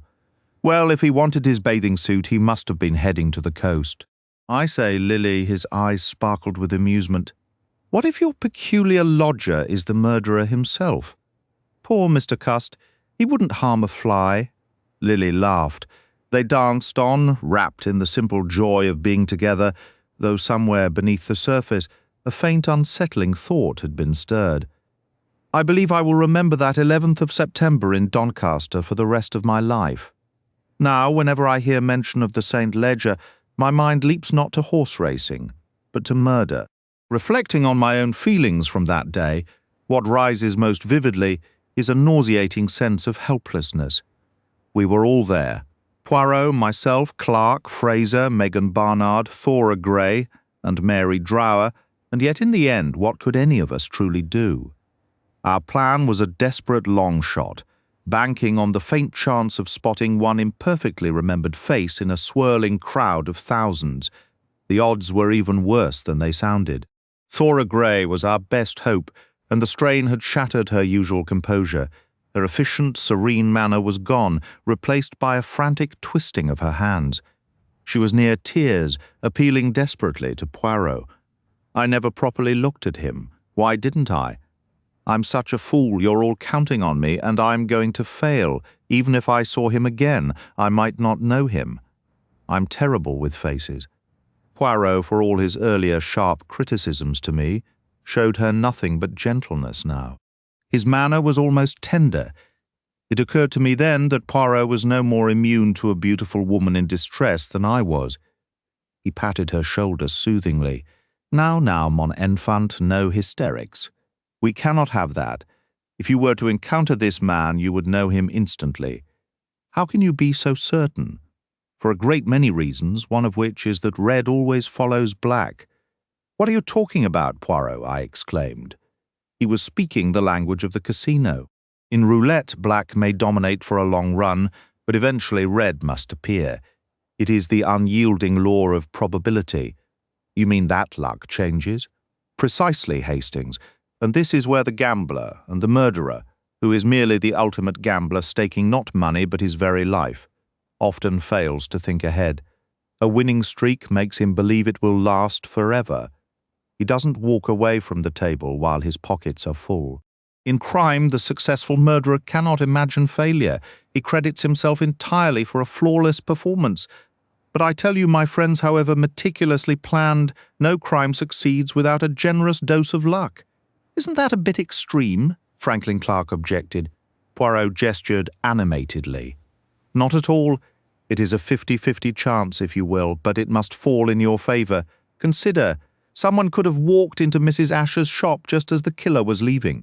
That person might have glanced behind the counter, seen the body, and either seized the murderer immediately or given the police such a perfect description that an arrest would have followed at once. Yes, I suppose that's possible, Clarke conceded. It boils down to the murderer having to risk it. Exactly. A murderer is always a gambler, and like so many gamblers, he often doesn't know when to quit. With each crime, his belief in his own brilliance grows. His perspective becomes distorted. He does not think, I have been clever and lucky. No, he tells himself only, I have been clever. His arrogance swells, and then, my friends, the wheel spins, the long run ends, the ball drops into a new slot, and the croupier announces, red. Megan frowned, her brows drawing together. Do you believe that will happen here? It must happen, sooner or later. Until now, fortune has favoured the criminal. Sooner or later, it must turn in our favour. I believe the turn has begun. The clue of the stockings is the start now. Instead of everything going right for him, everything will begin to go wrong. He too will start to make errors. Well, that's certainly encouraging, said Franklin Clarke. We could all use a bit of hope. I've felt utterly helpless since this morning. Donald Fraser voiced his doubt. It seems highly unlikely we can achieve anything of practical use. Megan cut in sharply. Don't be such a pessimist, Don. Mary Drower, her cheeks colouring slightly, added, What I mean is, you never can tell that monster is here in this town, and so are we. After all, you do bump into people in the strangest ways sometimes. She recalled a recent market day, where she'd unexpectedly met a cousin she hadn't seen in years, a reminder that chance encounters were part of life's fabric. I could barely contain my frustration. If only we could do more. You must remember, Hastings, the police are doing everything within reason. Poirot reassured. Special constables have been sworn in. Inspector Crome may have an irritating manner, but he is a most capable officer. And Chief Constable Anderson is a man of action.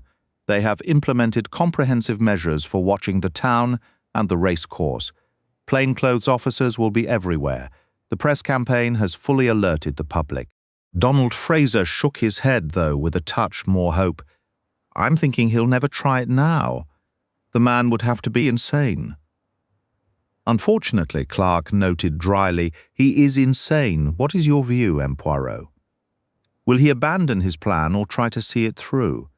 In my opinion, the power of his obsession compels him to attempt to fulfill his promise. To refrain would be to admit defeat, something his monstrous ego could never tolerate. That, I may add, is also Dr. Thompson's professional assessment. Donald shook his head once more. He's far too clever to be caught so easily. Poirot checked his watch, and we understood the signal. We had planned a full day of surveillance, spreading out across various streets in the morning, then positioning ourselves at key spots around the racecourse later on.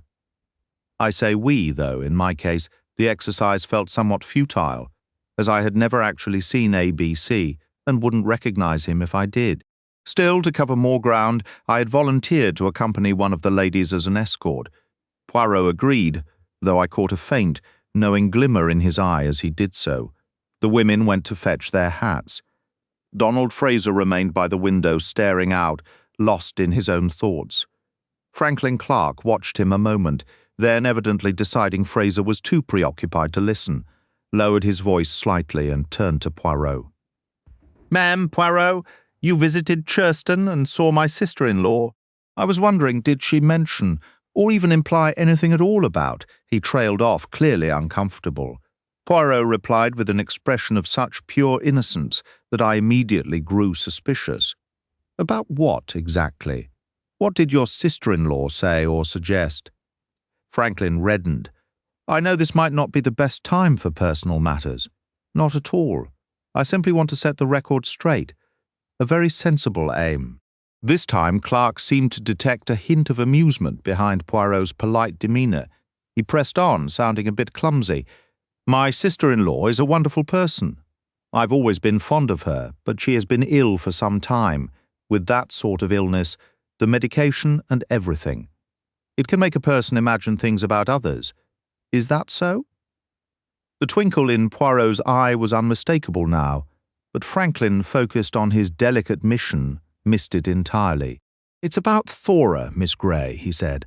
Ah, Miss Grey? Poirot sounded innocently surprised. Yes, Lady Clarke formed certain impressions.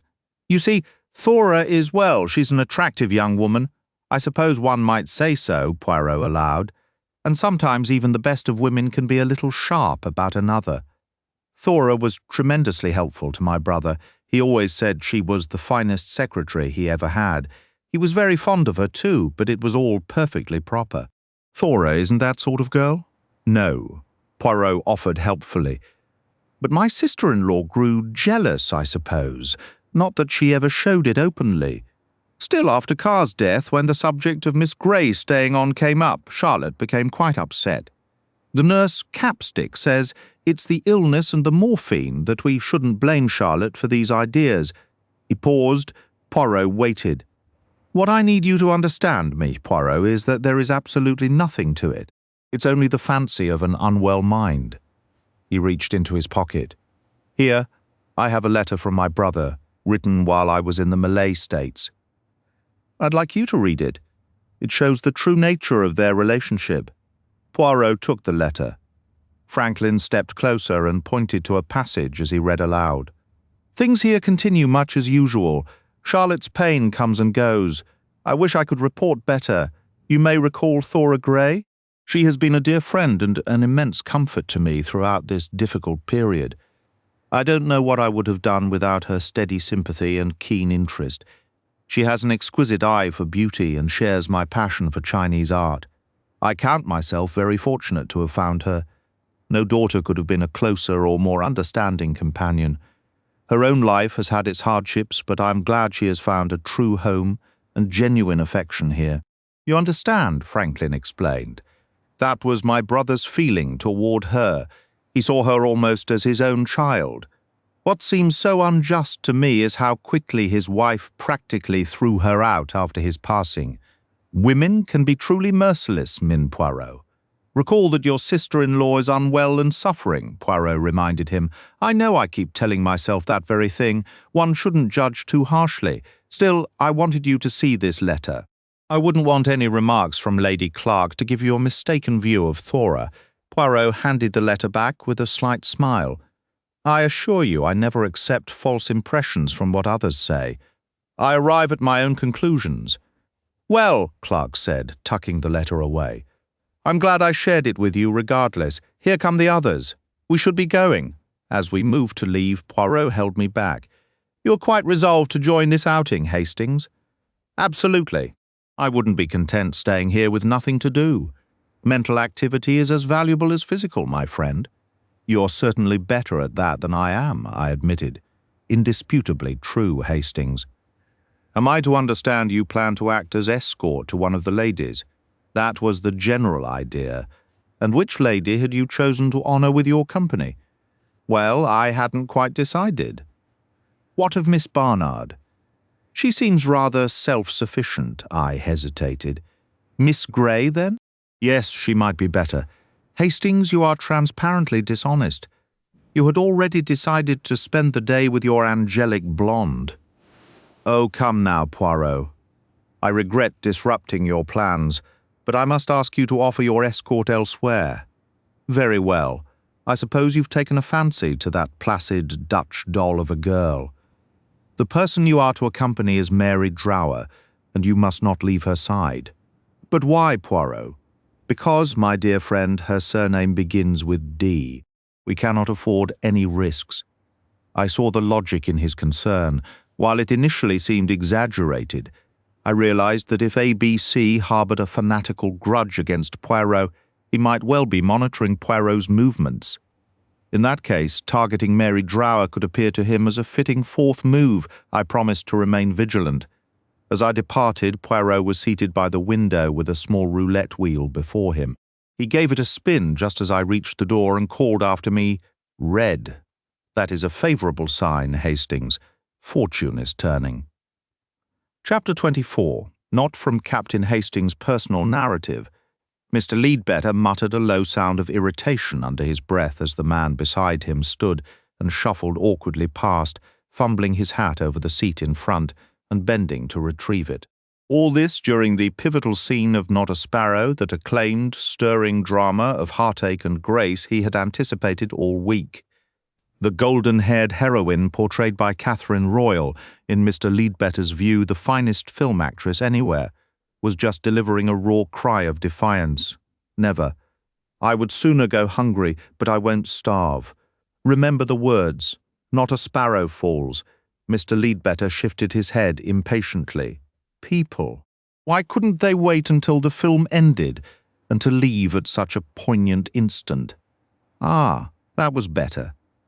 The bothersome gentleman had moved on and out.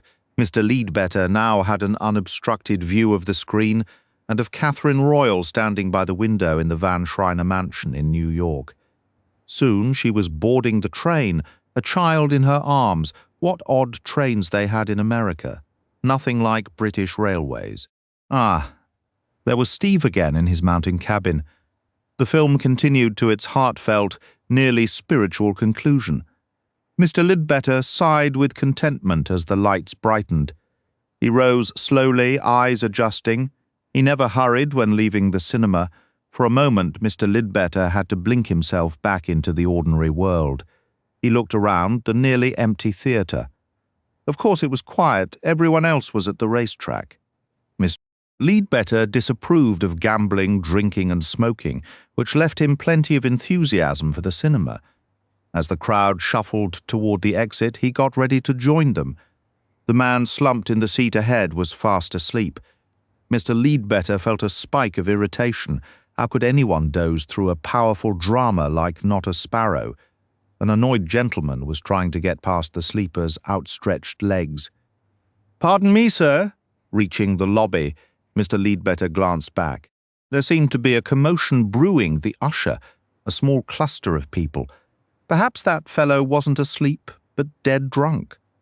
He hesitated, then walked out, completely missing what would become the day's real headline, a story bigger than any long-shot winning the St. Leger. Inside, the usher was leaning closer. "You might be right, sir. He looks ill. Good heavens, what's wrong?" The other man jerked his hand back, staring at a sticky crimson smear. "It's blood," the usher's breath caught.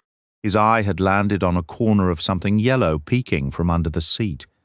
"Blimey," he whispered. It's an A.B.C. Mr. Cust emerged from the Regal Cinema and lifted his face to the dusk. A perfect evening, truly perfect. A line from Browning floated into his mind. God's in his heaven, all's right with the world. He had always loved that sentiment, though privately he often felt it was a lie.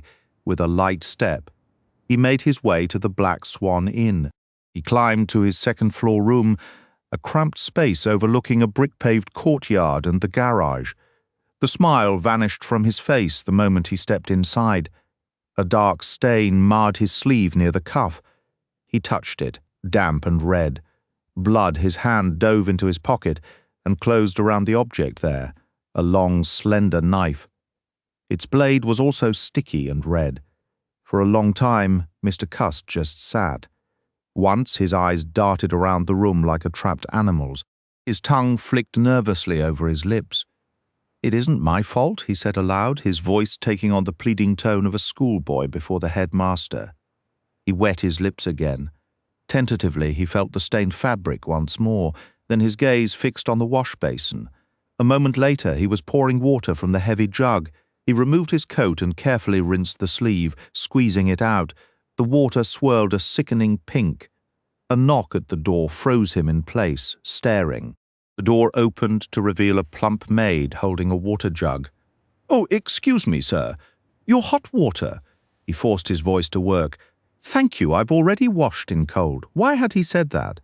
Her eyes immediately went to the basin. In a frenzy, he added, I cut my hand." There was a pause, a terribly long pause, before she finally replied, "Yes, sir." She left, shutting the door. Mr. Cust stood as if turned to stone, listening. Had it come at last? Were those voices downstairs exclamations? Footsteps on the stairs. He could hear nothing but the frantic drumming of his own heart. Then suddenly he exploded from stillness into action. He threw on his coat, crept to the door and opened it. No unusual sounds yet, just the familiar murmur from the pub below. He stole down the stairs. Still no one. That was luck. At the bottom, he paused. Which way? He made a decision, darted down a side passage, and slipped out the door into the courtyard. A couple of chauffeurs were there, tinkering with cars and arguing over the day's races. Mr. Cust hurried straight across the yard and out into the welcoming dark of the street. He took the first right, then a left, then another right. Could he risk the station? Yes, there would be crowds, special trains, if luck was on his side. He could make it. If only luck would hold. Chapter 26. Not from Captain Hastings' personal narrative.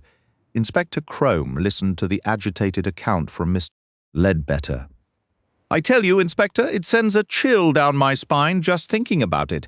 He must have been sitting right next to me the entire show, entirely unmoved by the state of Mr. Ledbetter's nerves." Inspector Crome asked, "Let's get this straight. This man left near the end of the main feature.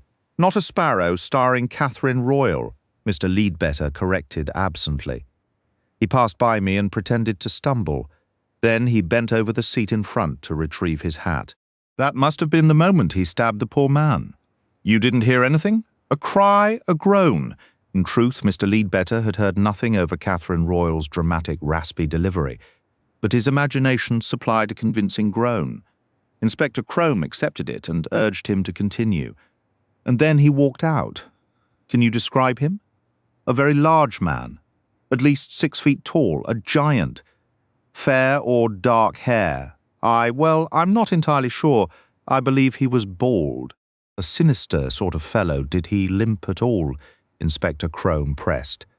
Yes, now that you mention it, I think he did have a limp. Very dark complexion, possibly a foreigner or a half-caste. Was he in his seat when the lights came up for the last time? No. He arrived after the main picture had started. Inspector Crome nodded, handed Mr. Ledbetter a statement to sign, and ushered him out. About as unreliable a witness as you'll ever find, he remarked gloomily. He'd agree to anything with a little prompting.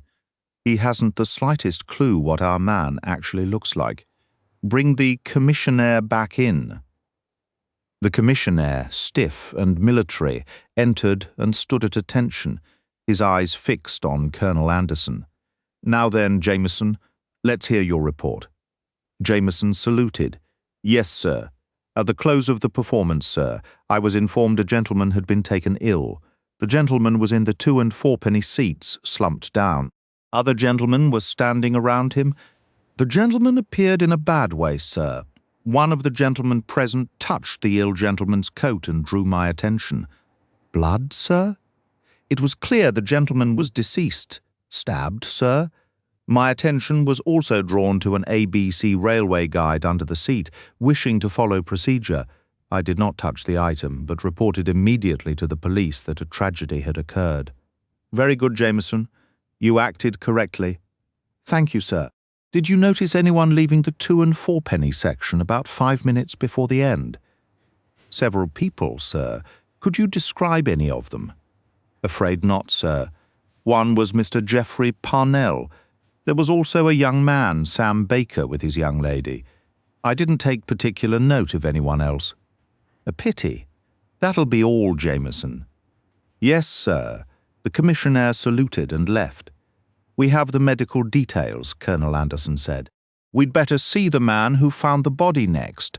A police constable entered and saluted. Mr. Hercule Poirot is here, sir? And another gentleman. Inspector Crome frowned. Oh, very well, he said. We might as well see them, I suppose. Chapter 27. The Doncaster murder, following closely behind Poirot, I just caught the tail end of Inspector Crome's less than enthusiastic remark.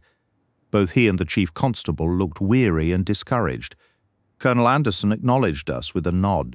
"Glad you've come, M. Poirot," he said courteously, perhaps aware we had overheard. "We've been hit again, as you see. Another A.B.C. murder?" "Yes. A damned audacious piece of work. The killer leaned right over and stabbed the fellow in the back." "Stabbed this time?" "Yes. He varies his methods, doesn't he? Almost as if he's showing off, proving he can adapt. It's enough to make you question everything you thought you knew about his pattern." He pushed a paper across the desk toward Poirot. An A.B.C. railway guide was found on the floor between the victim's feet, he added. "Has the man been identified?" Poirot inquired. "Yes, for once, our alphabetical friend seems to have made a slip, if that's any comfort. The deceased is a man named George Earlsfield. He was a barber by trade." "Curious," Poirot murmured. "Perhaps he skipped a letter," the colonel suggested. My friend shook his head, unconvinced. "Shall we bring in the next witness?" Crome asked. "He's eager to get home." "By all means, let's proceed." A middle-aged man was ushered in, whose stiff, formal bearing reminded me oddly of the frog footman from Alice's Adventures in Wonderland. He was visibly agitated, his voice rising with emotion. "It is the most shocking thing I have ever witnessed," he declared shrilly. "I have a delicate heart, gentlemen, a very delicate constitution. The strain might have been the end of me." "Your name, please," said the inspector. "Roger Emmanuel Downes, occupation." "I'm a teacher at the Highfield School for Boys." "Now, Mr. Downes, please describe in your own words what occurred." "I shall be brief. When the performance ended, I stood to leave. The seat directly beside me was vacant, but in the next chair over, a man appeared to be sleeping. His legs were extended, blocking the aisle. I politely asked him to let me pass. When he didn't stir, I repeated myself a bit more firmly. Still, he gave no response. I then placed a hand on his shoulder to rouse him. His body slumped forward, and I realized he was either unconscious or gravely ill. I called out, "This man is unwell. Fetch the attendant." When the attendant arrived, I withdrew my hand and saw it was stained and wet with blood. I assure you, gentlemen, the shock was profound given my cardiac condition. Anything could have happened. Colonel Anderson studied Mr. Downes with an odd intensity. "You can consider yourself an exceptionally fortunate man, Mr. Downes." "Indeed, sir. Not even a palpitation." "You misunderstand me," the colonel said. "You mentioned you were seated 2 seats away initially."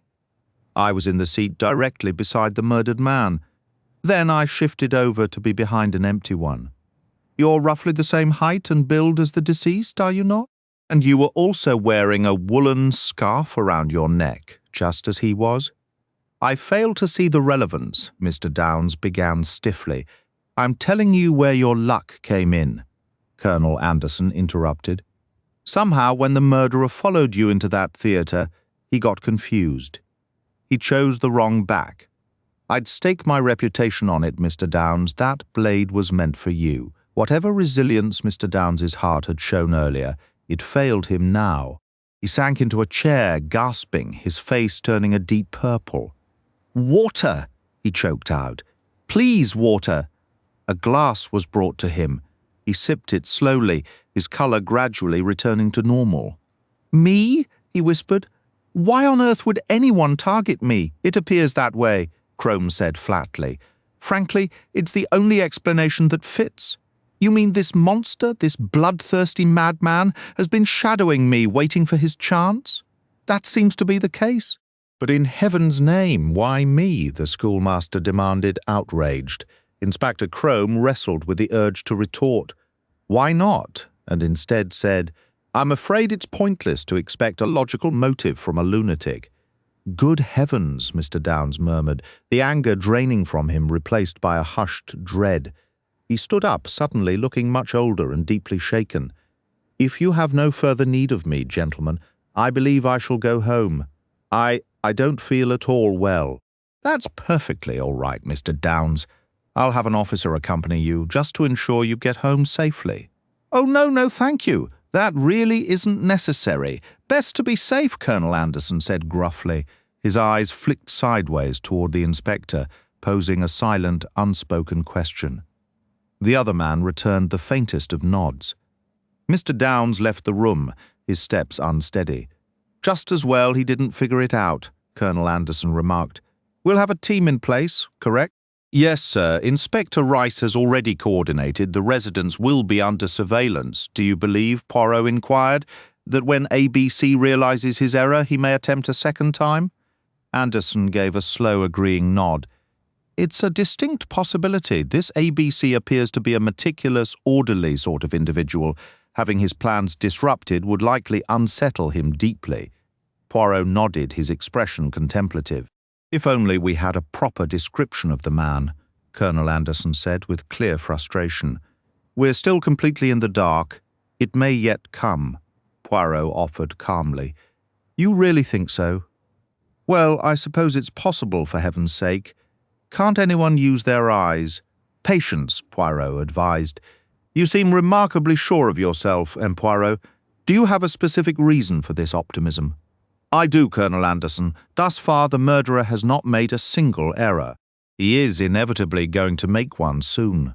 If that's all your theory rests on," the chief constable began with a dismissive sound, but he was cut off by an officer entering. "Mr. Ball from the Black Swan is here with a young woman, sir. He believes he has information that could be useful." Send them in. We'll take any help we can get." Mr. Ball, the proprietor of the Black Swan, was a large, deliberate man who moved with a heavy gait. He carried the distinct scent of ale. Beside him stood a plump young woman with wide, excited eyes, practically vibrating with nervous energy. "I hope we're not intruding or wasting your valuable time," Mr. Ball said in a slow, ponderous voice. "But this girl Mary here is convinced she's seen something you need to hear about." Mary offered a feeble, nervous giggle. "Well then, young lady, what is it?" Anderson prompted. "What's your name? Mary, sir? Mary Stroud. All right, Mary, let's hear it."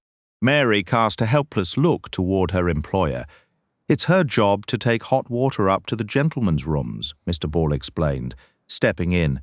"We had about half a dozen gents staying, some for the races, some just travelling salesmen." Yes, Anderson said impatiently. "Get on with it, lass," Mr. Ball encouraged. "Tell them what you saw, nothing to be scared of now." Mary took a sharp breath, let out a little groan and launched into her story in a rushed, breathless tone. "I knocked on the door and there wasn't any answer, so I wouldn't normally have gone in. Not unless the gentleman had said, 'Come in.' But since he didn't say nothing, I went in anyway, and he was there at the washstand." She paused for another gulp of air. "Continue, girl," Anderson urged. Mary glanced sideways at Mr. Ball again, and seeming to draw courage from his slow, encouraging nod, she plunged ahead. "It's your hot water, sir," I said, "and I did knock. But he says, 'Oh, I've washed in cold,' he said. So naturally I looked into the basin, and oh, sir, it was all red." "Red?" Anderson asked sharply. Ball interjected.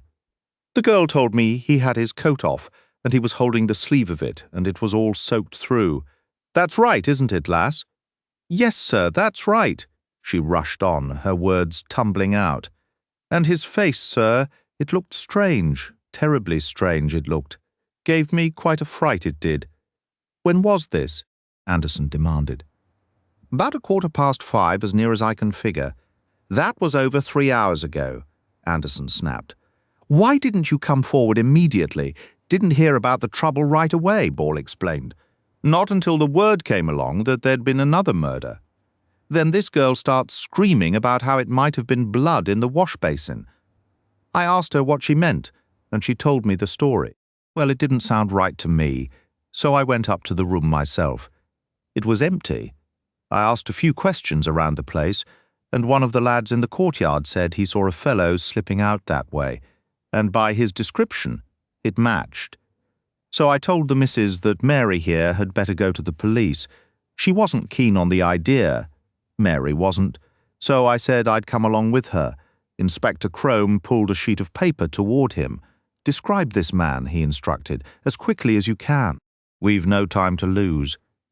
"He was medium-sized, sir," Mary began. The man was described as stooping and wearing glasses. His clothing was a dark suit and a Homburg hat, both appearing rather worn. She could offer little more, and Inspector Crome did not press her. The telephone lines were soon humming with activity, though neither the inspector nor the chief constable held much hope. Crome noted the man had been seen sneaking across the yard without any bag. "There's a possibility there," he remarked. 2 officers were sent to the Black Swan, accompanied by a puffed-up Mr. Ball and a teary-eyed Mary. The sergeant returned shortly. "I have the register, sir," he announced. "Here is the signature." We all gathered to look. The handwriting was small, tight, and difficult to decipher. "A.B. case, or perhaps cash," said the chief constable. "A.B.C., Crome said with pointed significance. "What about his luggage?" Anderson inquired. "One sizable suitcase, sir, filled with small cardboard boxes." "Containing what?" "Silk stockings, sir." Crome turned to Poirot. "Well done," he said. "Your instinct was correct. Inspector Crome was at his desk in Scotland Yard when the telephone buzzed. He lifted the receiver. "Jacobs here, sir. There's a young man with a story I believe you should hear." Inspector Crome suppressed a sigh. On average, 20 people a day arrived with so-called vital information about the A.B.C. case. Some were harmless eccentrics. Others were sincere but misguided citizens convinced of their clue's importance. Sergeant Jacobs acted as a filter, sifting out the nonsense and passing anything plausible to his superior. "Very well, Jacobs," said Crome. "Send him in." A few minutes later, a knock preceded Sergeant Jacobs, who ushered in a tall, reasonably presentable young man. "This is Mr. Tom Hartigan, sir. He has information that may relate to the A.B.C. inquiry." The inspector rose and shook hands cordially. "Good morning, Mr. Hartigan. Please have a seat. Cigarette?" Tom sat down awkwardly, somewhat in awe of what he privately thought of as one of the top brass. The inspector's ordinary appearance was a mild disappointment. "Now then," Crome began, "you have something for us. Let's hear it." Tom started nervously. "It might be nothing at all, just an idea of mine." "I don't want to waste your time," Inspector Crome internally sighed again. He spent far too much time reassuring hesitant informants. "We'll determine that. Just give us the facts, Mr. Hartigan." "Well, sir, it's like this. I'm courting a young lady and her mother takes in lodgers up in Camden Town. Their second-floor back room has been let for over a year to a fellow named Cust." "Cust, you say?" "That's right, sir. A middle-aged chap, rather vague and gentle. Seems a bit down on his luck, if you ask me. The sort you'd never suspect of anything. I wouldn't have thought twice if not for something odd that happened in a somewhat muddled account, with a bit of repetition. Tom described meeting Mr. Cust at Euston Station and the incident of the dropped railway ticket. You see, sir, however you look at it, it's strange. Lily, that's my girl, was quite sure he'd said he was going to Cheltenham, and her mother says the same, remembers discussing it the morning he left. I didn't think much of it then. Lily even joked about hoping he wouldn't run into this A.B.C. fiend while he was off to Doncaster, and then she mentioned it was a bit of a coincidence, because he was down near Churston at the time of the last murder, too. I chuckled and asked her if he'd been in Bexhill the previous time. She said she wasn't sure where exactly he'd gone, but she knew for certain he'd been away at the seaside. I joked that it would be strange if he turned out to be the A.B.C. himself. She immediately defended him, saying, "Poor Mr. Cust wouldn't hurt a fly." That was the end of our conversation then, or so it seemed. Honestly, sir, part of me kept turning it over in my mind. I started wondering about this Cust character, thinking that even though he seemed harmless, he might be a little off in the head. Tom paused for a moment before continuing. Inspector Crome was giving him his full attention now. Then, after the Doncaster murder was in all the papers, They were asking for information on a man named A.B. Case or Cash. The description fit well enough. On my first free evening, I went to see Lily and asked if she remembered Mr. Cust's initials. She couldn't recall right away, but her mother did. She confirmed they were A.B. that got us digging. We tried to piece together whether Cust had been away during the first murder in Andover. As you know, sir, remembering details from 3 months back is tricky. We struggled a bit, but we finally pinned it down because Mrs. Marbury's brother showed up unexpectedly from Canada on June 21st. He needed a place to stay, and Lily suggested that since Mr. Cust was away, maybe Bert Smith could use his room. Mrs. Marbury wouldn't hear of it, though. She insisted on being fair to her lodger. We fixed the date because that was the same day Bert Smith's ship docked in Southampton. Inspector Crome listened closely, jotting down a note here and there. "Is that everything?" he asked. "That's all, sir. I hope this isn't a waste of your time." Tom's cheeks coloured slightly. "Not at all. You did the right thing coming here." "Naturally, this is very circumstantial. The dates and the name similarity could just be coincidence. But it certainly justifies my having a conversation with your Mr. Cust. Is he at home now?" "Yes, sir." "When did he return?" "The evening of the Doncaster murder, sir." "What has he been doing since?" "He's been keeping to himself mostly, sir. Mrs. Marbury says he's been acting very strange. He buys piles of newspapers, goes out early for the morning editions and then again after dark for the evening ones. She also mentioned he talks to himself a lot. She thinks he's getting odder." "What is Mrs. Marbury's address?" Tom provided it. "Thank you. I'll likely call round sometime today. I hardly need to tell you to be discreet if you happen to run into Cust." He stood and shook Tom's hand. "You can rest assured you acted correctly in coming to us. Good morning, Mr. Hartigan." A few minutes later, Jacobs re-entered the room. "Well, sir, anything to it?" "It's promising," Inspector Crome replied. "That is, assuming the lad's facts are straight. We've had no luck with the stocking leads yet. We were due for a break. Hand me that file on the Churston case, would you?" He spent several minutes searching through the papers. Here it is. Among the statements given to the Torquay police, a young man named Hill.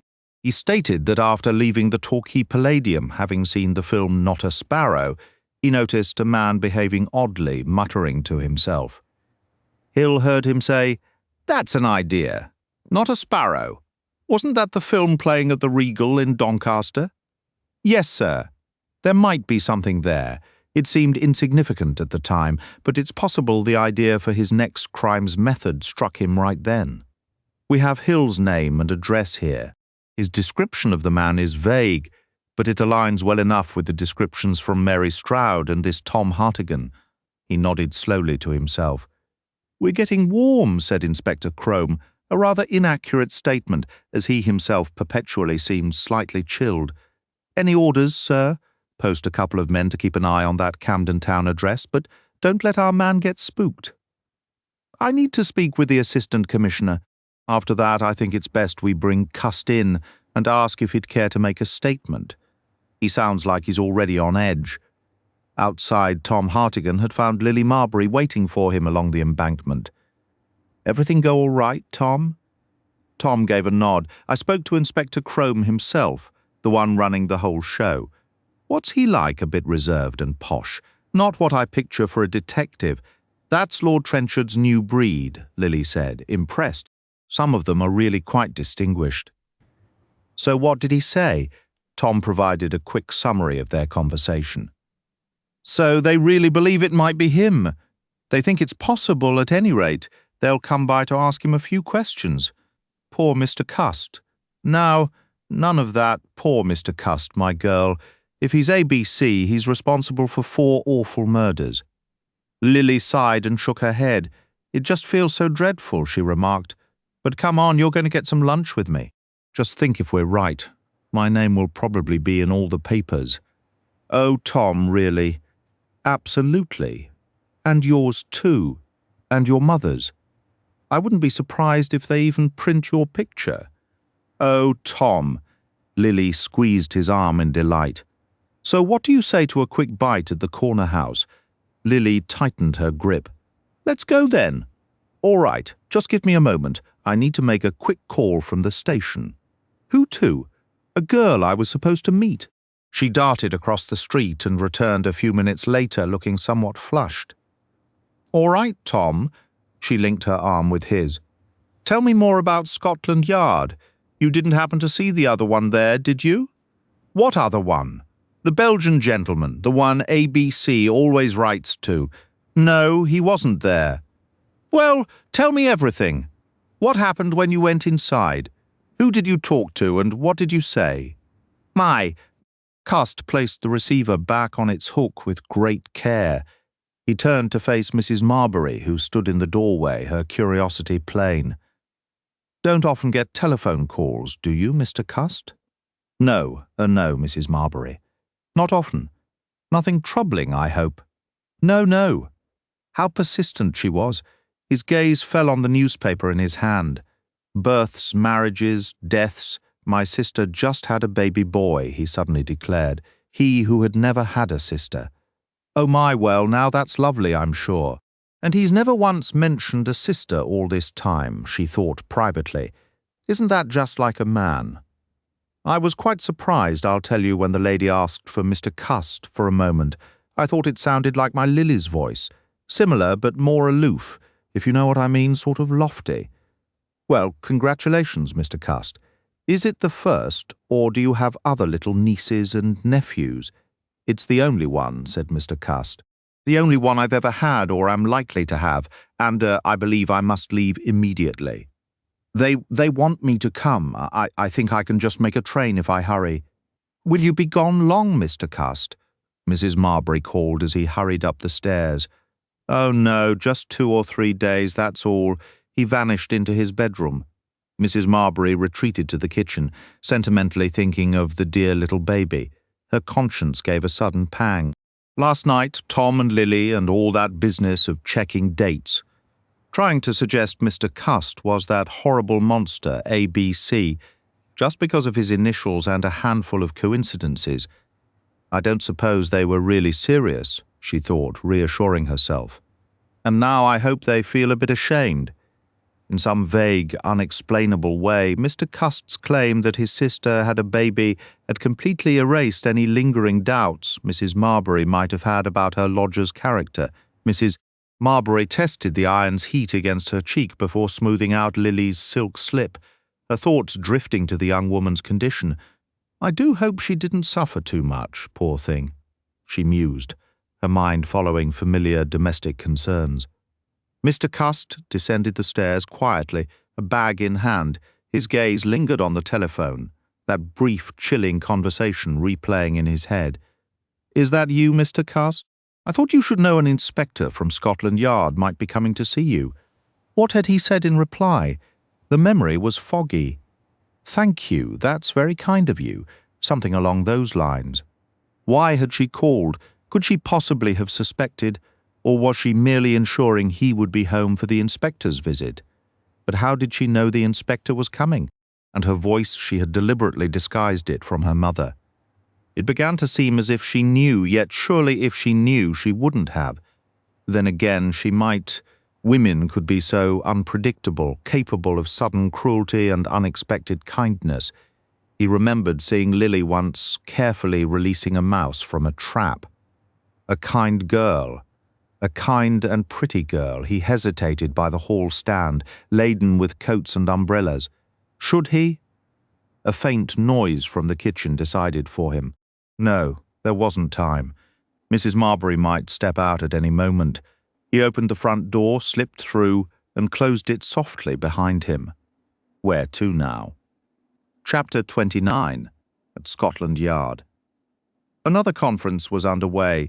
The Assistant Commissioner, Inspector Crome, Poirot and I were gathered.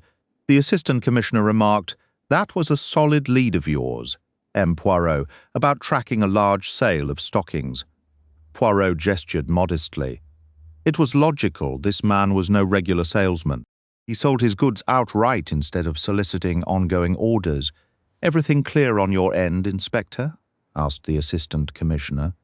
"I believe so, sir," Crome replied, consulting a file. "Shall I summarize the situation to date?" Please do. I verified his activities in Churston, Paddington and Torquay, compiled a list of addresses where he offered stockings. He was certainly thorough, stayed at the Pit, a small hotel near Torquay Station. Returned there at 10:30 on the night of the murder. Could have caught the 9:57 train from Churston, arriving in Torquay at 10:20. No one matching his description was noted on the train or at the station, but that Friday was Dartmouth Regatta, and the trains back from Kingsware were packed. The pattern in Bexhill was similar. He stayed at the Globe under his own name, offered stockings to about a dozen addresses, including Mrs. Barnard and the Ginger Cat, left the hotel early in the evening and returned to London around 11:30 the next morning. As for Andover, same procedure. Stayed at the Feathers, offered stockings to Mrs. Fowler, who lived next door to Mrs. Ascher and to several other residents on the street. The pair Mrs. Ascher had, I obtained them from her niece, a Miss Drower, are identical to Cust's supply. So far so good, said the Assistant Commissioner. Acting on information received, the inspector continued, I went to the address provided by Hartigan, but Cust had left the house about half an hour earlier. He had received a telephone call, I'm told.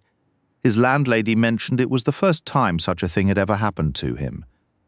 An accomplice, perhaps, suggested the Assistant Commissioner. Unlikely, said Poirot. It is peculiar, unless he paused and we all looked at him expectantly, but he merely shook his head. The inspector proceeded. I conducted a thorough search of the room he occupied. That search removes all doubt. I found a block of notepaper identical to what was used for the letters, a large quantity of hosiery, and tucked at the back of the cupboard where the stockings were stored, a parcel of similar shape and size. It contained not hosiery, but 8 brand-new A.B.C. railway guides. Proof positive, stated the Assistant Commissioner. I've discovered something else as well, said the inspector, his voice suddenly vibrant with triumph. Only found it this morning, sir. Haven't had a chance to report it yet. There was no trace of the knife in his quarters. Only a fool would carry it back with him, Poirot observed. The inspector added, but we aren't dealing with a rational person. It struck me that he might have returned it to the house, then recognized the risk of concealing it in his own room, just as Poirot noted and searched for another spot. Where in the house would he choose? The answer came immediately. The hall stand. Nobody ever shifts a hall stand. With considerable effort, I had it pulled away from the wall, and there it lay. The weapon, without question. Dried blood still stains the blade. Well done, Crome, the Assistant Commissioner said with approval. Only one thing remains now. And what is that? The man himself. We'll have him, sir. No doubt about it. The inspector's voice was sure. What is your view, M. Poirot? Poirot emerged from a deep thought. I beg your pardon, we were saying it's merely a question of time before we apprehend our suspect. Do you concur? Ah, that, yes. Without question, his tone was so distant that the others studied him curiously. Is something troubling you, M. Poirot? Something troubles me greatly. It is the why, the motive. But my dear man, the fellow is insane, the Assistant Commissioner replied impatiently. Crome stepped in smoothly. I grasp what M. Poirot means. He's quite correct. There must be a specific fixation. I suspect we'll uncover the cause in a profound inferiority complex. Perhaps a persecution mania as well, and if so, he might even connect M. Poirot with it.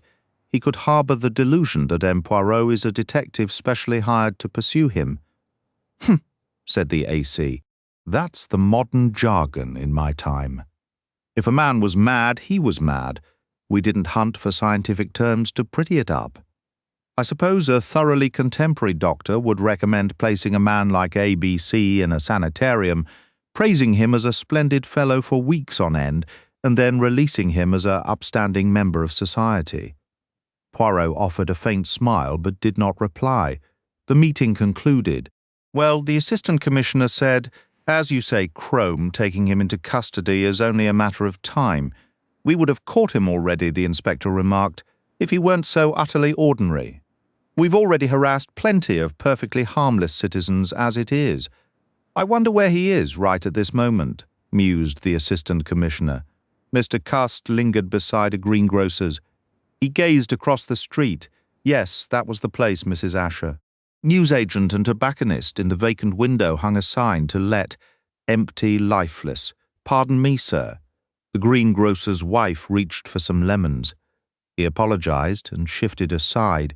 Slowly he trudged away back toward the town's main thoroughfare. It was hard, terribly hard, now that he had no money left. Going all day without food left one feeling strange and light-headed. He paused before a poster outside a newsagent's. The A.B.C. case. Murderer still at large. Interviews with M. Hercule Poirot. Mr. Cust murmured to himself. Hercule Poirot. I wonder if he realizes he walked on. It wouldn't do to stand there staring at that poster, he thought. I can't keep going much longer. Foot in front of foot. What a peculiar thing walking was. Foot in front of foot. Absurd. Utterly absurd. But man was a ridiculous creature in any case, and he, Alexander Bonaparte Cust, was especially ridiculous. He always had been. People had always laughed at him. He couldn't fault them for it. Where was he headed? He didn't know. He had reached the end. He kept his eyes down, watching only his feet. Foot in front of foot. He glanced up. Lights ahead. And letters. Police station. How amusing, Mr. Cust said softly. He let out a small, breathy chuckle. Then he moved inside. Suddenly, as he crossed the threshold, he swayed and collapsed forward. The morning was crisp and clear. A typical November day in London. Dr. Thompson and Chief Inspector Japp had come to Poirot's flat to brief him on the outcome of the police court proceedings for Rex versus Alexander Bonaparte Cust. A bothersome bronchial chill had kept Poirot from attending in person, a fact for which I was privately grateful, as it spared me a dreary morning in a stuffy courtroom. Committed for trial, Japp announced with a flat finality. That's that, then. Isn't it rather unusual, I ventured, for the defence to be presented at this stage? I was under the impression prisoners typically reserved their defence for the trial itself. It is the standard procedure, Japp conceded. I imagine young Lucas, the defence counsel, thought he might try to rush it through. I'll give him credit, he's a trier. Insanity is the only possible defence he could mount. Poirot gave a slight, dismissive shrug. But with an insanity plea, there can be no true acquittal. Confinement at His Majesty's pleasure is scarcely a more appealing prospect than the gallows. I suppose Lucas believed there was a chance, Japp mused. If he could solidify a first-class alibi for the Bexhill murder, it might weaken the entire case against Cust. I don't think he appreciates just how strong our evidence is. The man has a taste for the dramatic, wants to make a name for himself. There was a hint of weary sarcasm in Japp's tone, the seasoned professional's impatience with a younger man's theatrics. Poirot then turned his attention to Dr. Thompson. And your professional opinion, Doctor, of Cust, upon my soul? It's difficult to say. He performs the role of a sane man remarkably well. The epilepsy, of course, is a established fact. That business in Andover was an astonishing piece of theatre, I remarked, collapsing into the police station in a fit. It provided a perfectly dramatic curtain for the whole affair. Our A.B.C. has always had an impeccable sense of timing. I found myself falling into the narrative, almost admiring the villain's flair, before checking the thought. But is it medically possible, I pressed, for a man to commit such acts and be entirely unaware of them? His denials, for all their fervour, occasionally strike a chord of sincerity. Dr. Thompson permitted himself a thin, knowing smile. You mustn't be taken in by that theatrical, I swear by God posture. In my view, Cust knows perfectly well what he did. When they protest that, vehemently they usually do, he added, echoing a sentiment Inspector Crome had voiced earlier. To address your question directly, Thompson continued, it is theoretically possible for an epileptic in a somnambulistic state to perform an action and retain no memory of it. However, the prevailing medical opinion holds that such an action would not be contrary to the person's waking will. He then launched into a detailed discourse on grand mal and petit mal, employing a barrage of technical terms that, as is often the case when an expert holds forth, left me thoroughly bewildered. Nevertheless, he concluded, firmly steering the conversation back, I reject the theory that Cust committed these crimes in ignorance. You might entertain it were it not for the letters. The letters demolish that theory entirely. They demonstrate clear premeditation and meticulous planning. And of the letters, we still have no satisfactory explanation. Poirot murmured, his eyes growing keen. That, above all, holds my interest. Naturally, said Thompson, since they were addressed to you, and on that subject, Cust remains obstinately silent. Until I understand the reason those letters were sent to you, Hercule Poirot, I shall not consider this case resolved. I comprehend your perspective entirely, Thompson nodded. There is no evidence to suggest the man ever encountered you professionally or personally. None whatsoever.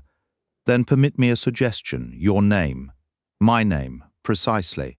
Cust is burdened apparently by the whimsical fancy of his mother, which suggests a fascinating Oedipal complex with two excessively grandiose Christian names, Alexander and Bonaparte. Consider the implications. Alexander, the legendary conqueror who longed for more worlds to subdue. Bonaparte, the great French emperor. Such a man would crave a worthy adversary, an opponent of comparable stature. And there you are, Hercules, the mythic strongman. It fits a certain grandiose delusional logic. Your words are most suggestive, Doctor, Poirot said quietly, his fingers steepled. They cultivate certain ideas, merely a thought. Now I really must be going with that. Dr. Thompson took his leave. Japp remained, his expression clouded. Poirot studied him. This alibi troubles you. It does a bit, the inspector admitted. Don't misunderstand me, I don't believe it for a moment, because I know it's false, but breaking it down in court is going to be the very devil. This fellow Strange is a tough character, not easily shaken. Describe him for me, if you please. He's a man of about 40, Japp began, settling deeper into his chair as if preparing for a lengthy report. He was a tough, self-assured mining engineer, and I suspect it was his insistence that pushed his testimony forward. He's eager to leave for Chile, and likely hoped the matter could be wrapped up quickly. One of the most stubborn men I've ever met, I remarked. Poirot considered this. Exactly the sort who would hate to admit an error. He holds firmly to his account and isn't easily shaken. He swears up and down that he met Cust at the White Cross Hotel in Eastbourne on the evening of July 24th. Feeling lonely, he wanted someone to talk to, and Cust proved an ideal listener, quiet and attentive. After dinner they played dominoes. Strange fancied himself an expert, but to his surprise, Cust was remarkably skilled as well. Dominoes can become an obsession, you know. People lose hours to it. That's precisely what they did. Cust tried to retire early, but Strange wouldn't hear of it, insisting they play until midnight. They finally parted ways at 12:10. Now, if Cust was in Eastbourne at that hour, he could hardly have been strangling Betty Barnard on the beach in Bexhill between midnight and 1 o'clock. It presents a seemingly impossible contradiction. Poirot mused. It certainly gives one pause. It's given Crome a headache, that's for sure, said Japp. This Strange fellow is absolutely certain. Completely. He's as obstinate as they come, and where's the flaw? If he's mistaken and the man wasn't Cust, why would he claim it was? The hotel register shows Cust's handwriting. You can't suggest he's an accomplice. Homicidal maniacs don't usually have partners. Could the girl have died later? The doctor was adamant about the time, and anyway, for Cust to slip out of the Eastbourne Hotel unnoticed and travel those 14 miles to Bexhill, it stretches belief. A problem indeed, Poirot conceded. Strictly speaking, it shouldn't undermine our position. We have Cust for the Doncaster murder, the bloodied coat, the knife. There's no reasonable doubt there. No jury would acquit him. But it mars the elegance of the case. He committed the Doncaster murder. He committed the Churston murder. He committed the Andover murder. Therefore, by all logic, he must have committed the Bexhill murder. Yet I cannot see how. He rose, shaking his head. Here is your opportunity, Mim Poirot, Japp said. Crome is baffled. Put those famous little grey cells of yours to work. Show us how he managed it. After Japp left, I turned to Poirot. Well, are the little grey cells up to the challenge? He answered with a question of his own. Tell me, Hastings, do you believe the case is concluded? Well, yes, practically speaking. We have the man. We have most of the evidence. It's only the finishing touches that are needed. Poirot shook his head emphatically. The case concluded. The case is the man Hastings. Until we understand the man completely, the mystery remains entire. It is not a victory merely to have placed him in the dock. We know a fair amount about him. We know nothing. We know where he was born. We know he served in the war, received a minor head wound and was discharged due to epilepsy. We know he lodged with Mrs. Marbury for nearly 2 years. We know he was quiet and withdrawn, the sort of man who fades into the background. We know he devised and executed an intensely clever scheme of systematic murder, and we know he made some astonishingly foolish mistakes. We know he killed without pity or remorse. Yet we also know he was considerate enough not to let blame fall on anyone else for his crimes. If his goal was to kill undisturbed, how simple it would have been to let others take the blame. Do you not see, Hastings? The man is a walking contradiction, stupid yet cunning, ruthless yet generous. There had to be some driving force that could reconcile these opposing sides of his character. If you're approaching him as a psychological case, I started to say, but what else had this investigation been from the very first moment? All this time I've been feeling my way through the dark trying to understand the killer, and now it hits me, Hastings. I don't understand him at all. I'm completely lost. The hunger for control, I began. Yes, that could explain a great deal, but it doesn't feel complete. There are pieces missing. Why did he carry out these killings? Why select those specific victims? The alphabetical pattern I offered. Was Betty Barnard truly the only person in Bexhill with a name starting with B? Betty Barnard. Something about that had stuck in my mind. It should fit. It has to fit. But if that's the case, he fell quiet for a long while. I didn't dare break his concentration. To be honest, I think I dozed off. I woke to find Poirot's hand resting on my shoulder. My dear Hastings, he said warmly. My fortunate charm. I was thoroughly taken aback by this unexpected praise. It is true, Poirot insisted. Always without fail. You assist me. You bring me luck. You spark my thoughts. How have I sparked anything this time? I asked. While I was turning certain questions over in my mind, I recalled a comment you made, a remark so brilliantly clear it practically glowed.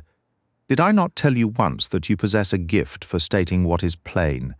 It is the plain, the obvious, that I have overlooked. And what was this shining insight of mine? I inquired. It makes everything fall into place. I now see the answers to every one of my questions. The motive behind Mrs. Ascher's death, which I admit I had partly sensed before, the reason for Sir Carmichael Clarke, the purpose of the Doncaster murder, and most crucially of all, the reason Hercule Poirot himself became a target. Would you care to elaborate? I asked. Not just yet. First, I need a little more information that I can obtain from our special legion. And then, once I have the answer to one particular question, I will go to see A.B.C. We shall meet at last, face to face, A.B.C. and Hercule Poirot, adversaries in the final act. And then what? I pressed. And then, said Poirot, we will talk, I assure you, Hastings. For someone with secrets, nothing is more perilous than conversation speech, as a very wise old Frenchman once told me, is man's invention to avoid thinking. It is also the most reliable method for uncovering what a person wishes to conceal. A human being cannot resist the chance to reveal himself, to express his true nature. That conversation provides every single time he will betray himself. What do you expect Cust to tell you? Hercule Poirot smiled. A lie, he replied, and through that lie I will recognize the truth. Chapter 32. And catch a fox over the following days, Poirot became intensely occupied. He slipped away on unexplained errands, spoke very little, wore a constant frown of concentration, and flatly refused to satisfy my curiosity about the supposed brilliance I had shown earlier. I was not asked to join him on these mysterious outings, a point I quietly resented. However, toward the week's end, he announced plans to visit Bexhill and the surrounding area, and suggested I come along. Needless to say, I agreed eagerly. I soon found the invitation wasn't meant for me alone. The members of our special legion were also included. They were just as puzzled by Poirot's recent behavior as I was. By the day's close, though, I began to grasp the direction of Poirot's thinking. His first stop was with Mr. and Mrs. Barnard, where he obtained a precise account from her about the time Mr. Cust had visited, and exactly what he said. He then went to the hotel where Cust had stayed and secured a detailed description of the man's departure. As far as I could tell, no new facts emerged from his questioning, yet he appeared thoroughly satisfied. Next, he walked down to the beach, to the exact spot where Betty Barnard's body had been found. He spent several minutes pacing in a slow circle, his eyes fixed on the pebbled shore. I couldn't see the purpose. The tide washed over that exact spot twice daily, but by now I knew Poirot's movements, however odd they appeared, were always guided by some inner logic. Next, he traced a path from the beach to the nearest spot a car could have been parked, then over to where the Eastbourne buses idled before departing Bexhill. Finally, he led us to the Ginger Cat Café, where we endured a rather dismal tea served by the round-faced waitress, Millie Higley. Poirot showered her with extravagant French compliments about her ankles, English legs so often they are like sticks. But you, mademoiselle, yours have form, they possess a true ankle. Millie giggled and told him to stop. She knew what Frenchmen were like. Poirot didn't bother correcting her assumption about his nationality. He merely flirted with such exaggerated charm that I was taken aback, almost embarrassed. "There," Poirot announced, "I'm finished in Bexhill. Soon I go to Eastbourne. One small inquiry there, that is all. No need for everyone to come for now. Let us return to the hotel and have a proper cocktail. That tea was a crime against the palate." As we sipped our drinks, Franklin Clarke studied him curiously. "I assume we can guess what you're after. You're trying to crack that alibi, but I don't see why you look so satisfied. You haven't uncovered any new facts." "That is correct." "Well then, patience given time, everything arranges itself. You seem awfully pleased with yourself anyway. So far nothing has contradicted my little idea, that is why." His expression grew serious. "My friend Hastings once told me of a game he played in his youth called The Truth. Each person in turn was asked 3 questions. 2 had to be answered truthfully. The third could be refused naturally. The questions were of the most indiscreet sort, but everyone began by swearing to speak the truth and nothing but the truth." He paused. "Well," said Megan. "Eh bien, I wish to play that game, only we do not need 3 questions. One will suffice, 1 question to each of you." "Of course," Clarke said impatiently. "We'll answer anything." "Ah, but I want it to be more solemn than that. Do you all swear to speak the truth?" His gravity was infectious. The others, puzzled, grew solemn in turn. Each gave their oath. "Good," said Poirot briskly. "Let us begin." "I'm ready," said Thora Grey. "Ah, but ladies first. This time that would not be the polite order. We will start elsewhere." He turned to Franklin Clarke. "Tell me, my dear Mr. Clarke, what did you think of the ladies' hats at Ascot this year?" Franklin stared. "Is this a joke? Certainly not. That is seriously your question." "It is," Clarke began to grin. "Well, my Poirot, I didn't actually attend, but from what I saw of them driving by, women's hats for Ascot were even more ridiculous than the hats they wear every other day. Fantastic. Utterly fantastic." Poirot smiled and turned to Donald Fraser. "When did you take your holiday this year, monsieur?" Fraser stared in turn. "My holiday, the first 2 weeks of August." His face tightened suddenly. The question had clearly brought back the pain of his loss. Poirot, however, seemed barely to register the reply. He turned to Thora Grey, and I heard his voice change. It grew sharper, tighter. "Mademoiselle, if Lady Clarke had died, Would you have married Sir Carmichael had he asked you? The girl stood up swiftly. How dare you? That's insulting, perhaps, but you swore to speak the truth. Yes or no? Sir Carmichael was wonderfully kind. He treated me almost like a daughter. That was precisely how I felt toward him, simply fond and appreciative. Forgive me, but that is not a yes or no answer, miss. She paused. The answer naturally is no. He offered no remark. Thank you, miss. He shifted his attention to Betty Barnard. The young woman's complexion was ashen. She was breathing heavily, as if steeling herself for a trial. Poirot's voice snapped like a whip. Miss, what outcome do you desire from my inquiry? Do you wish for me to uncover the truth or not? Her chin lifted with defiance. I was almost certain of her reply.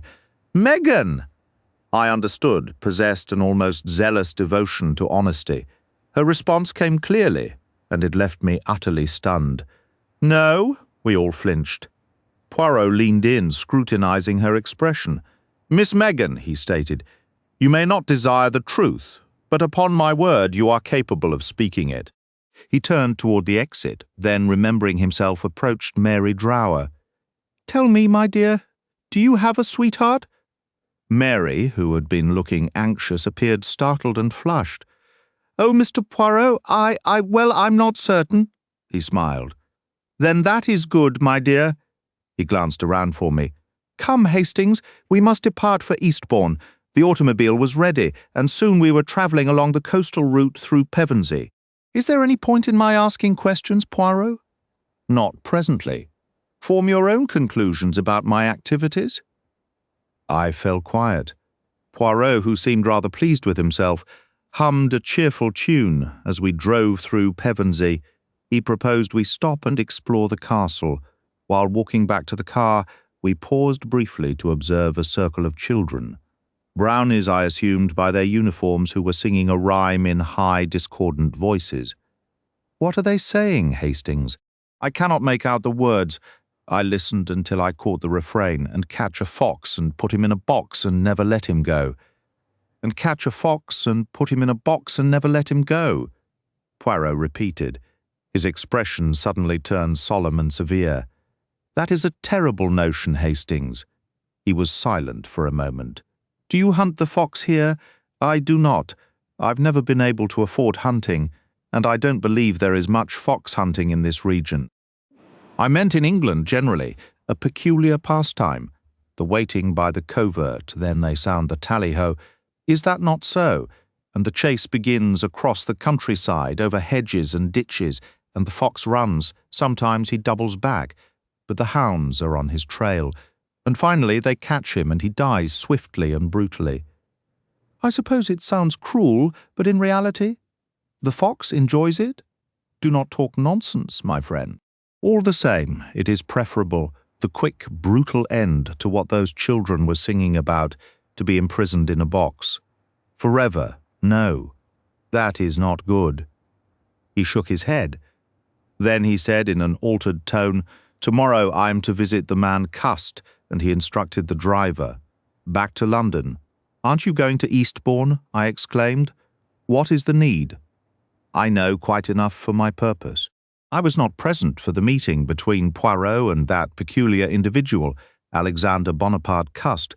Due to his cooperation with the authorities and the unusual nature of the case, Poirot easily secured the necessary permission. But that permission did not include me, and moreover it was crucial from Poirot's perspective that the conversation be entirely private, just the two men alone. He has, however, provided me with such a meticulous description of their exchange that I record it with as much certainty as if I had been there. Mr. Cust appeared to have diminished further. His stoop was more pronounced. His fingers fidgeted absently with his coat. For some time, I understand, Poirot did not speak. He simply sat and observed the man across from him. The room settled into a quiet calm, a sense of endless, unhurried time hanging in the air. This should have been a charged scene, the long-awaited confrontation between the two key players in the entire affair. Anyone else might have felt the weight of the moment. Hercule Poirot, however, was the picture of practicality. His focus was entirely on eliciting a specific reaction from the man seated across from him. Finally, he spoke softly. "Do you have any idea who I am?" The man shook his head. "No, I'm afraid I don't, unless you're from Mr. Lucas's office, his assistant, perhaps? Or maybe you're with Mr. Maynard's firm." His tone was courteous but distant, as if his mind were preoccupied with other matters. "I'm Hercule Poirot." Poirot delivered the name quietly, observing the effect. Mr. Cust glanced up. "Oh, yes." He said it with the same flat acknowledgement an inspector might use, but without any trace of condescension. A moment later, he repeated himself. "Oh, yes." This time his voice changed, registering a flicker of recognition. He lifted his head and looked directly at Poirot, who met his gaze and gave a slow, deliberate nod. "Precisely," Poirot said. "I am the person to whom you addressed the letters." Immediately the connection shattered. Mr. Cust looked away, his manner turning peevish and agitated. "I never wrote to you. Those letters weren't from me. I've stated that repeatedly." "I am aware," said Poirot. "But if you did not write them, then who did? An enemy. I must have an enemy. They're all against me. The police, everyone. It's a vast conspiracy." Poirot remained silent. Mr. Cust continued. "Everyone's hand has been against me for as long as I can remember. Even when you were a boy," Mr. Cust seemed to ponder this. "No, not exactly then. My mother was very fond of me, but she was ambitious, terribly so. That's why she burdened me with those absurd names. She had some wild notion I'd make a mark on the world.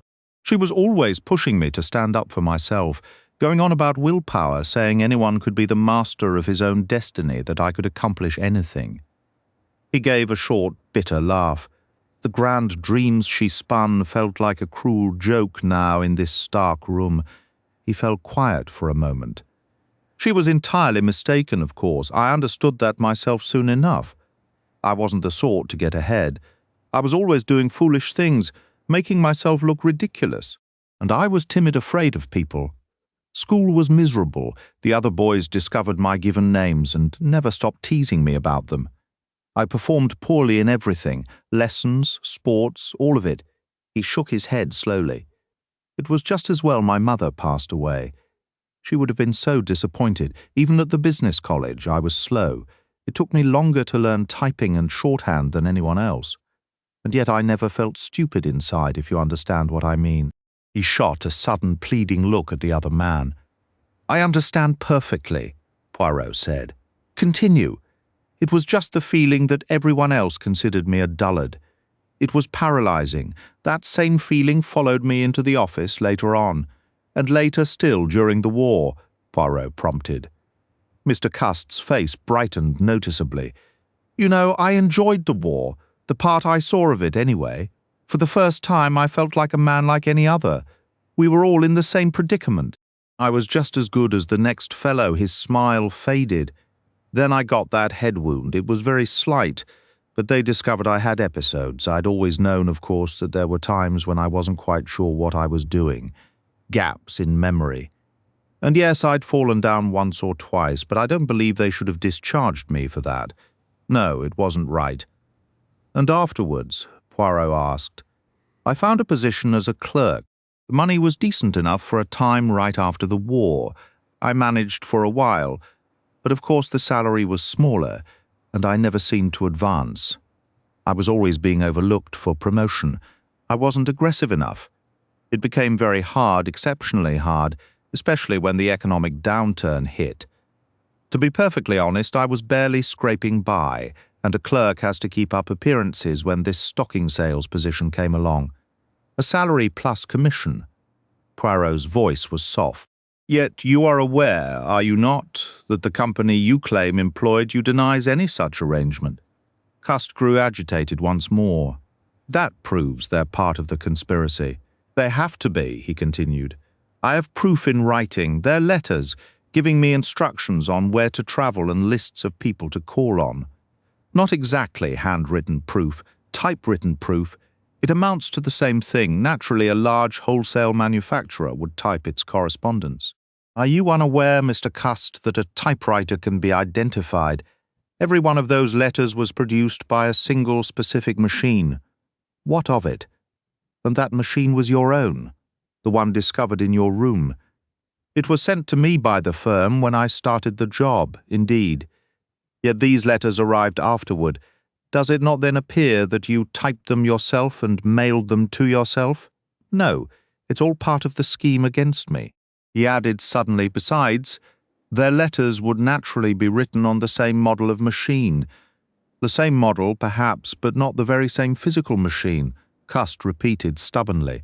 It's a plot, and the railway guides found in your cupboard. I know nothing about them. I assumed they were more stockings.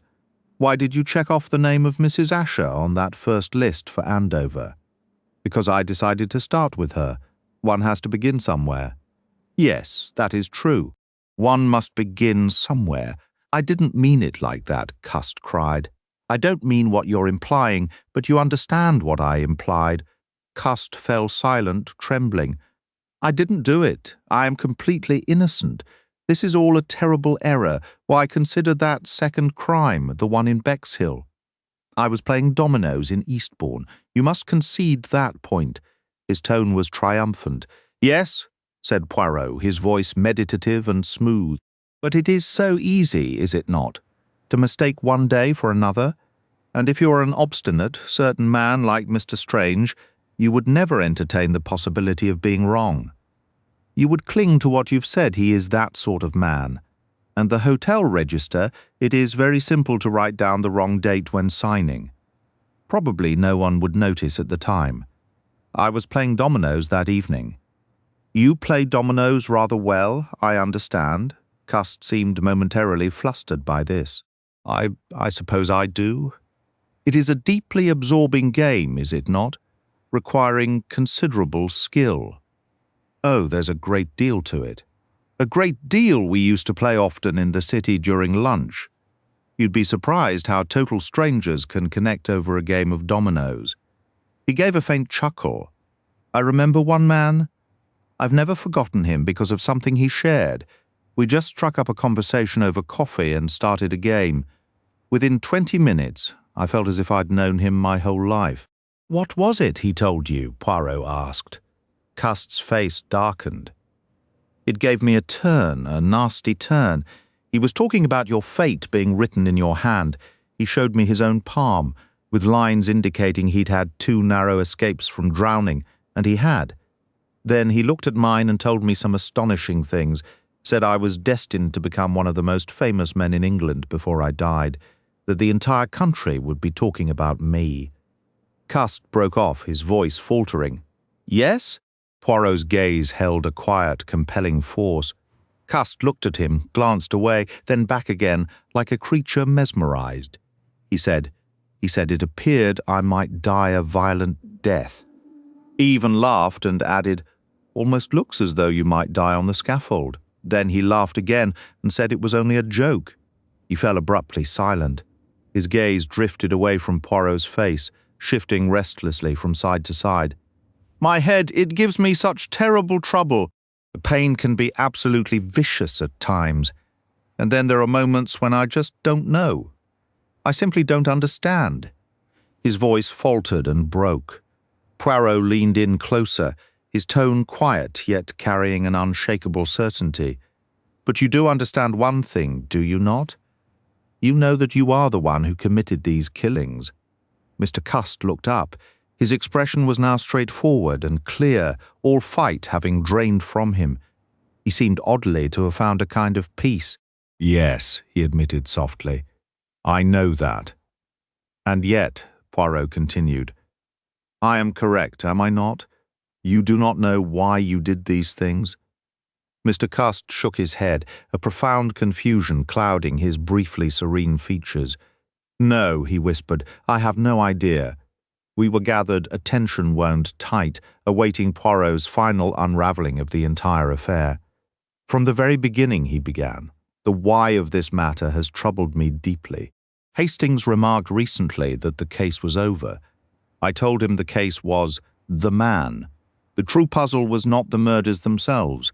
But the mystery of A.B.C. Why did he feel compelled to commit these acts? Why did he choose me as his opponent? It is no answer to simply claim the man was unhinged.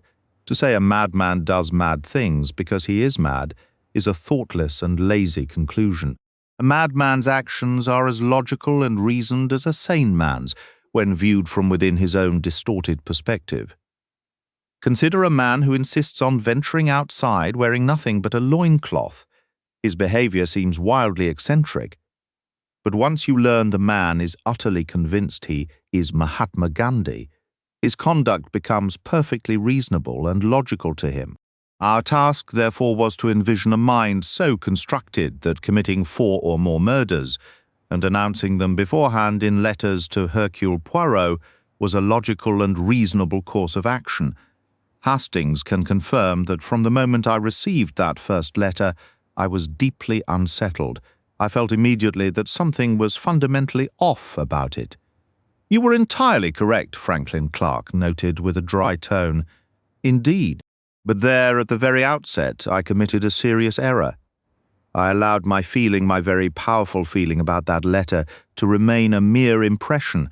I treated it almost as an intuition. In a properly balanced, reasoning mind, there is no such thing as a mystical intuition, an inspired guess. One can guess, of course, and a guess is either right or wrong. If it proves right, we label it intuition. If it is wrong, we typically never speak of it again. But what is often called intuition is really an impression built upon a foundation of logical deduction or long experience.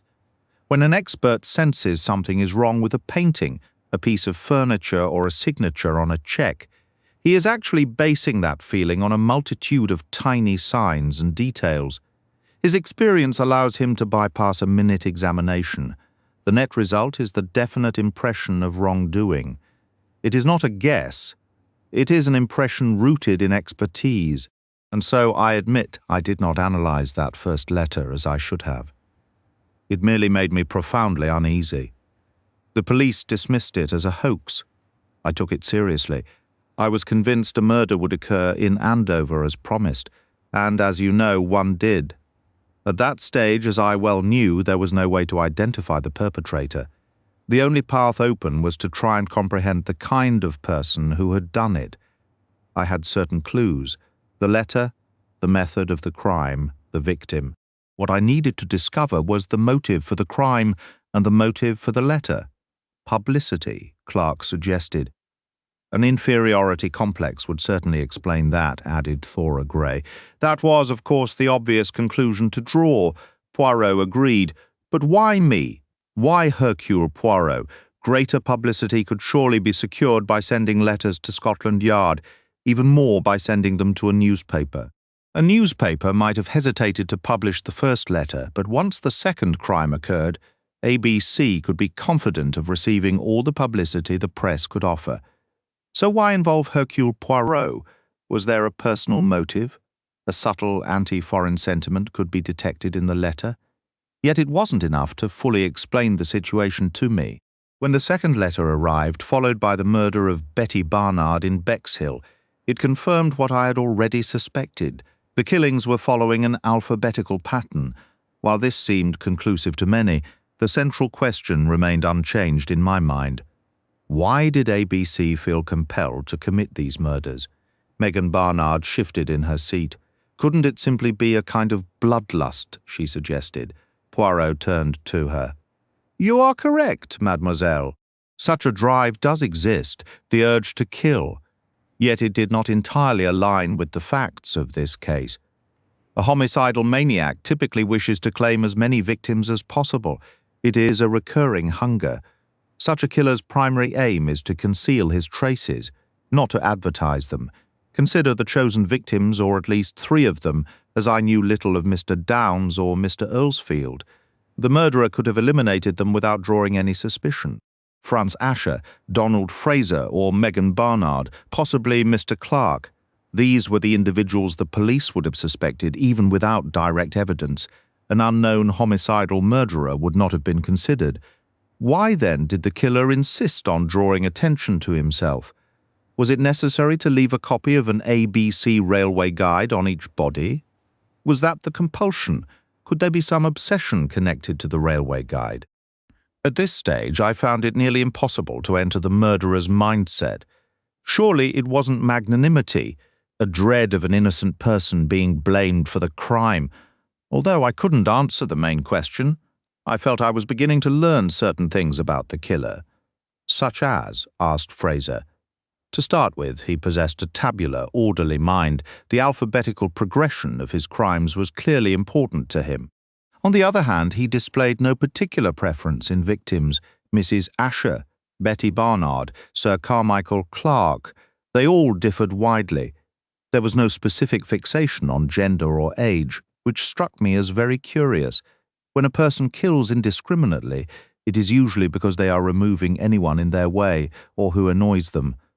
But the alphabetical sequence showed this was not the case here. The other common type of killer generally selects a particular kind of victim, almost always of the opposite sex. There was something almost random about A.B.C.'s procedure that seemed at odds with the meticulous alphabetical selection. One small inference I allowed myself to make, the choice of the A.B.C. guide suggested what I might call a railway-oriented mind, more common in men than women. Young boys often adore trains more than young girls do. It might also indicate a somewhat undeveloped mentality, where a boyish motif still held sway. The death of Betty Barnard and its manner provided further clues. The method was particularly telling. Forgive me, Mr. Fraser, to begin with. She was strangled with her own belt, implying she was almost certainly killed by someone with whom she was on friendly or even affectionate terms.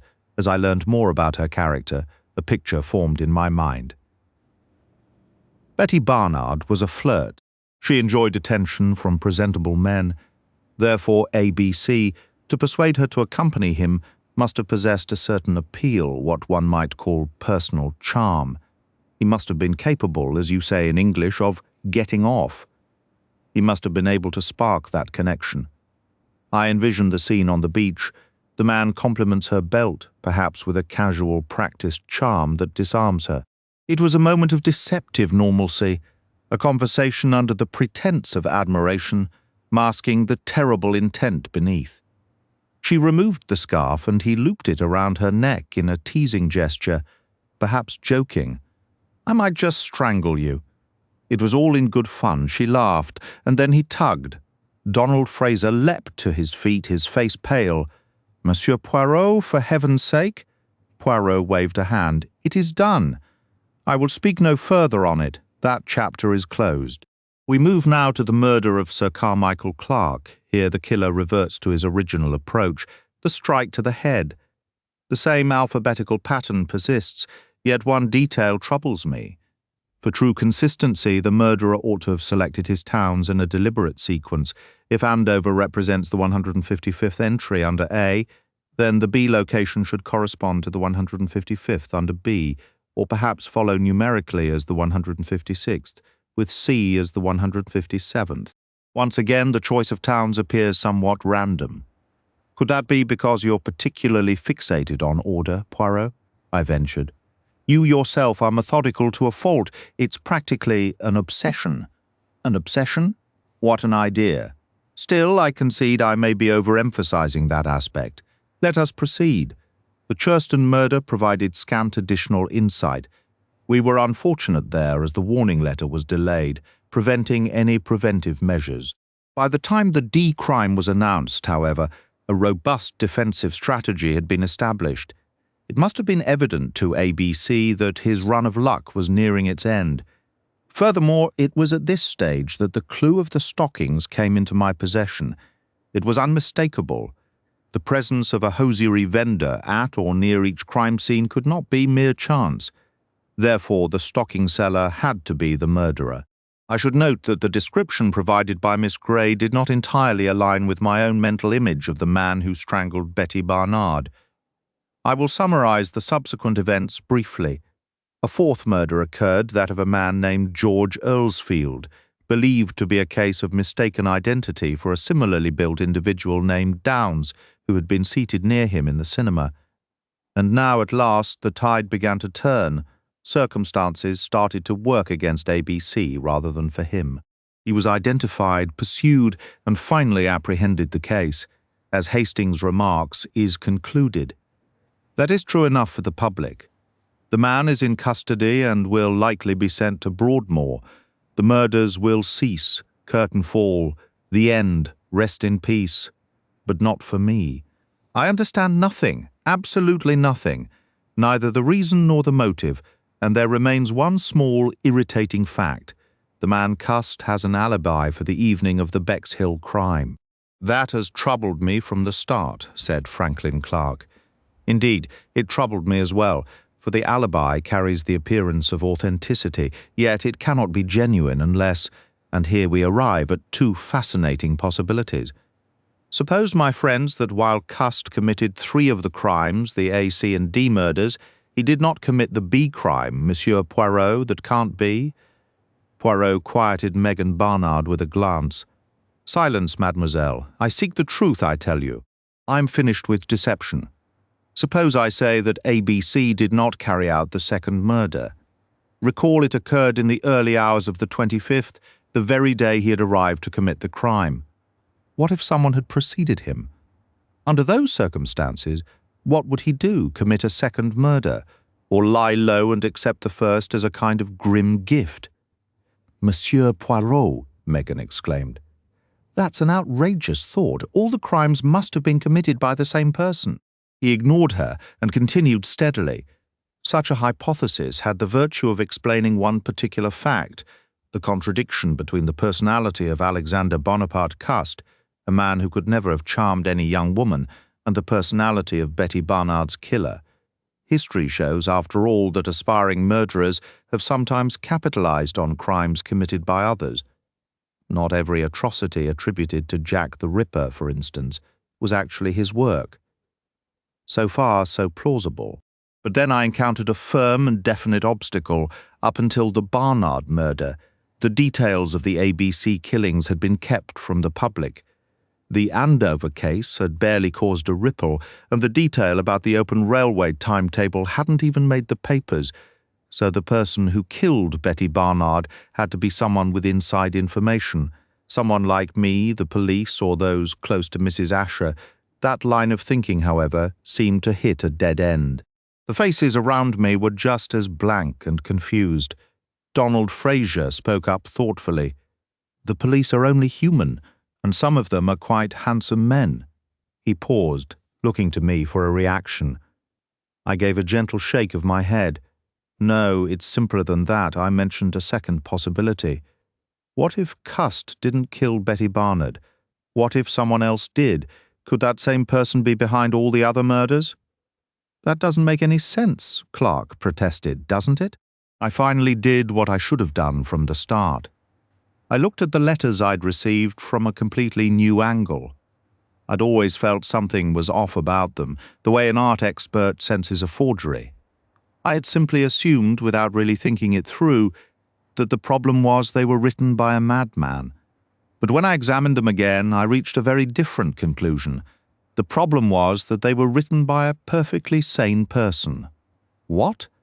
I heard someone exclaim. Yes, exactly.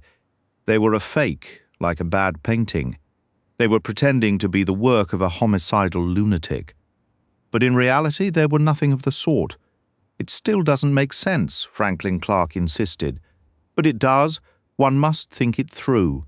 What's the point of writing such letters? To draw attention to the writer, to spotlight the murders.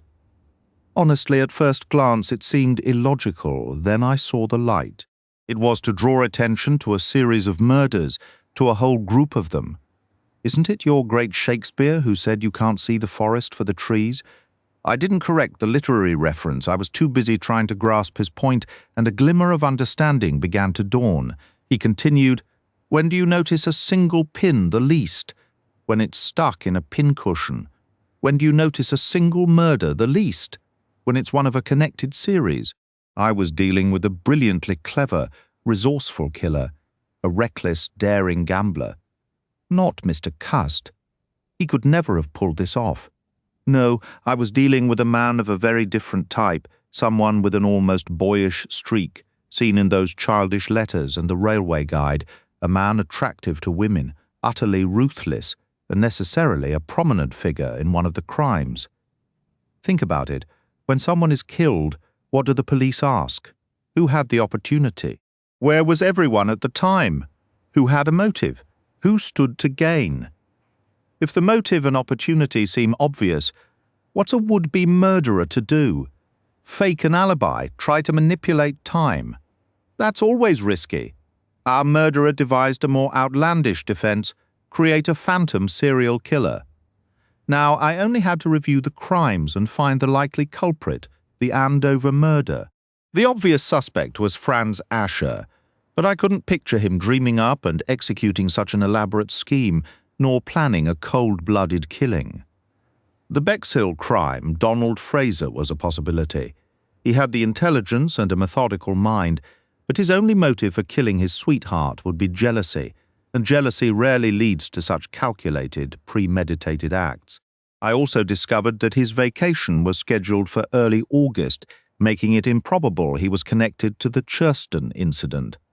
Now we turn to the Churston case, and here we find ourselves on much more fertile ground. Sir Carmichael Clarke possessed a vast fortune, who stands to gain from his wealth. His wife, who is terminally ill, holds a life interest, after which it passes to his brother Franklin. Poirot slowly turned until his gaze locked with Franklin Clarke's. At that moment, I was certain.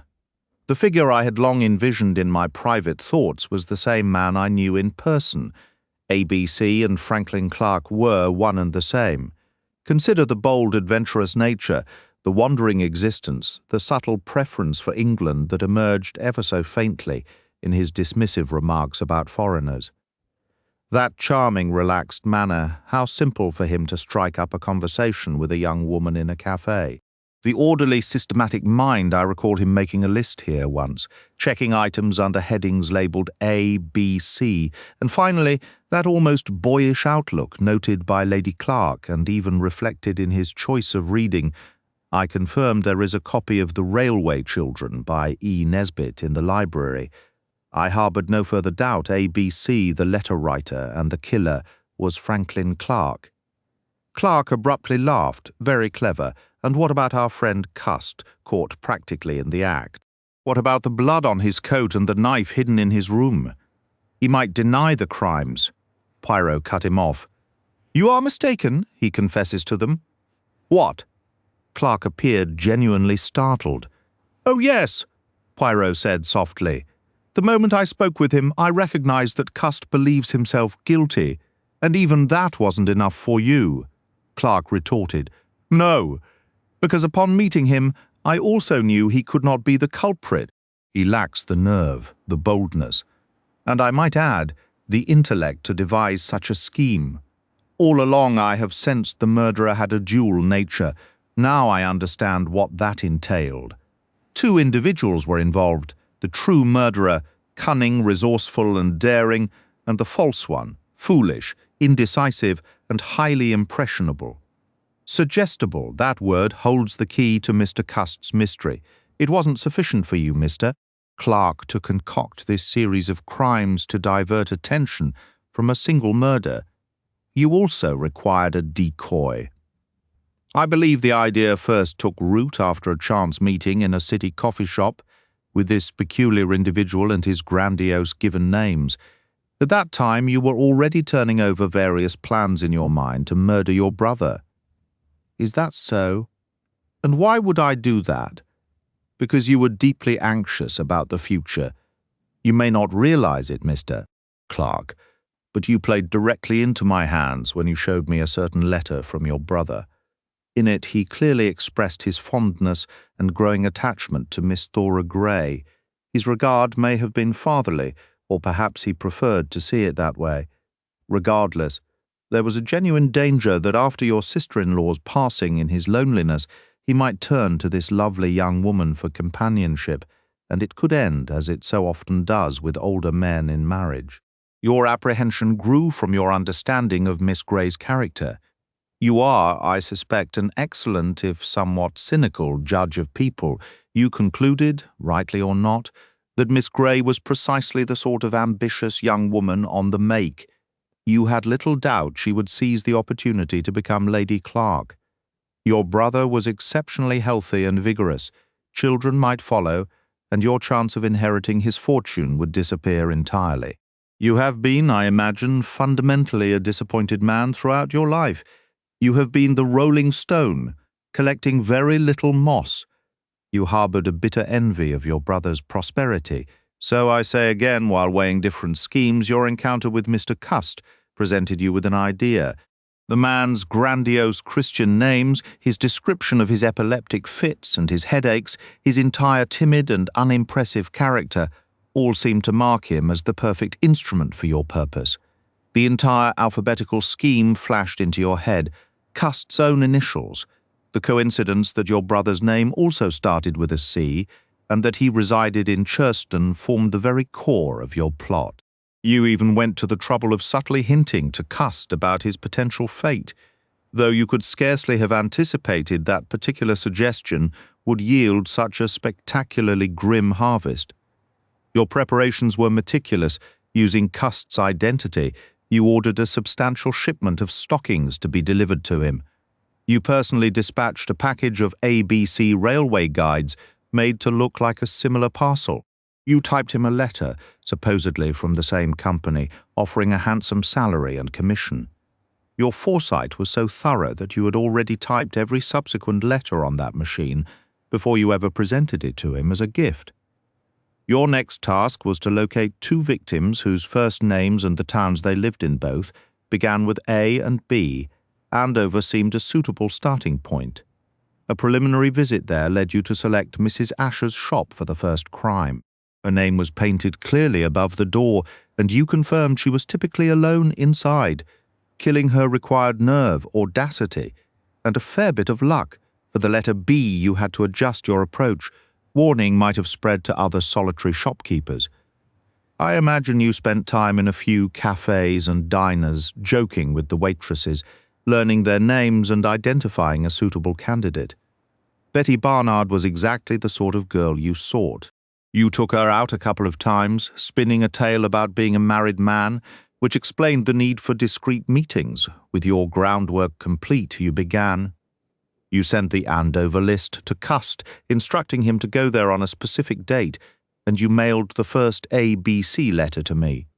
On the appointed day, you travelled to Andover yourself and murdered Mrs. Ascher without a single hitch to disrupt your plans. The first killing was a clean success. For the second murder, you cleverly committed it a day early. I'm quite certain Betty Barnard died well before midnight on July 24th. Now we arrive at murder number 3, the crucial one, the real murder from your perspective. And here full credit must go to Hastings, who made a brilliantly simple observation everyone else overlooked. He proposed that the third letter was meant to go missing. He was absolutely right. In that one plain fact lies the solution to what baffled me for so long. Why were the letters initially sent to Hercule Poirot, a private detective, instead of directly to the police? I mistakenly looked for a personal motive. Not at all. The letters came to me because the linchpin of your scheme required one of them to be misaddressed and lost, and you can't very well arrange for a letter to the Criminal Investigation Department at Scotland Yard to conveniently vanish. A private address was essential. You selected me as a reasonably prominent figure, one who would certainly involve the police, and with your rather narrow-minded outlook, you rather enjoyed outwitting a foreigner. You addressed the envelope very cleverly, Whitehaven, Whitehorse, a perfectly natural slip. Only Hastings had the clarity to ignore subtleties and seize the obvious truth. Of course, the letter was intended to go astray. The police were only to be put on the trail once the murder was safely over. Your brother's habitual evening stroll provided you with the perfect opportunity. The public was so thoroughly gripped by the fear of the A.B.C. murders that no one ever considered you might be guilty. With your brother gone, your primary goal was achieved, and you had no desire to kill again. Yet if the murders simply stopped, someone might start to suspect the truth. Your decoy, Mr. Cust, had played his part perfectly as the invisible, insignificant man. Remarkably, no one had connected the same person being near all 3 crime scenes. It must have irritated you that even his visit to Combicide went completely unmentioned, slipping entirely from Miss Grey's memory. Ever the bold strategist, you decided one final murder was necessary, but this time the trail had to be unmistakably clear. You chose Doncaster as the stage. Your scheme was straightforward. You would be there naturally while Mr. Cust would be sent by his employer. You planned to shadow him and seize the right moment. Fortune favoured you. He visited a cinema, a perfect setting. You sat a few seats away. When he rose to leave, you did the same. Feigning a stumble, you leaned forward and stabbed a sleeping man in the row ahead, placed the A.B.C. railway guide on his lap, then deliberately bumped hard into Mr. Cust in the dim exit, wiping the knife on his sleeve and slipping it into his pocket. You didn't bother selecting a victim whose name began with D. Anyone would suffice. You correctly assumed it would be seen as a mistake. Surely someone with a D name was in the audience, and they'd be considered the intended target. Now let's shift perspective to the false A.B.C. killer, Mr. Cust himself. The Andover murder meant nothing to him initially. The Bexhill crime shocked him. He'd been there around that time. Then came Churston, splashed across the headlines, an A.B.C. killing in Andover where he was present, another in Bexhill, now a third nearby, 3 crimes, and he had been at each location. Epileptics often suffer memory blanks, unable to recall their actions. Cust was a nervous, highly suggestible man, prone to neurosis. When he received orders to go to Doncaster, the announced next location for an A.B.C. murder, it must have felt like fate closing in.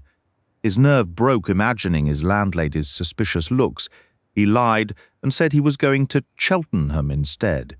Yet duty compelled him to Doncaster. That afternoon he went to a cinema, possibly dozing off briefly. Picture his horror when, back at his inn, he discovered blood on his coat sleeve and a stained knife in his pocket. All his vague dread solidified into a terrible certainty. He himself was the killer. He recalled his headaches and memory lapses, becoming convinced he was a homicidal lunatic. His subsequent behaviour was that of a hunted animal. He returned to his London lodgings, a place where he was known, and supposedly had been in Cheltenham. Foolishly, he kept the knife, hiding it behind the hall stand. Then came the day he was warned the police were coming, the end, he thought. They knew. The cornered creature made its last desperate run. I suspect he went to Andover out of a morbid curiosity to see the place where he believed he had committed a crime he couldn't remember. Broke and exhausted, his feet carried him almost automatically to the police station. But even a trapped animal will fight back. While fully believing he committed the murders, Mr. Cust clung fiercely to his plea of innocence, a final confused act of self-preservation.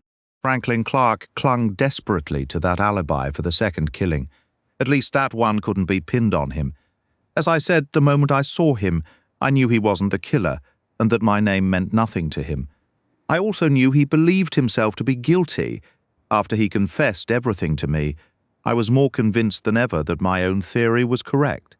Your theory, Franklin Clarke snapped, is ridiculous. Poirot simply shook his head. No, Mr. Clarke, you were safe only so long as no one suspected you. Once suspicion fell upon you, the evidence was simple to gather. Evidence indeed. I discovered the weighted walking stick you used in the Andover and Churston murders hidden in a cupboard at Combicide. A common stick with a heavy knob. A section of wood had been hollowed out and filled with molten lead. Your photograph was selected from several others by 2 witnesses who saw you leaving a cinema when you were supposedly at the racetrack in Doncaster. You were also identified in Bexhill the other day by Millie Higley, and a waitress from the Scarlet Runner Roadhouse, where you took Betty Barnard to dinner on that terrible night. And finally, most damning of all, you neglected a basic precaution. You left a fingerprint on Cust's typewriter, a machine you could never have touched if you were innocent. Clarke sat perfectly still for a long moment. Then he said, "Red, odd, lose, you win, Monsieur Poirot, but it was worth the attempt." With a shockingly quick movement, he drew a small automatic pistol from his pocket and pressed it to his temple. I cried out, bracing for the gunshot. but there was only a harmless click. Clarke stared at the weapon in disbelief, cursing under his breath. "No, Mr. Clarke," said Poirot. "You may have noticed I had a new valet today, a friend of mine, an expert pickpocket. He removed your pistol, unloaded it, and returned it to your pocket without you ever knowing." "You insufferable little foreign busybody," Clarke shouted, his face purpling with rage. Yes, that is how you feel. But no, Mr. Clarke, no easy exit for you. You told Mr. Cust you'd had narrow escapes from drowning. You know what that signifies. You were destined for a different end." Words failed him. His face turned ashen. His fists clenched threateningly. Two detectives from Scotland Yard stepped from the adjoining room. One was Inspector Crome. He approached and delivered the customary warning. "I must caution you that anything you say may be used in evidence." "He has said quite enough," Poirot remarked, then added to Clarke, "You possess such insular pride, but I must say, your crime was not a proper English one at all, not straightforward, not sporting. I'm sorry to report that as the door closed behind Franklin Clarke, I burst into uncontrollable, slightly hysterical laughter. Poirot looked at me with mild astonishment. "It's because you told him his crime wasn't sporting," I managed to gasp. It was absolutely true. It was monstrous, not just the murder of his brother, but the cruelty of sentencing an innocent man to a living death to trap a fox in a box and never let it out. "That is not sport." Megan Barnard released a deep, shuddering sigh. "I can't believe it. I simply can't. Is it really over?" "Yes, mademoiselle, the nightmare has ended." She looked at him, and a flush rose in her cheeks. Poirot turned to Donald Fraser. "Mademoiselle Megan, you see, was haunted by a fear that you were responsible for the second crime." Donald Fraser said quietly, "I suspected it myself for a time. Because of your dream?" Poirot moved a little closer and lowered his voice confidentially. "Your dream has a very natural explanation. You are discovering that the image of one sister is fading from your memory, replaced by the other. Mademoiselle Megan is taking her sister's place in your heart, but because you cannot bear the thought of being unfaithful to the dead so soon, you try to stifle that feeling, to kill it. That is the meaning of the dream." Fraser's gaze shifted toward Megan. "Do not fear forgetting," Poirot said softly. "She was not so deserving of your memory. In Megan you have found a rare treasure, a heart of true gold." Donald Fraser's expression brightened. "I think you're absolutely right." We all gathered around Poirot, firing questions, seeking clarity on one point after another. "Those questions you asked everyone," I pressed. "Was there any real purpose to them?" Some were merely a playful distraction, yet I discovered what I needed, that Franklin Clarke was in London when the first threatening letter was mailed. I also wished to observe his face when I questioned Miss Thora Gray. In that unguarded moment I saw the sheer malice in his eyes. "You showed little concern for my feelings," Thora Gray remarked coldly. "I do not believe you offered me a truthful answer, mademoiselle," Poirot replied with a dry tone. "And now your second hope has vanished. Franklin Clarke will not inherit his brother's fortune." She lifted her chin defiantly. "Is there any reason for me to remain here and endure this?" "None whatsoever," said Poirot, holding the door open for her with polite finality. After she left, I turned to him thoughtfully. "That business with the fingerprints settled it, Poirot? He completely fell apart when you mentioned it." "Yes, fingerprints can be quite convenient," he mused. He then added with a slight smile, "I included that detail largely for your benefit, my friend." "But, Poirot," I exclaimed, "wasn't it true?" "Not in the slightest, my dear Hastings," Hercule Poirot confessed. A few days later, we received a visit from Mr. Alexander Bonaparte Cust. After effusively, if somewhat incoherently, thanking Poirot, Mr. Cust straightened his posture and announced, "A newspaper has offered me £100, a full 100, for a short account of my life. I truly don't know what to do." "I would not accept 100, Poirot advised.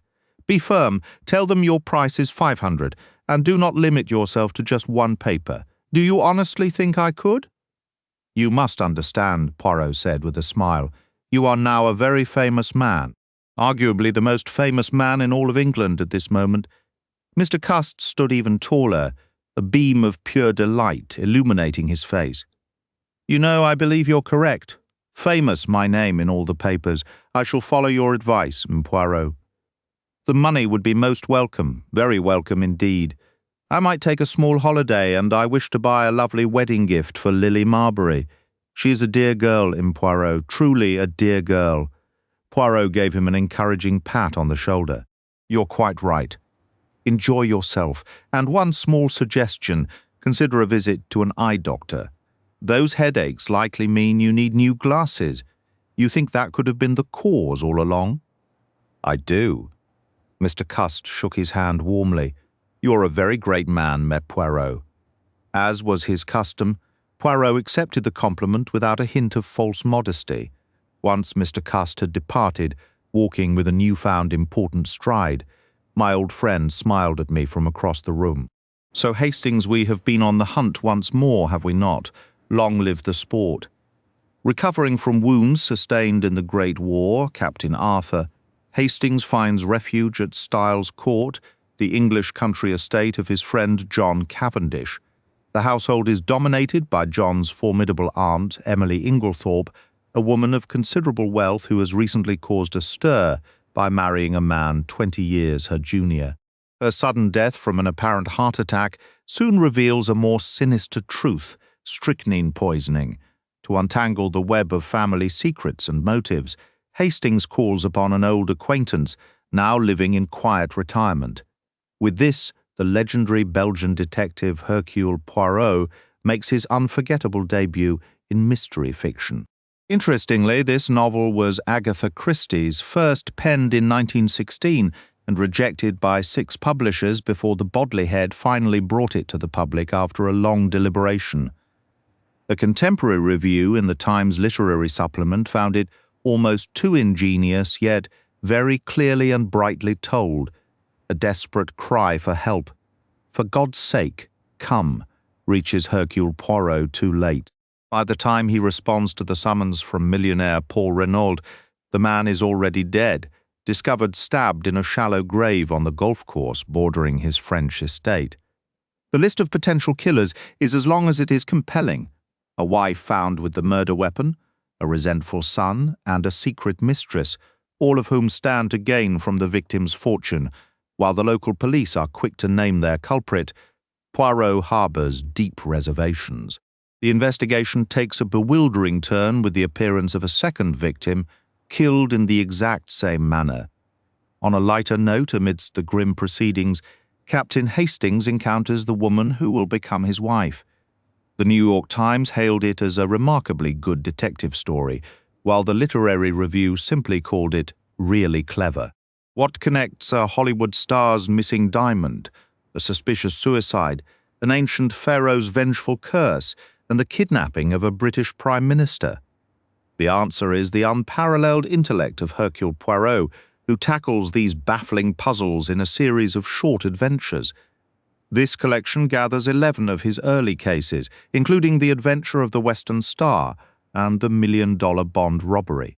These stories first appeared in the pages of Sketch magazine, which also introduced readers to the first illustrated depiction of the detective with his distinctive egg-shaped head and meticulous moustache.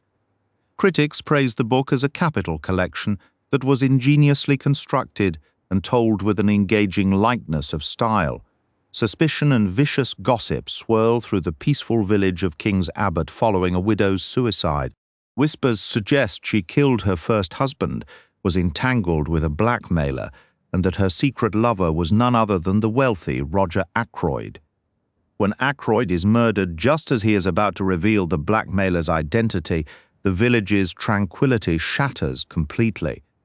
Hercule Poirot, who has retired to the area for a quiet life of vegetable gardening, is drawn into the center of a most deceptive case, facing a killer of remarkable cunning. This novel famously shattered the conventions of the genre and cemented Agatha Christie's fame, while other works like And Then There Were None are equally celebrated. The Murder of Roger Ackroyd is often considered her masterpiece, featuring Poirot, Its original publication sparked controversy and debate, yet it captivated readers with its stunning ingenuity, a trait a reviewer once ascribed to her first novel, leaving audiences enthralled for generations. Before you dive into this story, a word of advice. If you're unfamiliar with the book, talk to no one about it and read it as quickly as you can.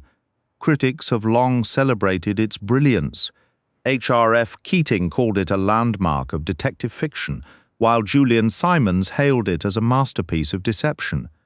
The Irish Independent simply labelled it a classic, a title it has unquestionably earned.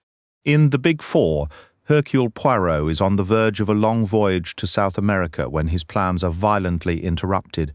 A stranger, caked in grime and utterly exhausted, staggers into Poirot's bedroom, recognizes the detective, and then collapses. In a moment of frantic clarity, the man scrawls the number 4 over and over before losing consciousness. This cryptic warning is enough for Poirot to cancel his trip entirely. With the ever-loyal Captain Hastings beside him, Poirot dives into an investigation that uncovers a vast international conspiracy, a shadowy alliance seeking global dominance known only as the Big Four.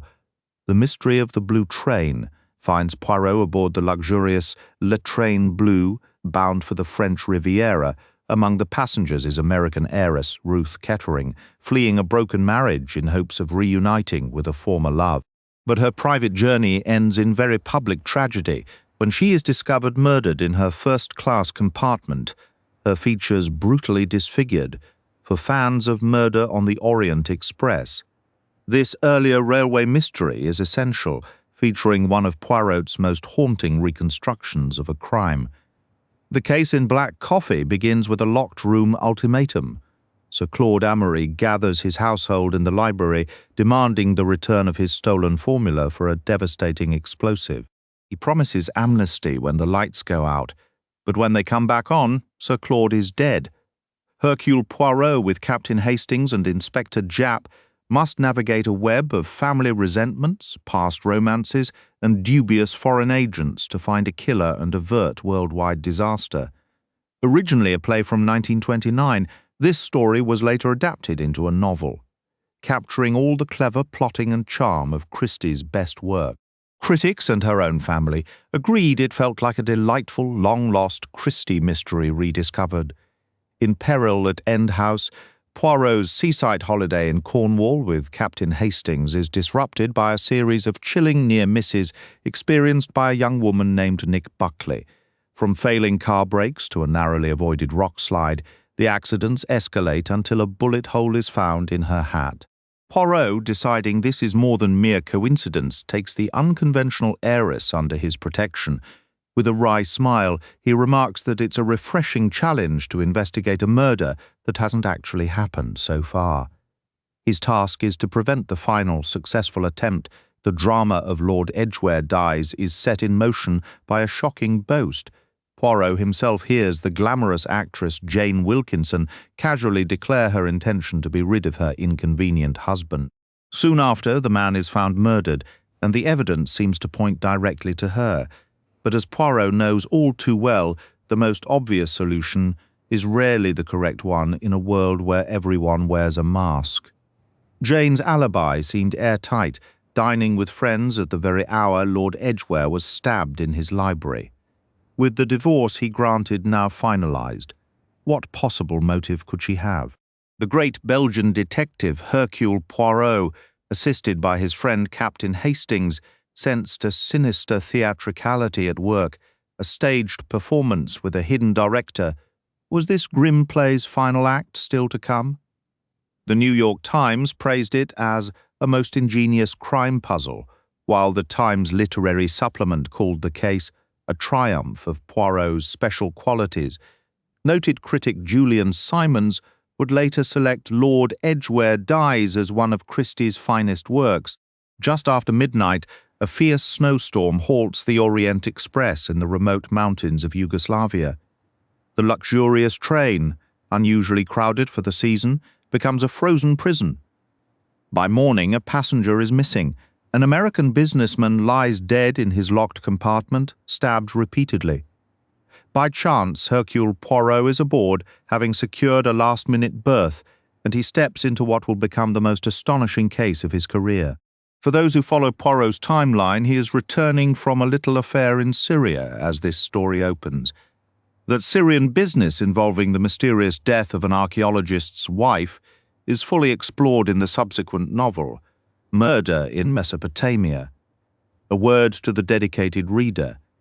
It's best to experience the Orient Express before encountering cards on the table, as Poirot rather carelessly reveals its solution there. The novel's enduring fame stems from its glamorous, isolated setting and its brilliantly constructed plot, alongside a subtle, respectful nod to the tragic Lindbergh kidnapping case. The acclaimed 1974 film adaptation featuring Albert Finney as Poirot even earned a nod of approval from Christie herself. Dorothy L. Sayers in the Sunday Times declared it a murder mystery conceived and carried out on the finest classical lines, with the Saturday Review of Literature finding it hard to surpass. The next case unfolds with theatrical flair, its opening pages styled as a program listing, Illumination by Hercule Poirot. Light is desperately needed to pierce the shadows of a dinner party hosted by the celebrated actor Sir Charles Cartwright. Among the 13 guests, the kindly Reverend Stephen Babington meets a sudden choking end after sipping a martini. Bafflingly, no poison is found in the glass, nor is there any clear reason for his death. This is merely the first act in a series of meticulously planned murders, leaving Poirot to identify the ruthless director behind the scenes. The New York Times found it made for uncommonly good reading. On a short flight from Paris to London, Hercule Poirot, in seat 9, studies his fellow passengers with keen interest. To his right, a young woman gazes with obvious adoration at the man across the aisle. Directly ahead, in the unlucky seat 13, the Countess of Horbury fidgets nervously, her cocaine addiction poorly disguised. Poirot, lulled by the engine's drone, nearly missed the crucial moment when the real drama began. A quiet gasp, a stifled cry lost in the clouds. From his seat, Hercule Poirot had a nearly perfect vantage point to observe the cabin. Just across the aisle, a mystery novelist was engaged in a frantic, silent battle with a determined wasp. Yet the detective's attention was abruptly diverted by a far more serious matter.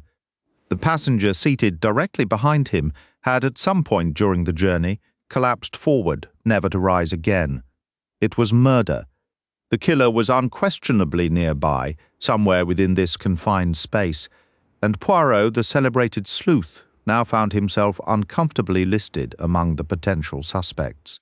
As one critic would later note, only the sharpest reader would foresee the astonishing conclusion of this tale.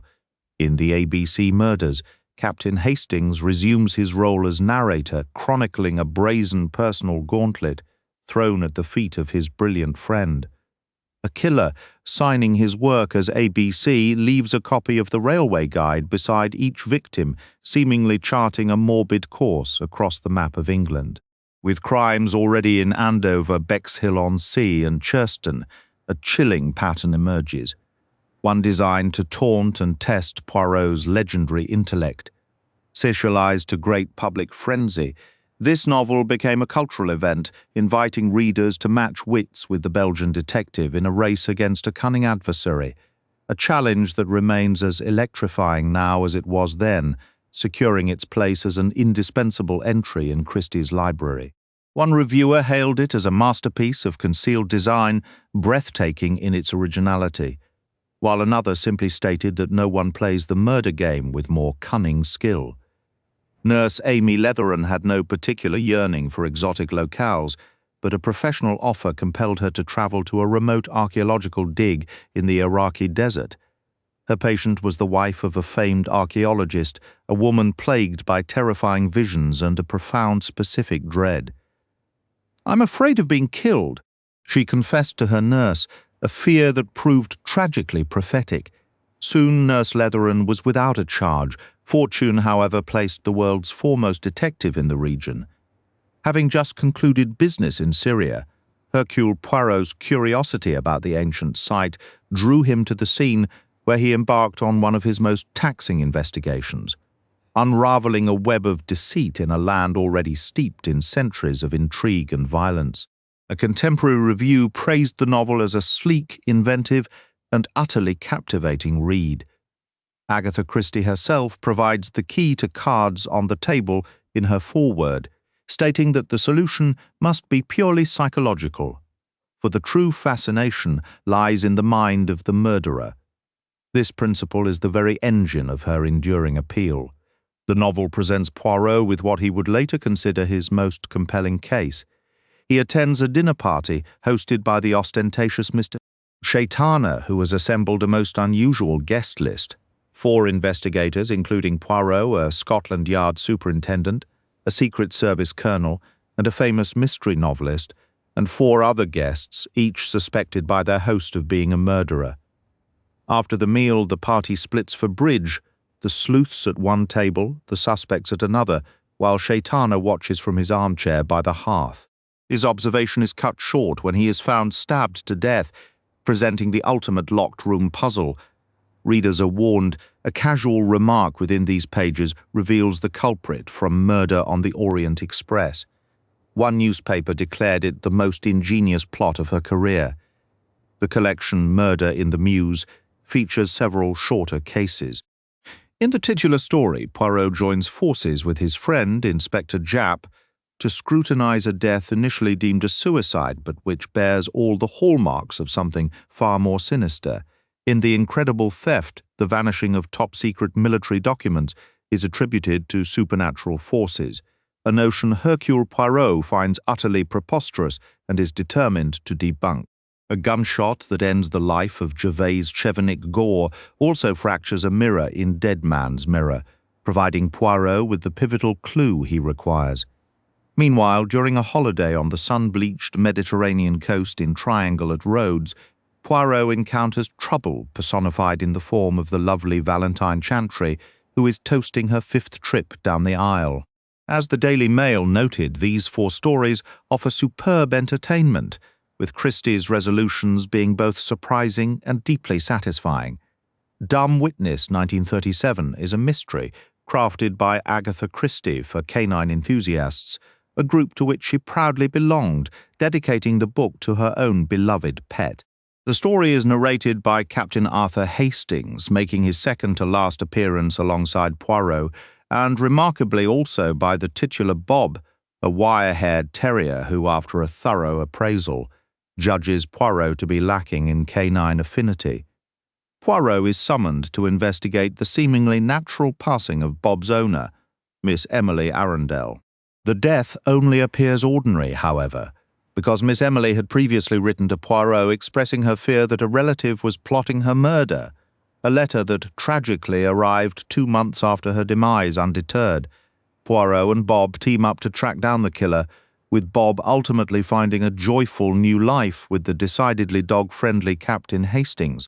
A word to the wise, dumb witness should be enjoyed after reading The Mysterious Affair at Styles, The Murder of Roger Ackroyd, The Mystery of the Blue Train, and Death in the Clouds, as it casually reveals the culprit from each of those earlier tales. The Glasgow Herald hailed it as one of Poirot's most exceptional triumphs.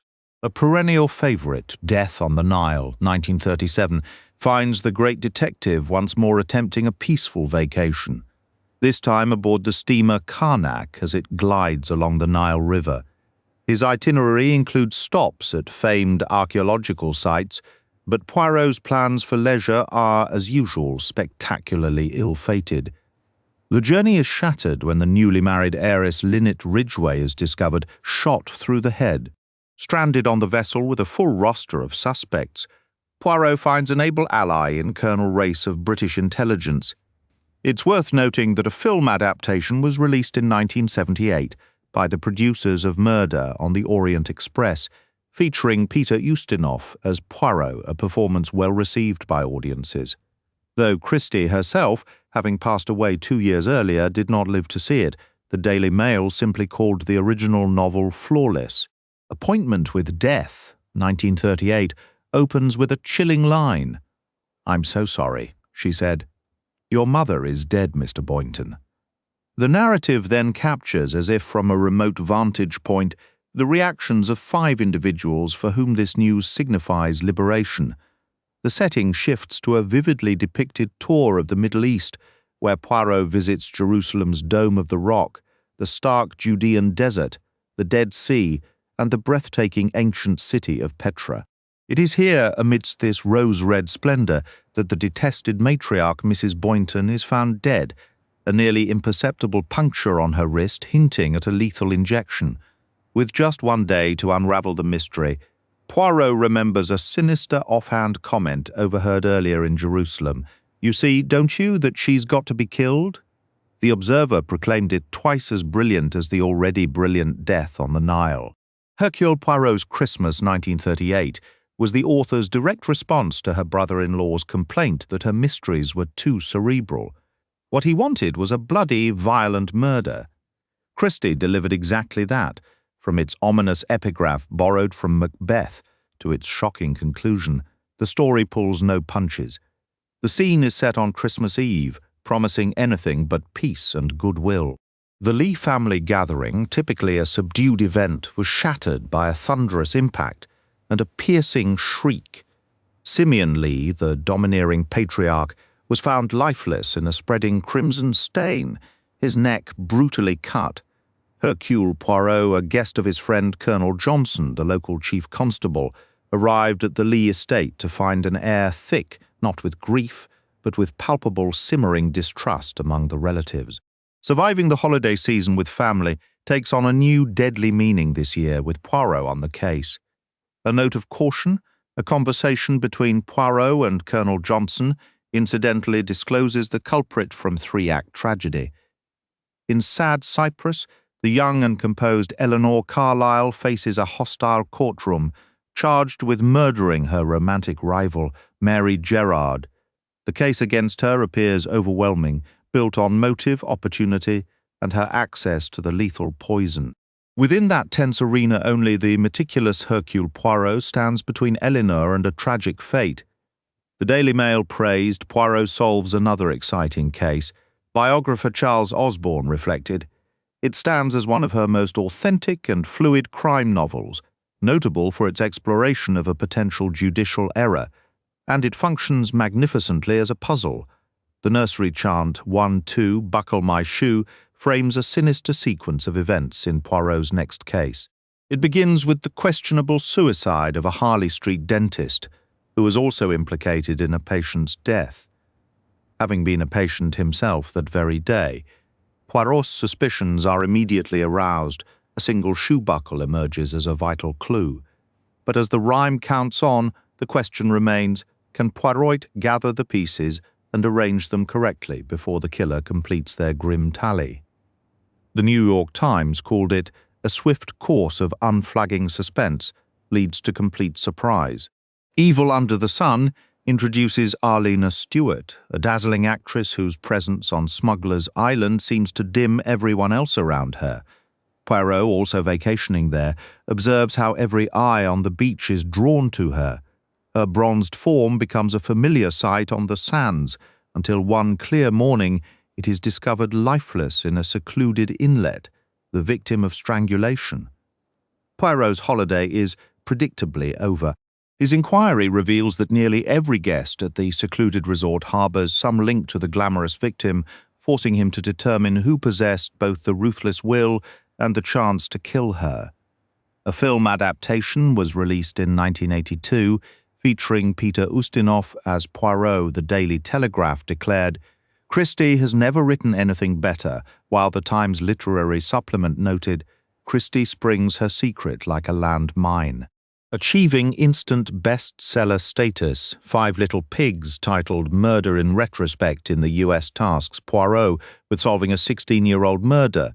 Carla Crail hires him to re-examine the case that condemned her mother, Caroline, to life imprisonment for poisoning her husband, the celebrated artist Amyas Crail.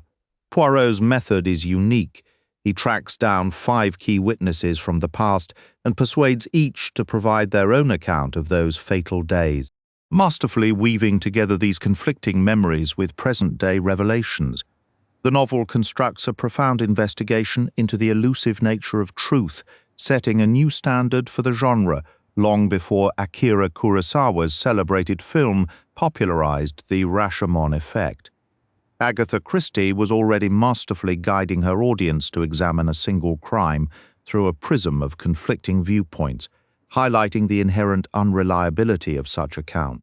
Yet readers are never left adrift in ambiguity, for the brilliant Belgian detective Hercule Poirot trades in absolutes, meticulously sifting through deception to unveil the murderer with exacting precision. As one contemporary reviewer noted, Christie expertly leads the reader by the nose to one of her spectacular last revelation confrontations. Another praised the sheer brilliance of the solution. In The Hollow, published in 1946, a murderous charade meant for Poirot's entertainment at Lady Lucy Anquetel's country estate takes a fatal turn. The planned tableau involved Dr. John Christou feigning death, shot by his wife Gerda with a pistol loaded with blank rounds collapsing into a pool of crimson paint. Instead, a very real bullet finds its mark, and with his dying breath, Christou gasps not his wife's name, but that of another woman, Henrietta. A weekend of genteel relaxation swiftly unravels into one of Poirot's most perplexing investigations, exposing a tangled web of romantic entanglements among the guests. It is worth noting that while The Mousetrap often overshadows Christie's other theatrical works, a stage adaptation of The Hollow proved a significant success, premiering in Cambridge in 1951 and enjoying a long run in London's West End. Interestingly, Poirot was written out of this version, replaced by a nondescript Scotland Yard inspector. A substitution Christie later mused in her autobiography might have benefited the novel as well, given the depth of its characters. However, the book's legion of fans, who made it a tremendous bestseller, would undoubtedly disagree. A review from the San Francisco Chronicle hailed it as a grade A plot, the best Christie in years. The collection The Labours of Hercules from 1967 finds its origin in a casual, slightly insulting remark. While enjoying Poirot's fine Chateau Mouton Rothschild, an academic guest compares the detective unfavorably to his mythological namesake. Stung, Poirot vows to undertake 12 final, extraordinarily complex cases, his own modern labours, before retiring for good and leaving society's monsters for others to handle. The challenges he selects test his legendary little grey cells as severely as the ancient tasks tested Hercules' strength, resulting in one of the most inventive volumes in Christie's bibliography. True to form, Poirot solves every one, though genuine retirement remains a perpetually distant prospect. Critics celebrated the book with the Sunday Express, calling it 12 little masterpieces of detection, and fellow mystery writer Marjorie Ollingham declaring Christie not merely the best, but the only writer of the true classic detective story. The post-war atmosphere of Taken at the Flood, 1948, is thick with unease.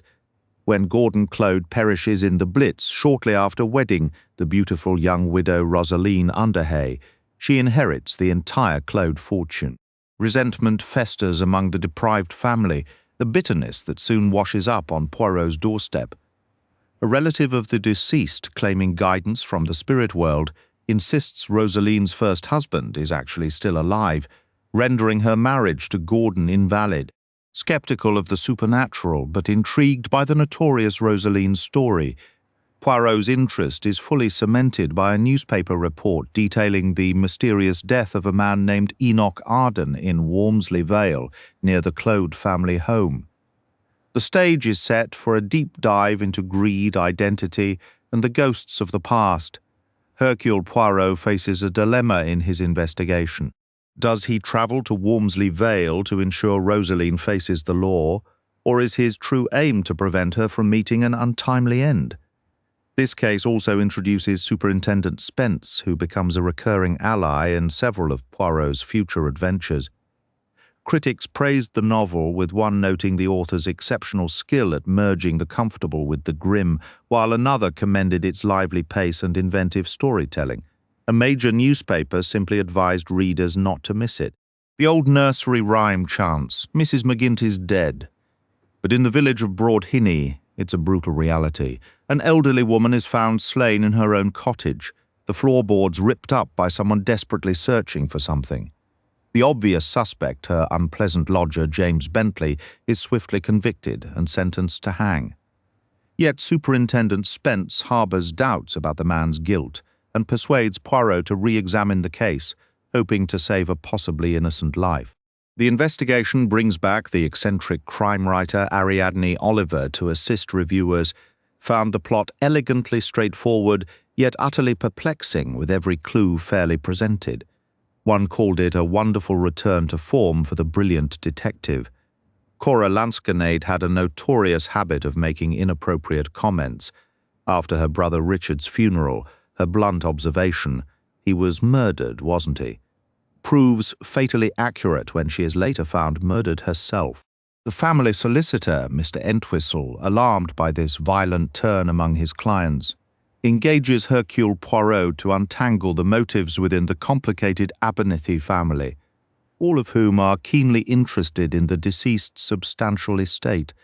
It's a classic Christie scenario of greed and secrecy, designed to keep readers guessing incorrectly until the final revelation.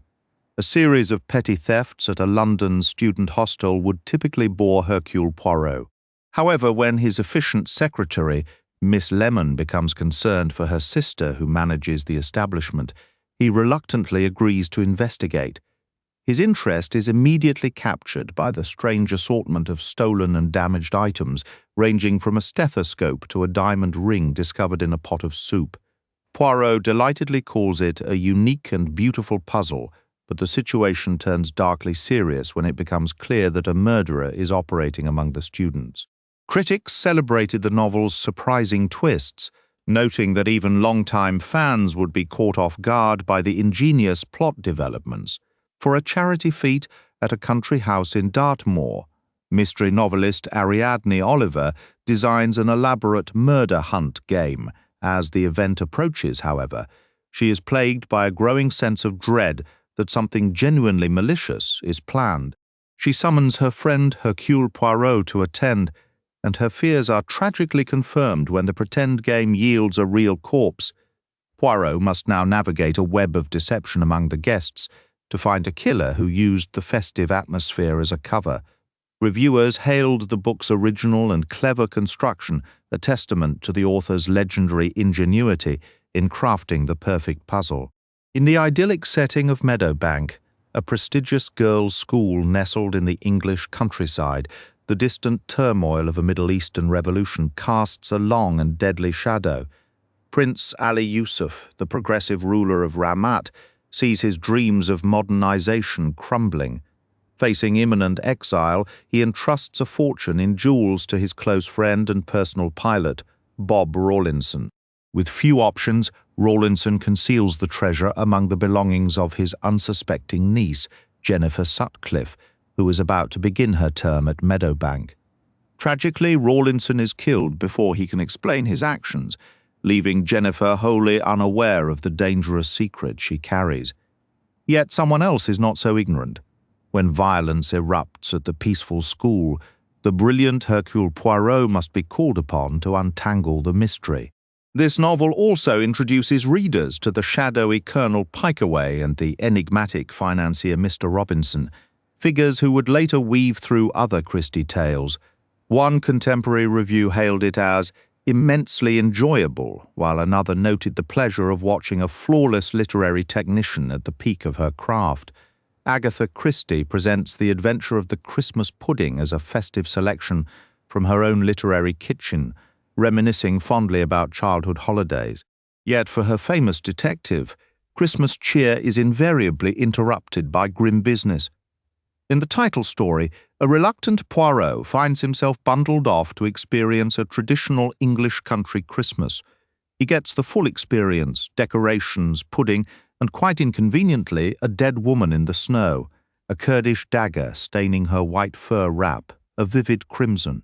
The collection is a holiday buffet of mysteries, including another Poirot novella, several short stories, and a case for Miss Marple, all carrying a delightful seasonal buoyancy. A routine assignment turns into a nightmare for Sheila Webb, a temporary typist, when she arrives at a house in Crowdene.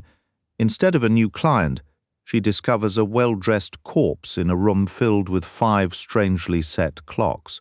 The blind homeowner denies summoning her and claims no knowledge of the clocks or the dead man. By chance, intelligence agent Colin Lamb is nearby, working on an unrelated matter at the naval installation. Confronted by such a bizarre and puzzling scene, Lamb immediately thinks of the one man capable of solving it. His friend, the retired detective Hercule Poirot, critics celebrated this as a classic puzzle, calling it superlative, ingenious, and utterly gripping. Hercule Poirot's quiet breakfast is shattered by the arrival of a distressed young woman who blurts out a confession about a murder she might have committed. But the moment she realizes who he is, she turns and flees into the London streets, vanishing completely. Poirot learns she was the 3rd girl sharing a flat with 2 others, teaming up with his friend, the eccentric crime novelist Ariadne Oliver. Poirot begins to probe the life of this mysterious runaway. Their investigation leads them into a darker world, whispered about with hints of hidden weapons and unsettling stains, far removed from the ordinary lives of her flatmates. Even if a murder may not have occurred, something is deeply amiss, and it will require every ounce of Hercule Poirot's famed intellect and dogged persistence to determine if the so-called 3rd girl is a criminal, a victim, or someone lost to madness. The Sunday Telegraph hailed it as a first-class Christie, while the Financial Times praised its mesmerizing ingenuity. Halloween Party, published in 1969, finds mystery novelist Ariadne Oliver attending a festive gathering in Woodley Common. Among the guests is a notoriously disagreeable teenager named Joyce, who has a habit of spinning wild tales about murders she claims to have witnessed. The party takes a grim turn when Joyce is discovered lifeless in the apple-bobbing tub. This tragic accident prompts Mrs. Oliver to reconsider the girls' outlandish stories. Could one of them have been true? To find out which guest might have wanted Joyce silenced, she calls upon her old friend Hercule Poirot. Yet solving this Halloween mystery proves a formidable challenge, as not a single person in the village believes the young fabulist was actually killed. The Daily Mirror celebrated it as a thundering success and a personal triumph for the detective. In Elephants Can Remember from 1972, a haunting question lingers. The Ravenscrofts never seemed the type. They appeared so stable and content. Nevertheless, 12 years prior, the couple was found dead in an apparent murder-suicide, though the sequence of events remained frustratingly unclear, with both their fingerprints on the weapon. This unsolved case preys on the mind of Ariadne Oliver, who was once their friend. Determined to uncover the truth, the celebrated author enlists the help of Hercule Poirot. Though Poirot is now advanced in years, his mental faculties remain as keen as ever, perfectly suited to delving into these long, dark shadows of the past. As Poirot, Mrs. Oliver, and Superintendent Spence peel back the layers of this cold case, they are poised for a shocking revelation, and if Poirot's memory serves him correctly, which it always does, crime has a stubborn way of echoing through time. The Times called the novel splendid. Poirot's early cases. A 1974 collection offers a glimpse into the detective's formative years, revealing how he honed his legendary little grey cells. 14 of the 18 stories are recounted by his loyal friend, Captain Arthur Hastings, including what is likely the earliest Poirot short story, The Affair at the Victory Ball, which picks up shortly after the events of the mysterious affair at Styles. 2 tales are narrated by Poirot himself to Hastings, one of which, The Chocolate Box, delves into his early career with the Belgian police and recounts his most notable failure, a rare instance where his grey cells, by his own admission, failed him completely. Throughout this captivating collection, however, those grey cells are typically in dazzling form, presenting puzzles that challenge the reader to match wits with the great detective at every surprising turn. The Sunday Express deemed the collection superb vintage Christie. Finally, in Curtain, Poirot's last case from 1975, the story is narrated once more by Captain Hastings. Poirot himself declares this, "Hastings will be my final investigation." The detective who first appeared as a retiree in the mysterious affair at Styles promises that this case will be his most fascinating, featuring a criminal of superb and magnificent technique. In Ex Poirot Confesses, we have an adversary who has operated with such skill that he has defeated even me, Hercule Poirot. The setting brings the saga full circle, taking place at Styles Court, now converted into a private hotel. Beneath this very roof also resides X, a killer responsible for 5 deaths, and with no intention of ceasing his grim work. In Curtain, Hercule Poirot finally faces his own retirement, where death serves as the ultimate conclusion. He leaves behind for his devoted companion Hastings a truly staggering disclosure. Biographer Charles Osborne notes that the finale of Curtain stands among Agatha Christie's most astonishing plot twists. Remarkably, upon the novel's release on August 6, 1975, the New York Times honored the fictional detective with a front-page obituary featuring his portrait. No other invented character had ever received such a formal send-off in America's newspaper of record. Christie had always envisioned Curtain as Poirot's final bow. She drafted it during the Blitz, then locked the manuscript away in a bank vault, heavily insured to await her own retirement from writing. She would pass away a few months later, in January 1976. Time magazine praised the book as first-rate Christie, fast, complicated, wryly funny. Turning to the A.B.C. murders, Charles Osborne observes that Captain Hastings, absent from the prior 3 Poirot outings, returns here as the narrator, resuming his role as the occasional chronicler of the great detective's cases. Hastings opens by recounting his return to England in June 1935 from his South American ranch, intending a stay of several months. He cites the global economic downturn as a hardship and claims that certain business matters required his personal attention back in London, leaving his wife to manage their ranch overseas. This, of course, is merely the latest in a long series of excuses Hastings fabricates to justify extended stays away from home, a spectacularly elaborate version of working late at the office. Upon his return, he discovers Poirot has moved from their old Faraway Street digs into a modern service flat. Hastings teases his friend, accusing him of selecting the apartment solely for its severe geometric lines and proportions. Poirot, never one to deny an appreciation for order, admits the building's pleasing symmetry did influence his choice. The residence is later named Whitehaven Mansions. He compares himself to a prima donna endlessly staging farewell performances, a joke that proves all too true. In a foreword, Hastings explains to readers that he has occasionally broken from his usual first-person account to include third-person chapters detailing events he did not witness personally, though he vouches for their accuracy. This technique is used primarily to delve into the perspective of a pivotal figure, Mr. Alexander Bonaparte Cust. The scheme at the heart of the A.B.C. murders is wildly inventive and brilliantly constructed, with characters vividly realized in what is undeniably one of Christie's finest works. A string of seemingly random killings thoroughly baffles the authorities, but Poirot, through relentless logic and the famed little grey cells, alone pieces together the sinister pattern. The novel was serialized in London's Daily Express in late 1935, and the paper ran a concurrent column featuring readers' attempts to solve the mystery. One particularly keen reader pointed out a perceived flaw, criticizing Poirot for poor use of a railway guide, suggesting a later train would have gotten him to Churston earlier. The critique, however, is hilariously misplaced. It was Hastings, not the methodical Poirot, who booked those particular tickets, likely opting for convenience over speed. This little public debate adds a layer of delightful real-world engagement to the book's legacy, highlighting how Christie's puzzles captivated the imagination of an entire nation. Hastings informs Poirot about a midnight train with a sleeping car that reaches Newton Abbot by 6:08 a.m. and arrives at Churston at 7:15.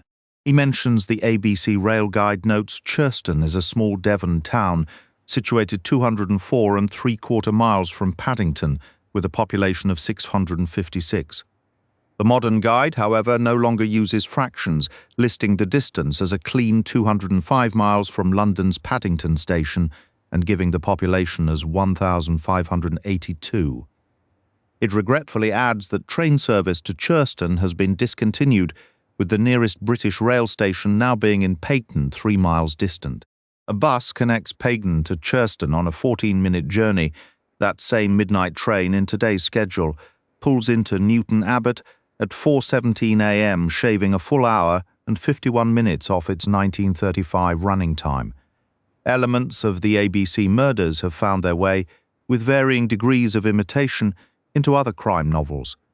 Elizabeth Linnington's Green Mask features a character, one half of a homosexual couple, and an avid Agatha Christie reader who convinces his partner to adopt the A.B.C. pattern for their crimes, leaving a copy of the pertinent California County Guide on each victim.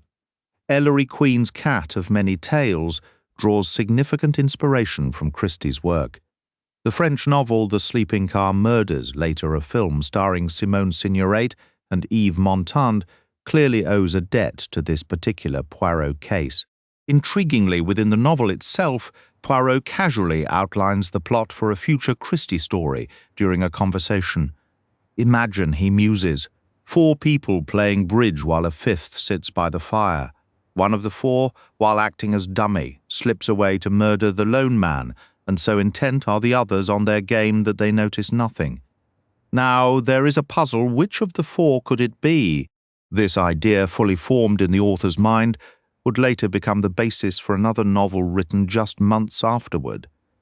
Agatha Christie certainly never chose the simple path for her plots.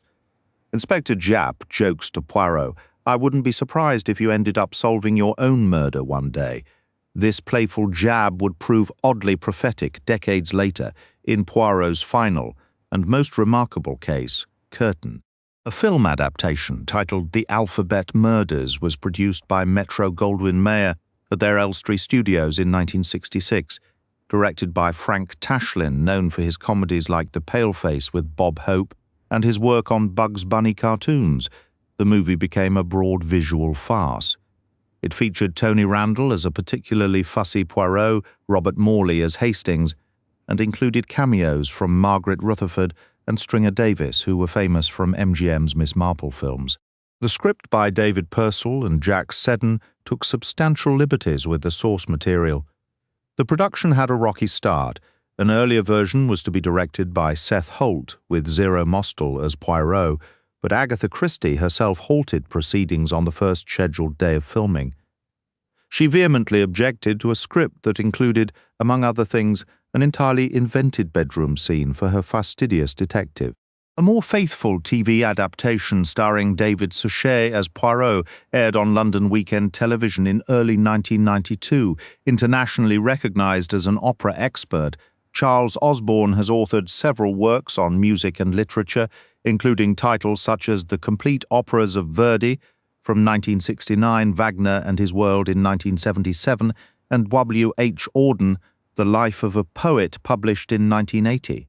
A devoted fan of detective stories and the foremost expert on Agatha Christie, Osborne transformed Christie's stage plays, Black Coffee featuring Poirot, Spider's Web, and The Unexpected Guest into novel form.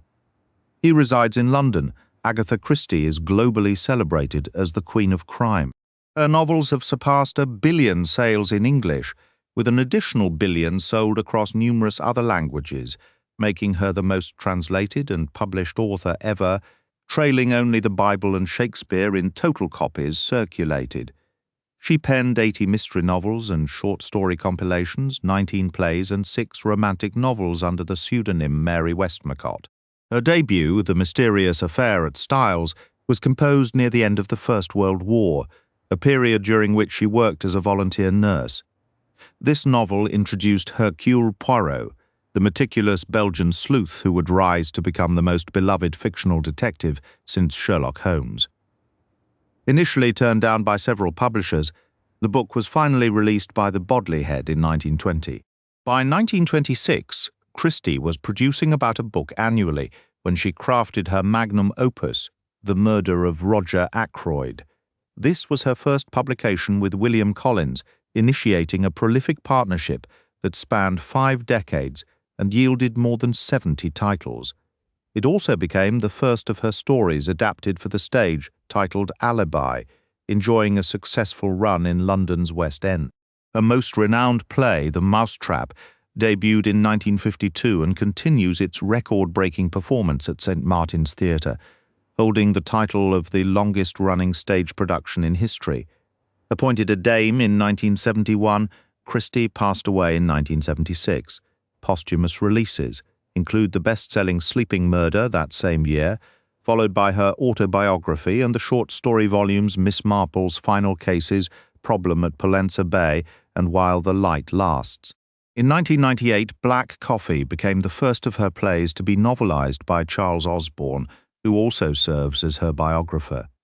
The Agatha Christie collection features Christie crime classics such as The Man in the Brown Suit, The Secret of Chimneys, The Seven Dials Mystery, The Mysterious Mr. Quinn, The Sitterford Mystery, The Hound of Death, The Listerdale Mystery, and Why Didn't They Ask Evans? The literary legacy of Agatha Christie is a vast and intricate tapestry, woven with tales of mystery and suspense that have captivated readers for generations. This collection represents a significant portion of that enduring work, from the cunning puzzles solved by Hercule Poirot and the quiet deductions of Miss Marple to the thrilling adventures of Tommy and Tuppence. It even includes the poignant novels she published under the name Mary Westmacott, showcasing her remarkable range. The journey through her bibliography is a tour of the 20th century mystery genre itself, a path that winds from a country vicarage to the banks of the Nile and from a quiet English village to the bustling streets of Baghdad.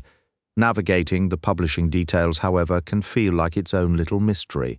The copyright notices and international publisher listings are a testament to the global reach of these stories. But let's be honest, they read like the fine print on a train ticket to somewhere far more exciting. One almost expects a mustachioed detective to step forward, tap his forehead, and declare the obvious: the real intrigue lies not in the legalese but in the pages themselves.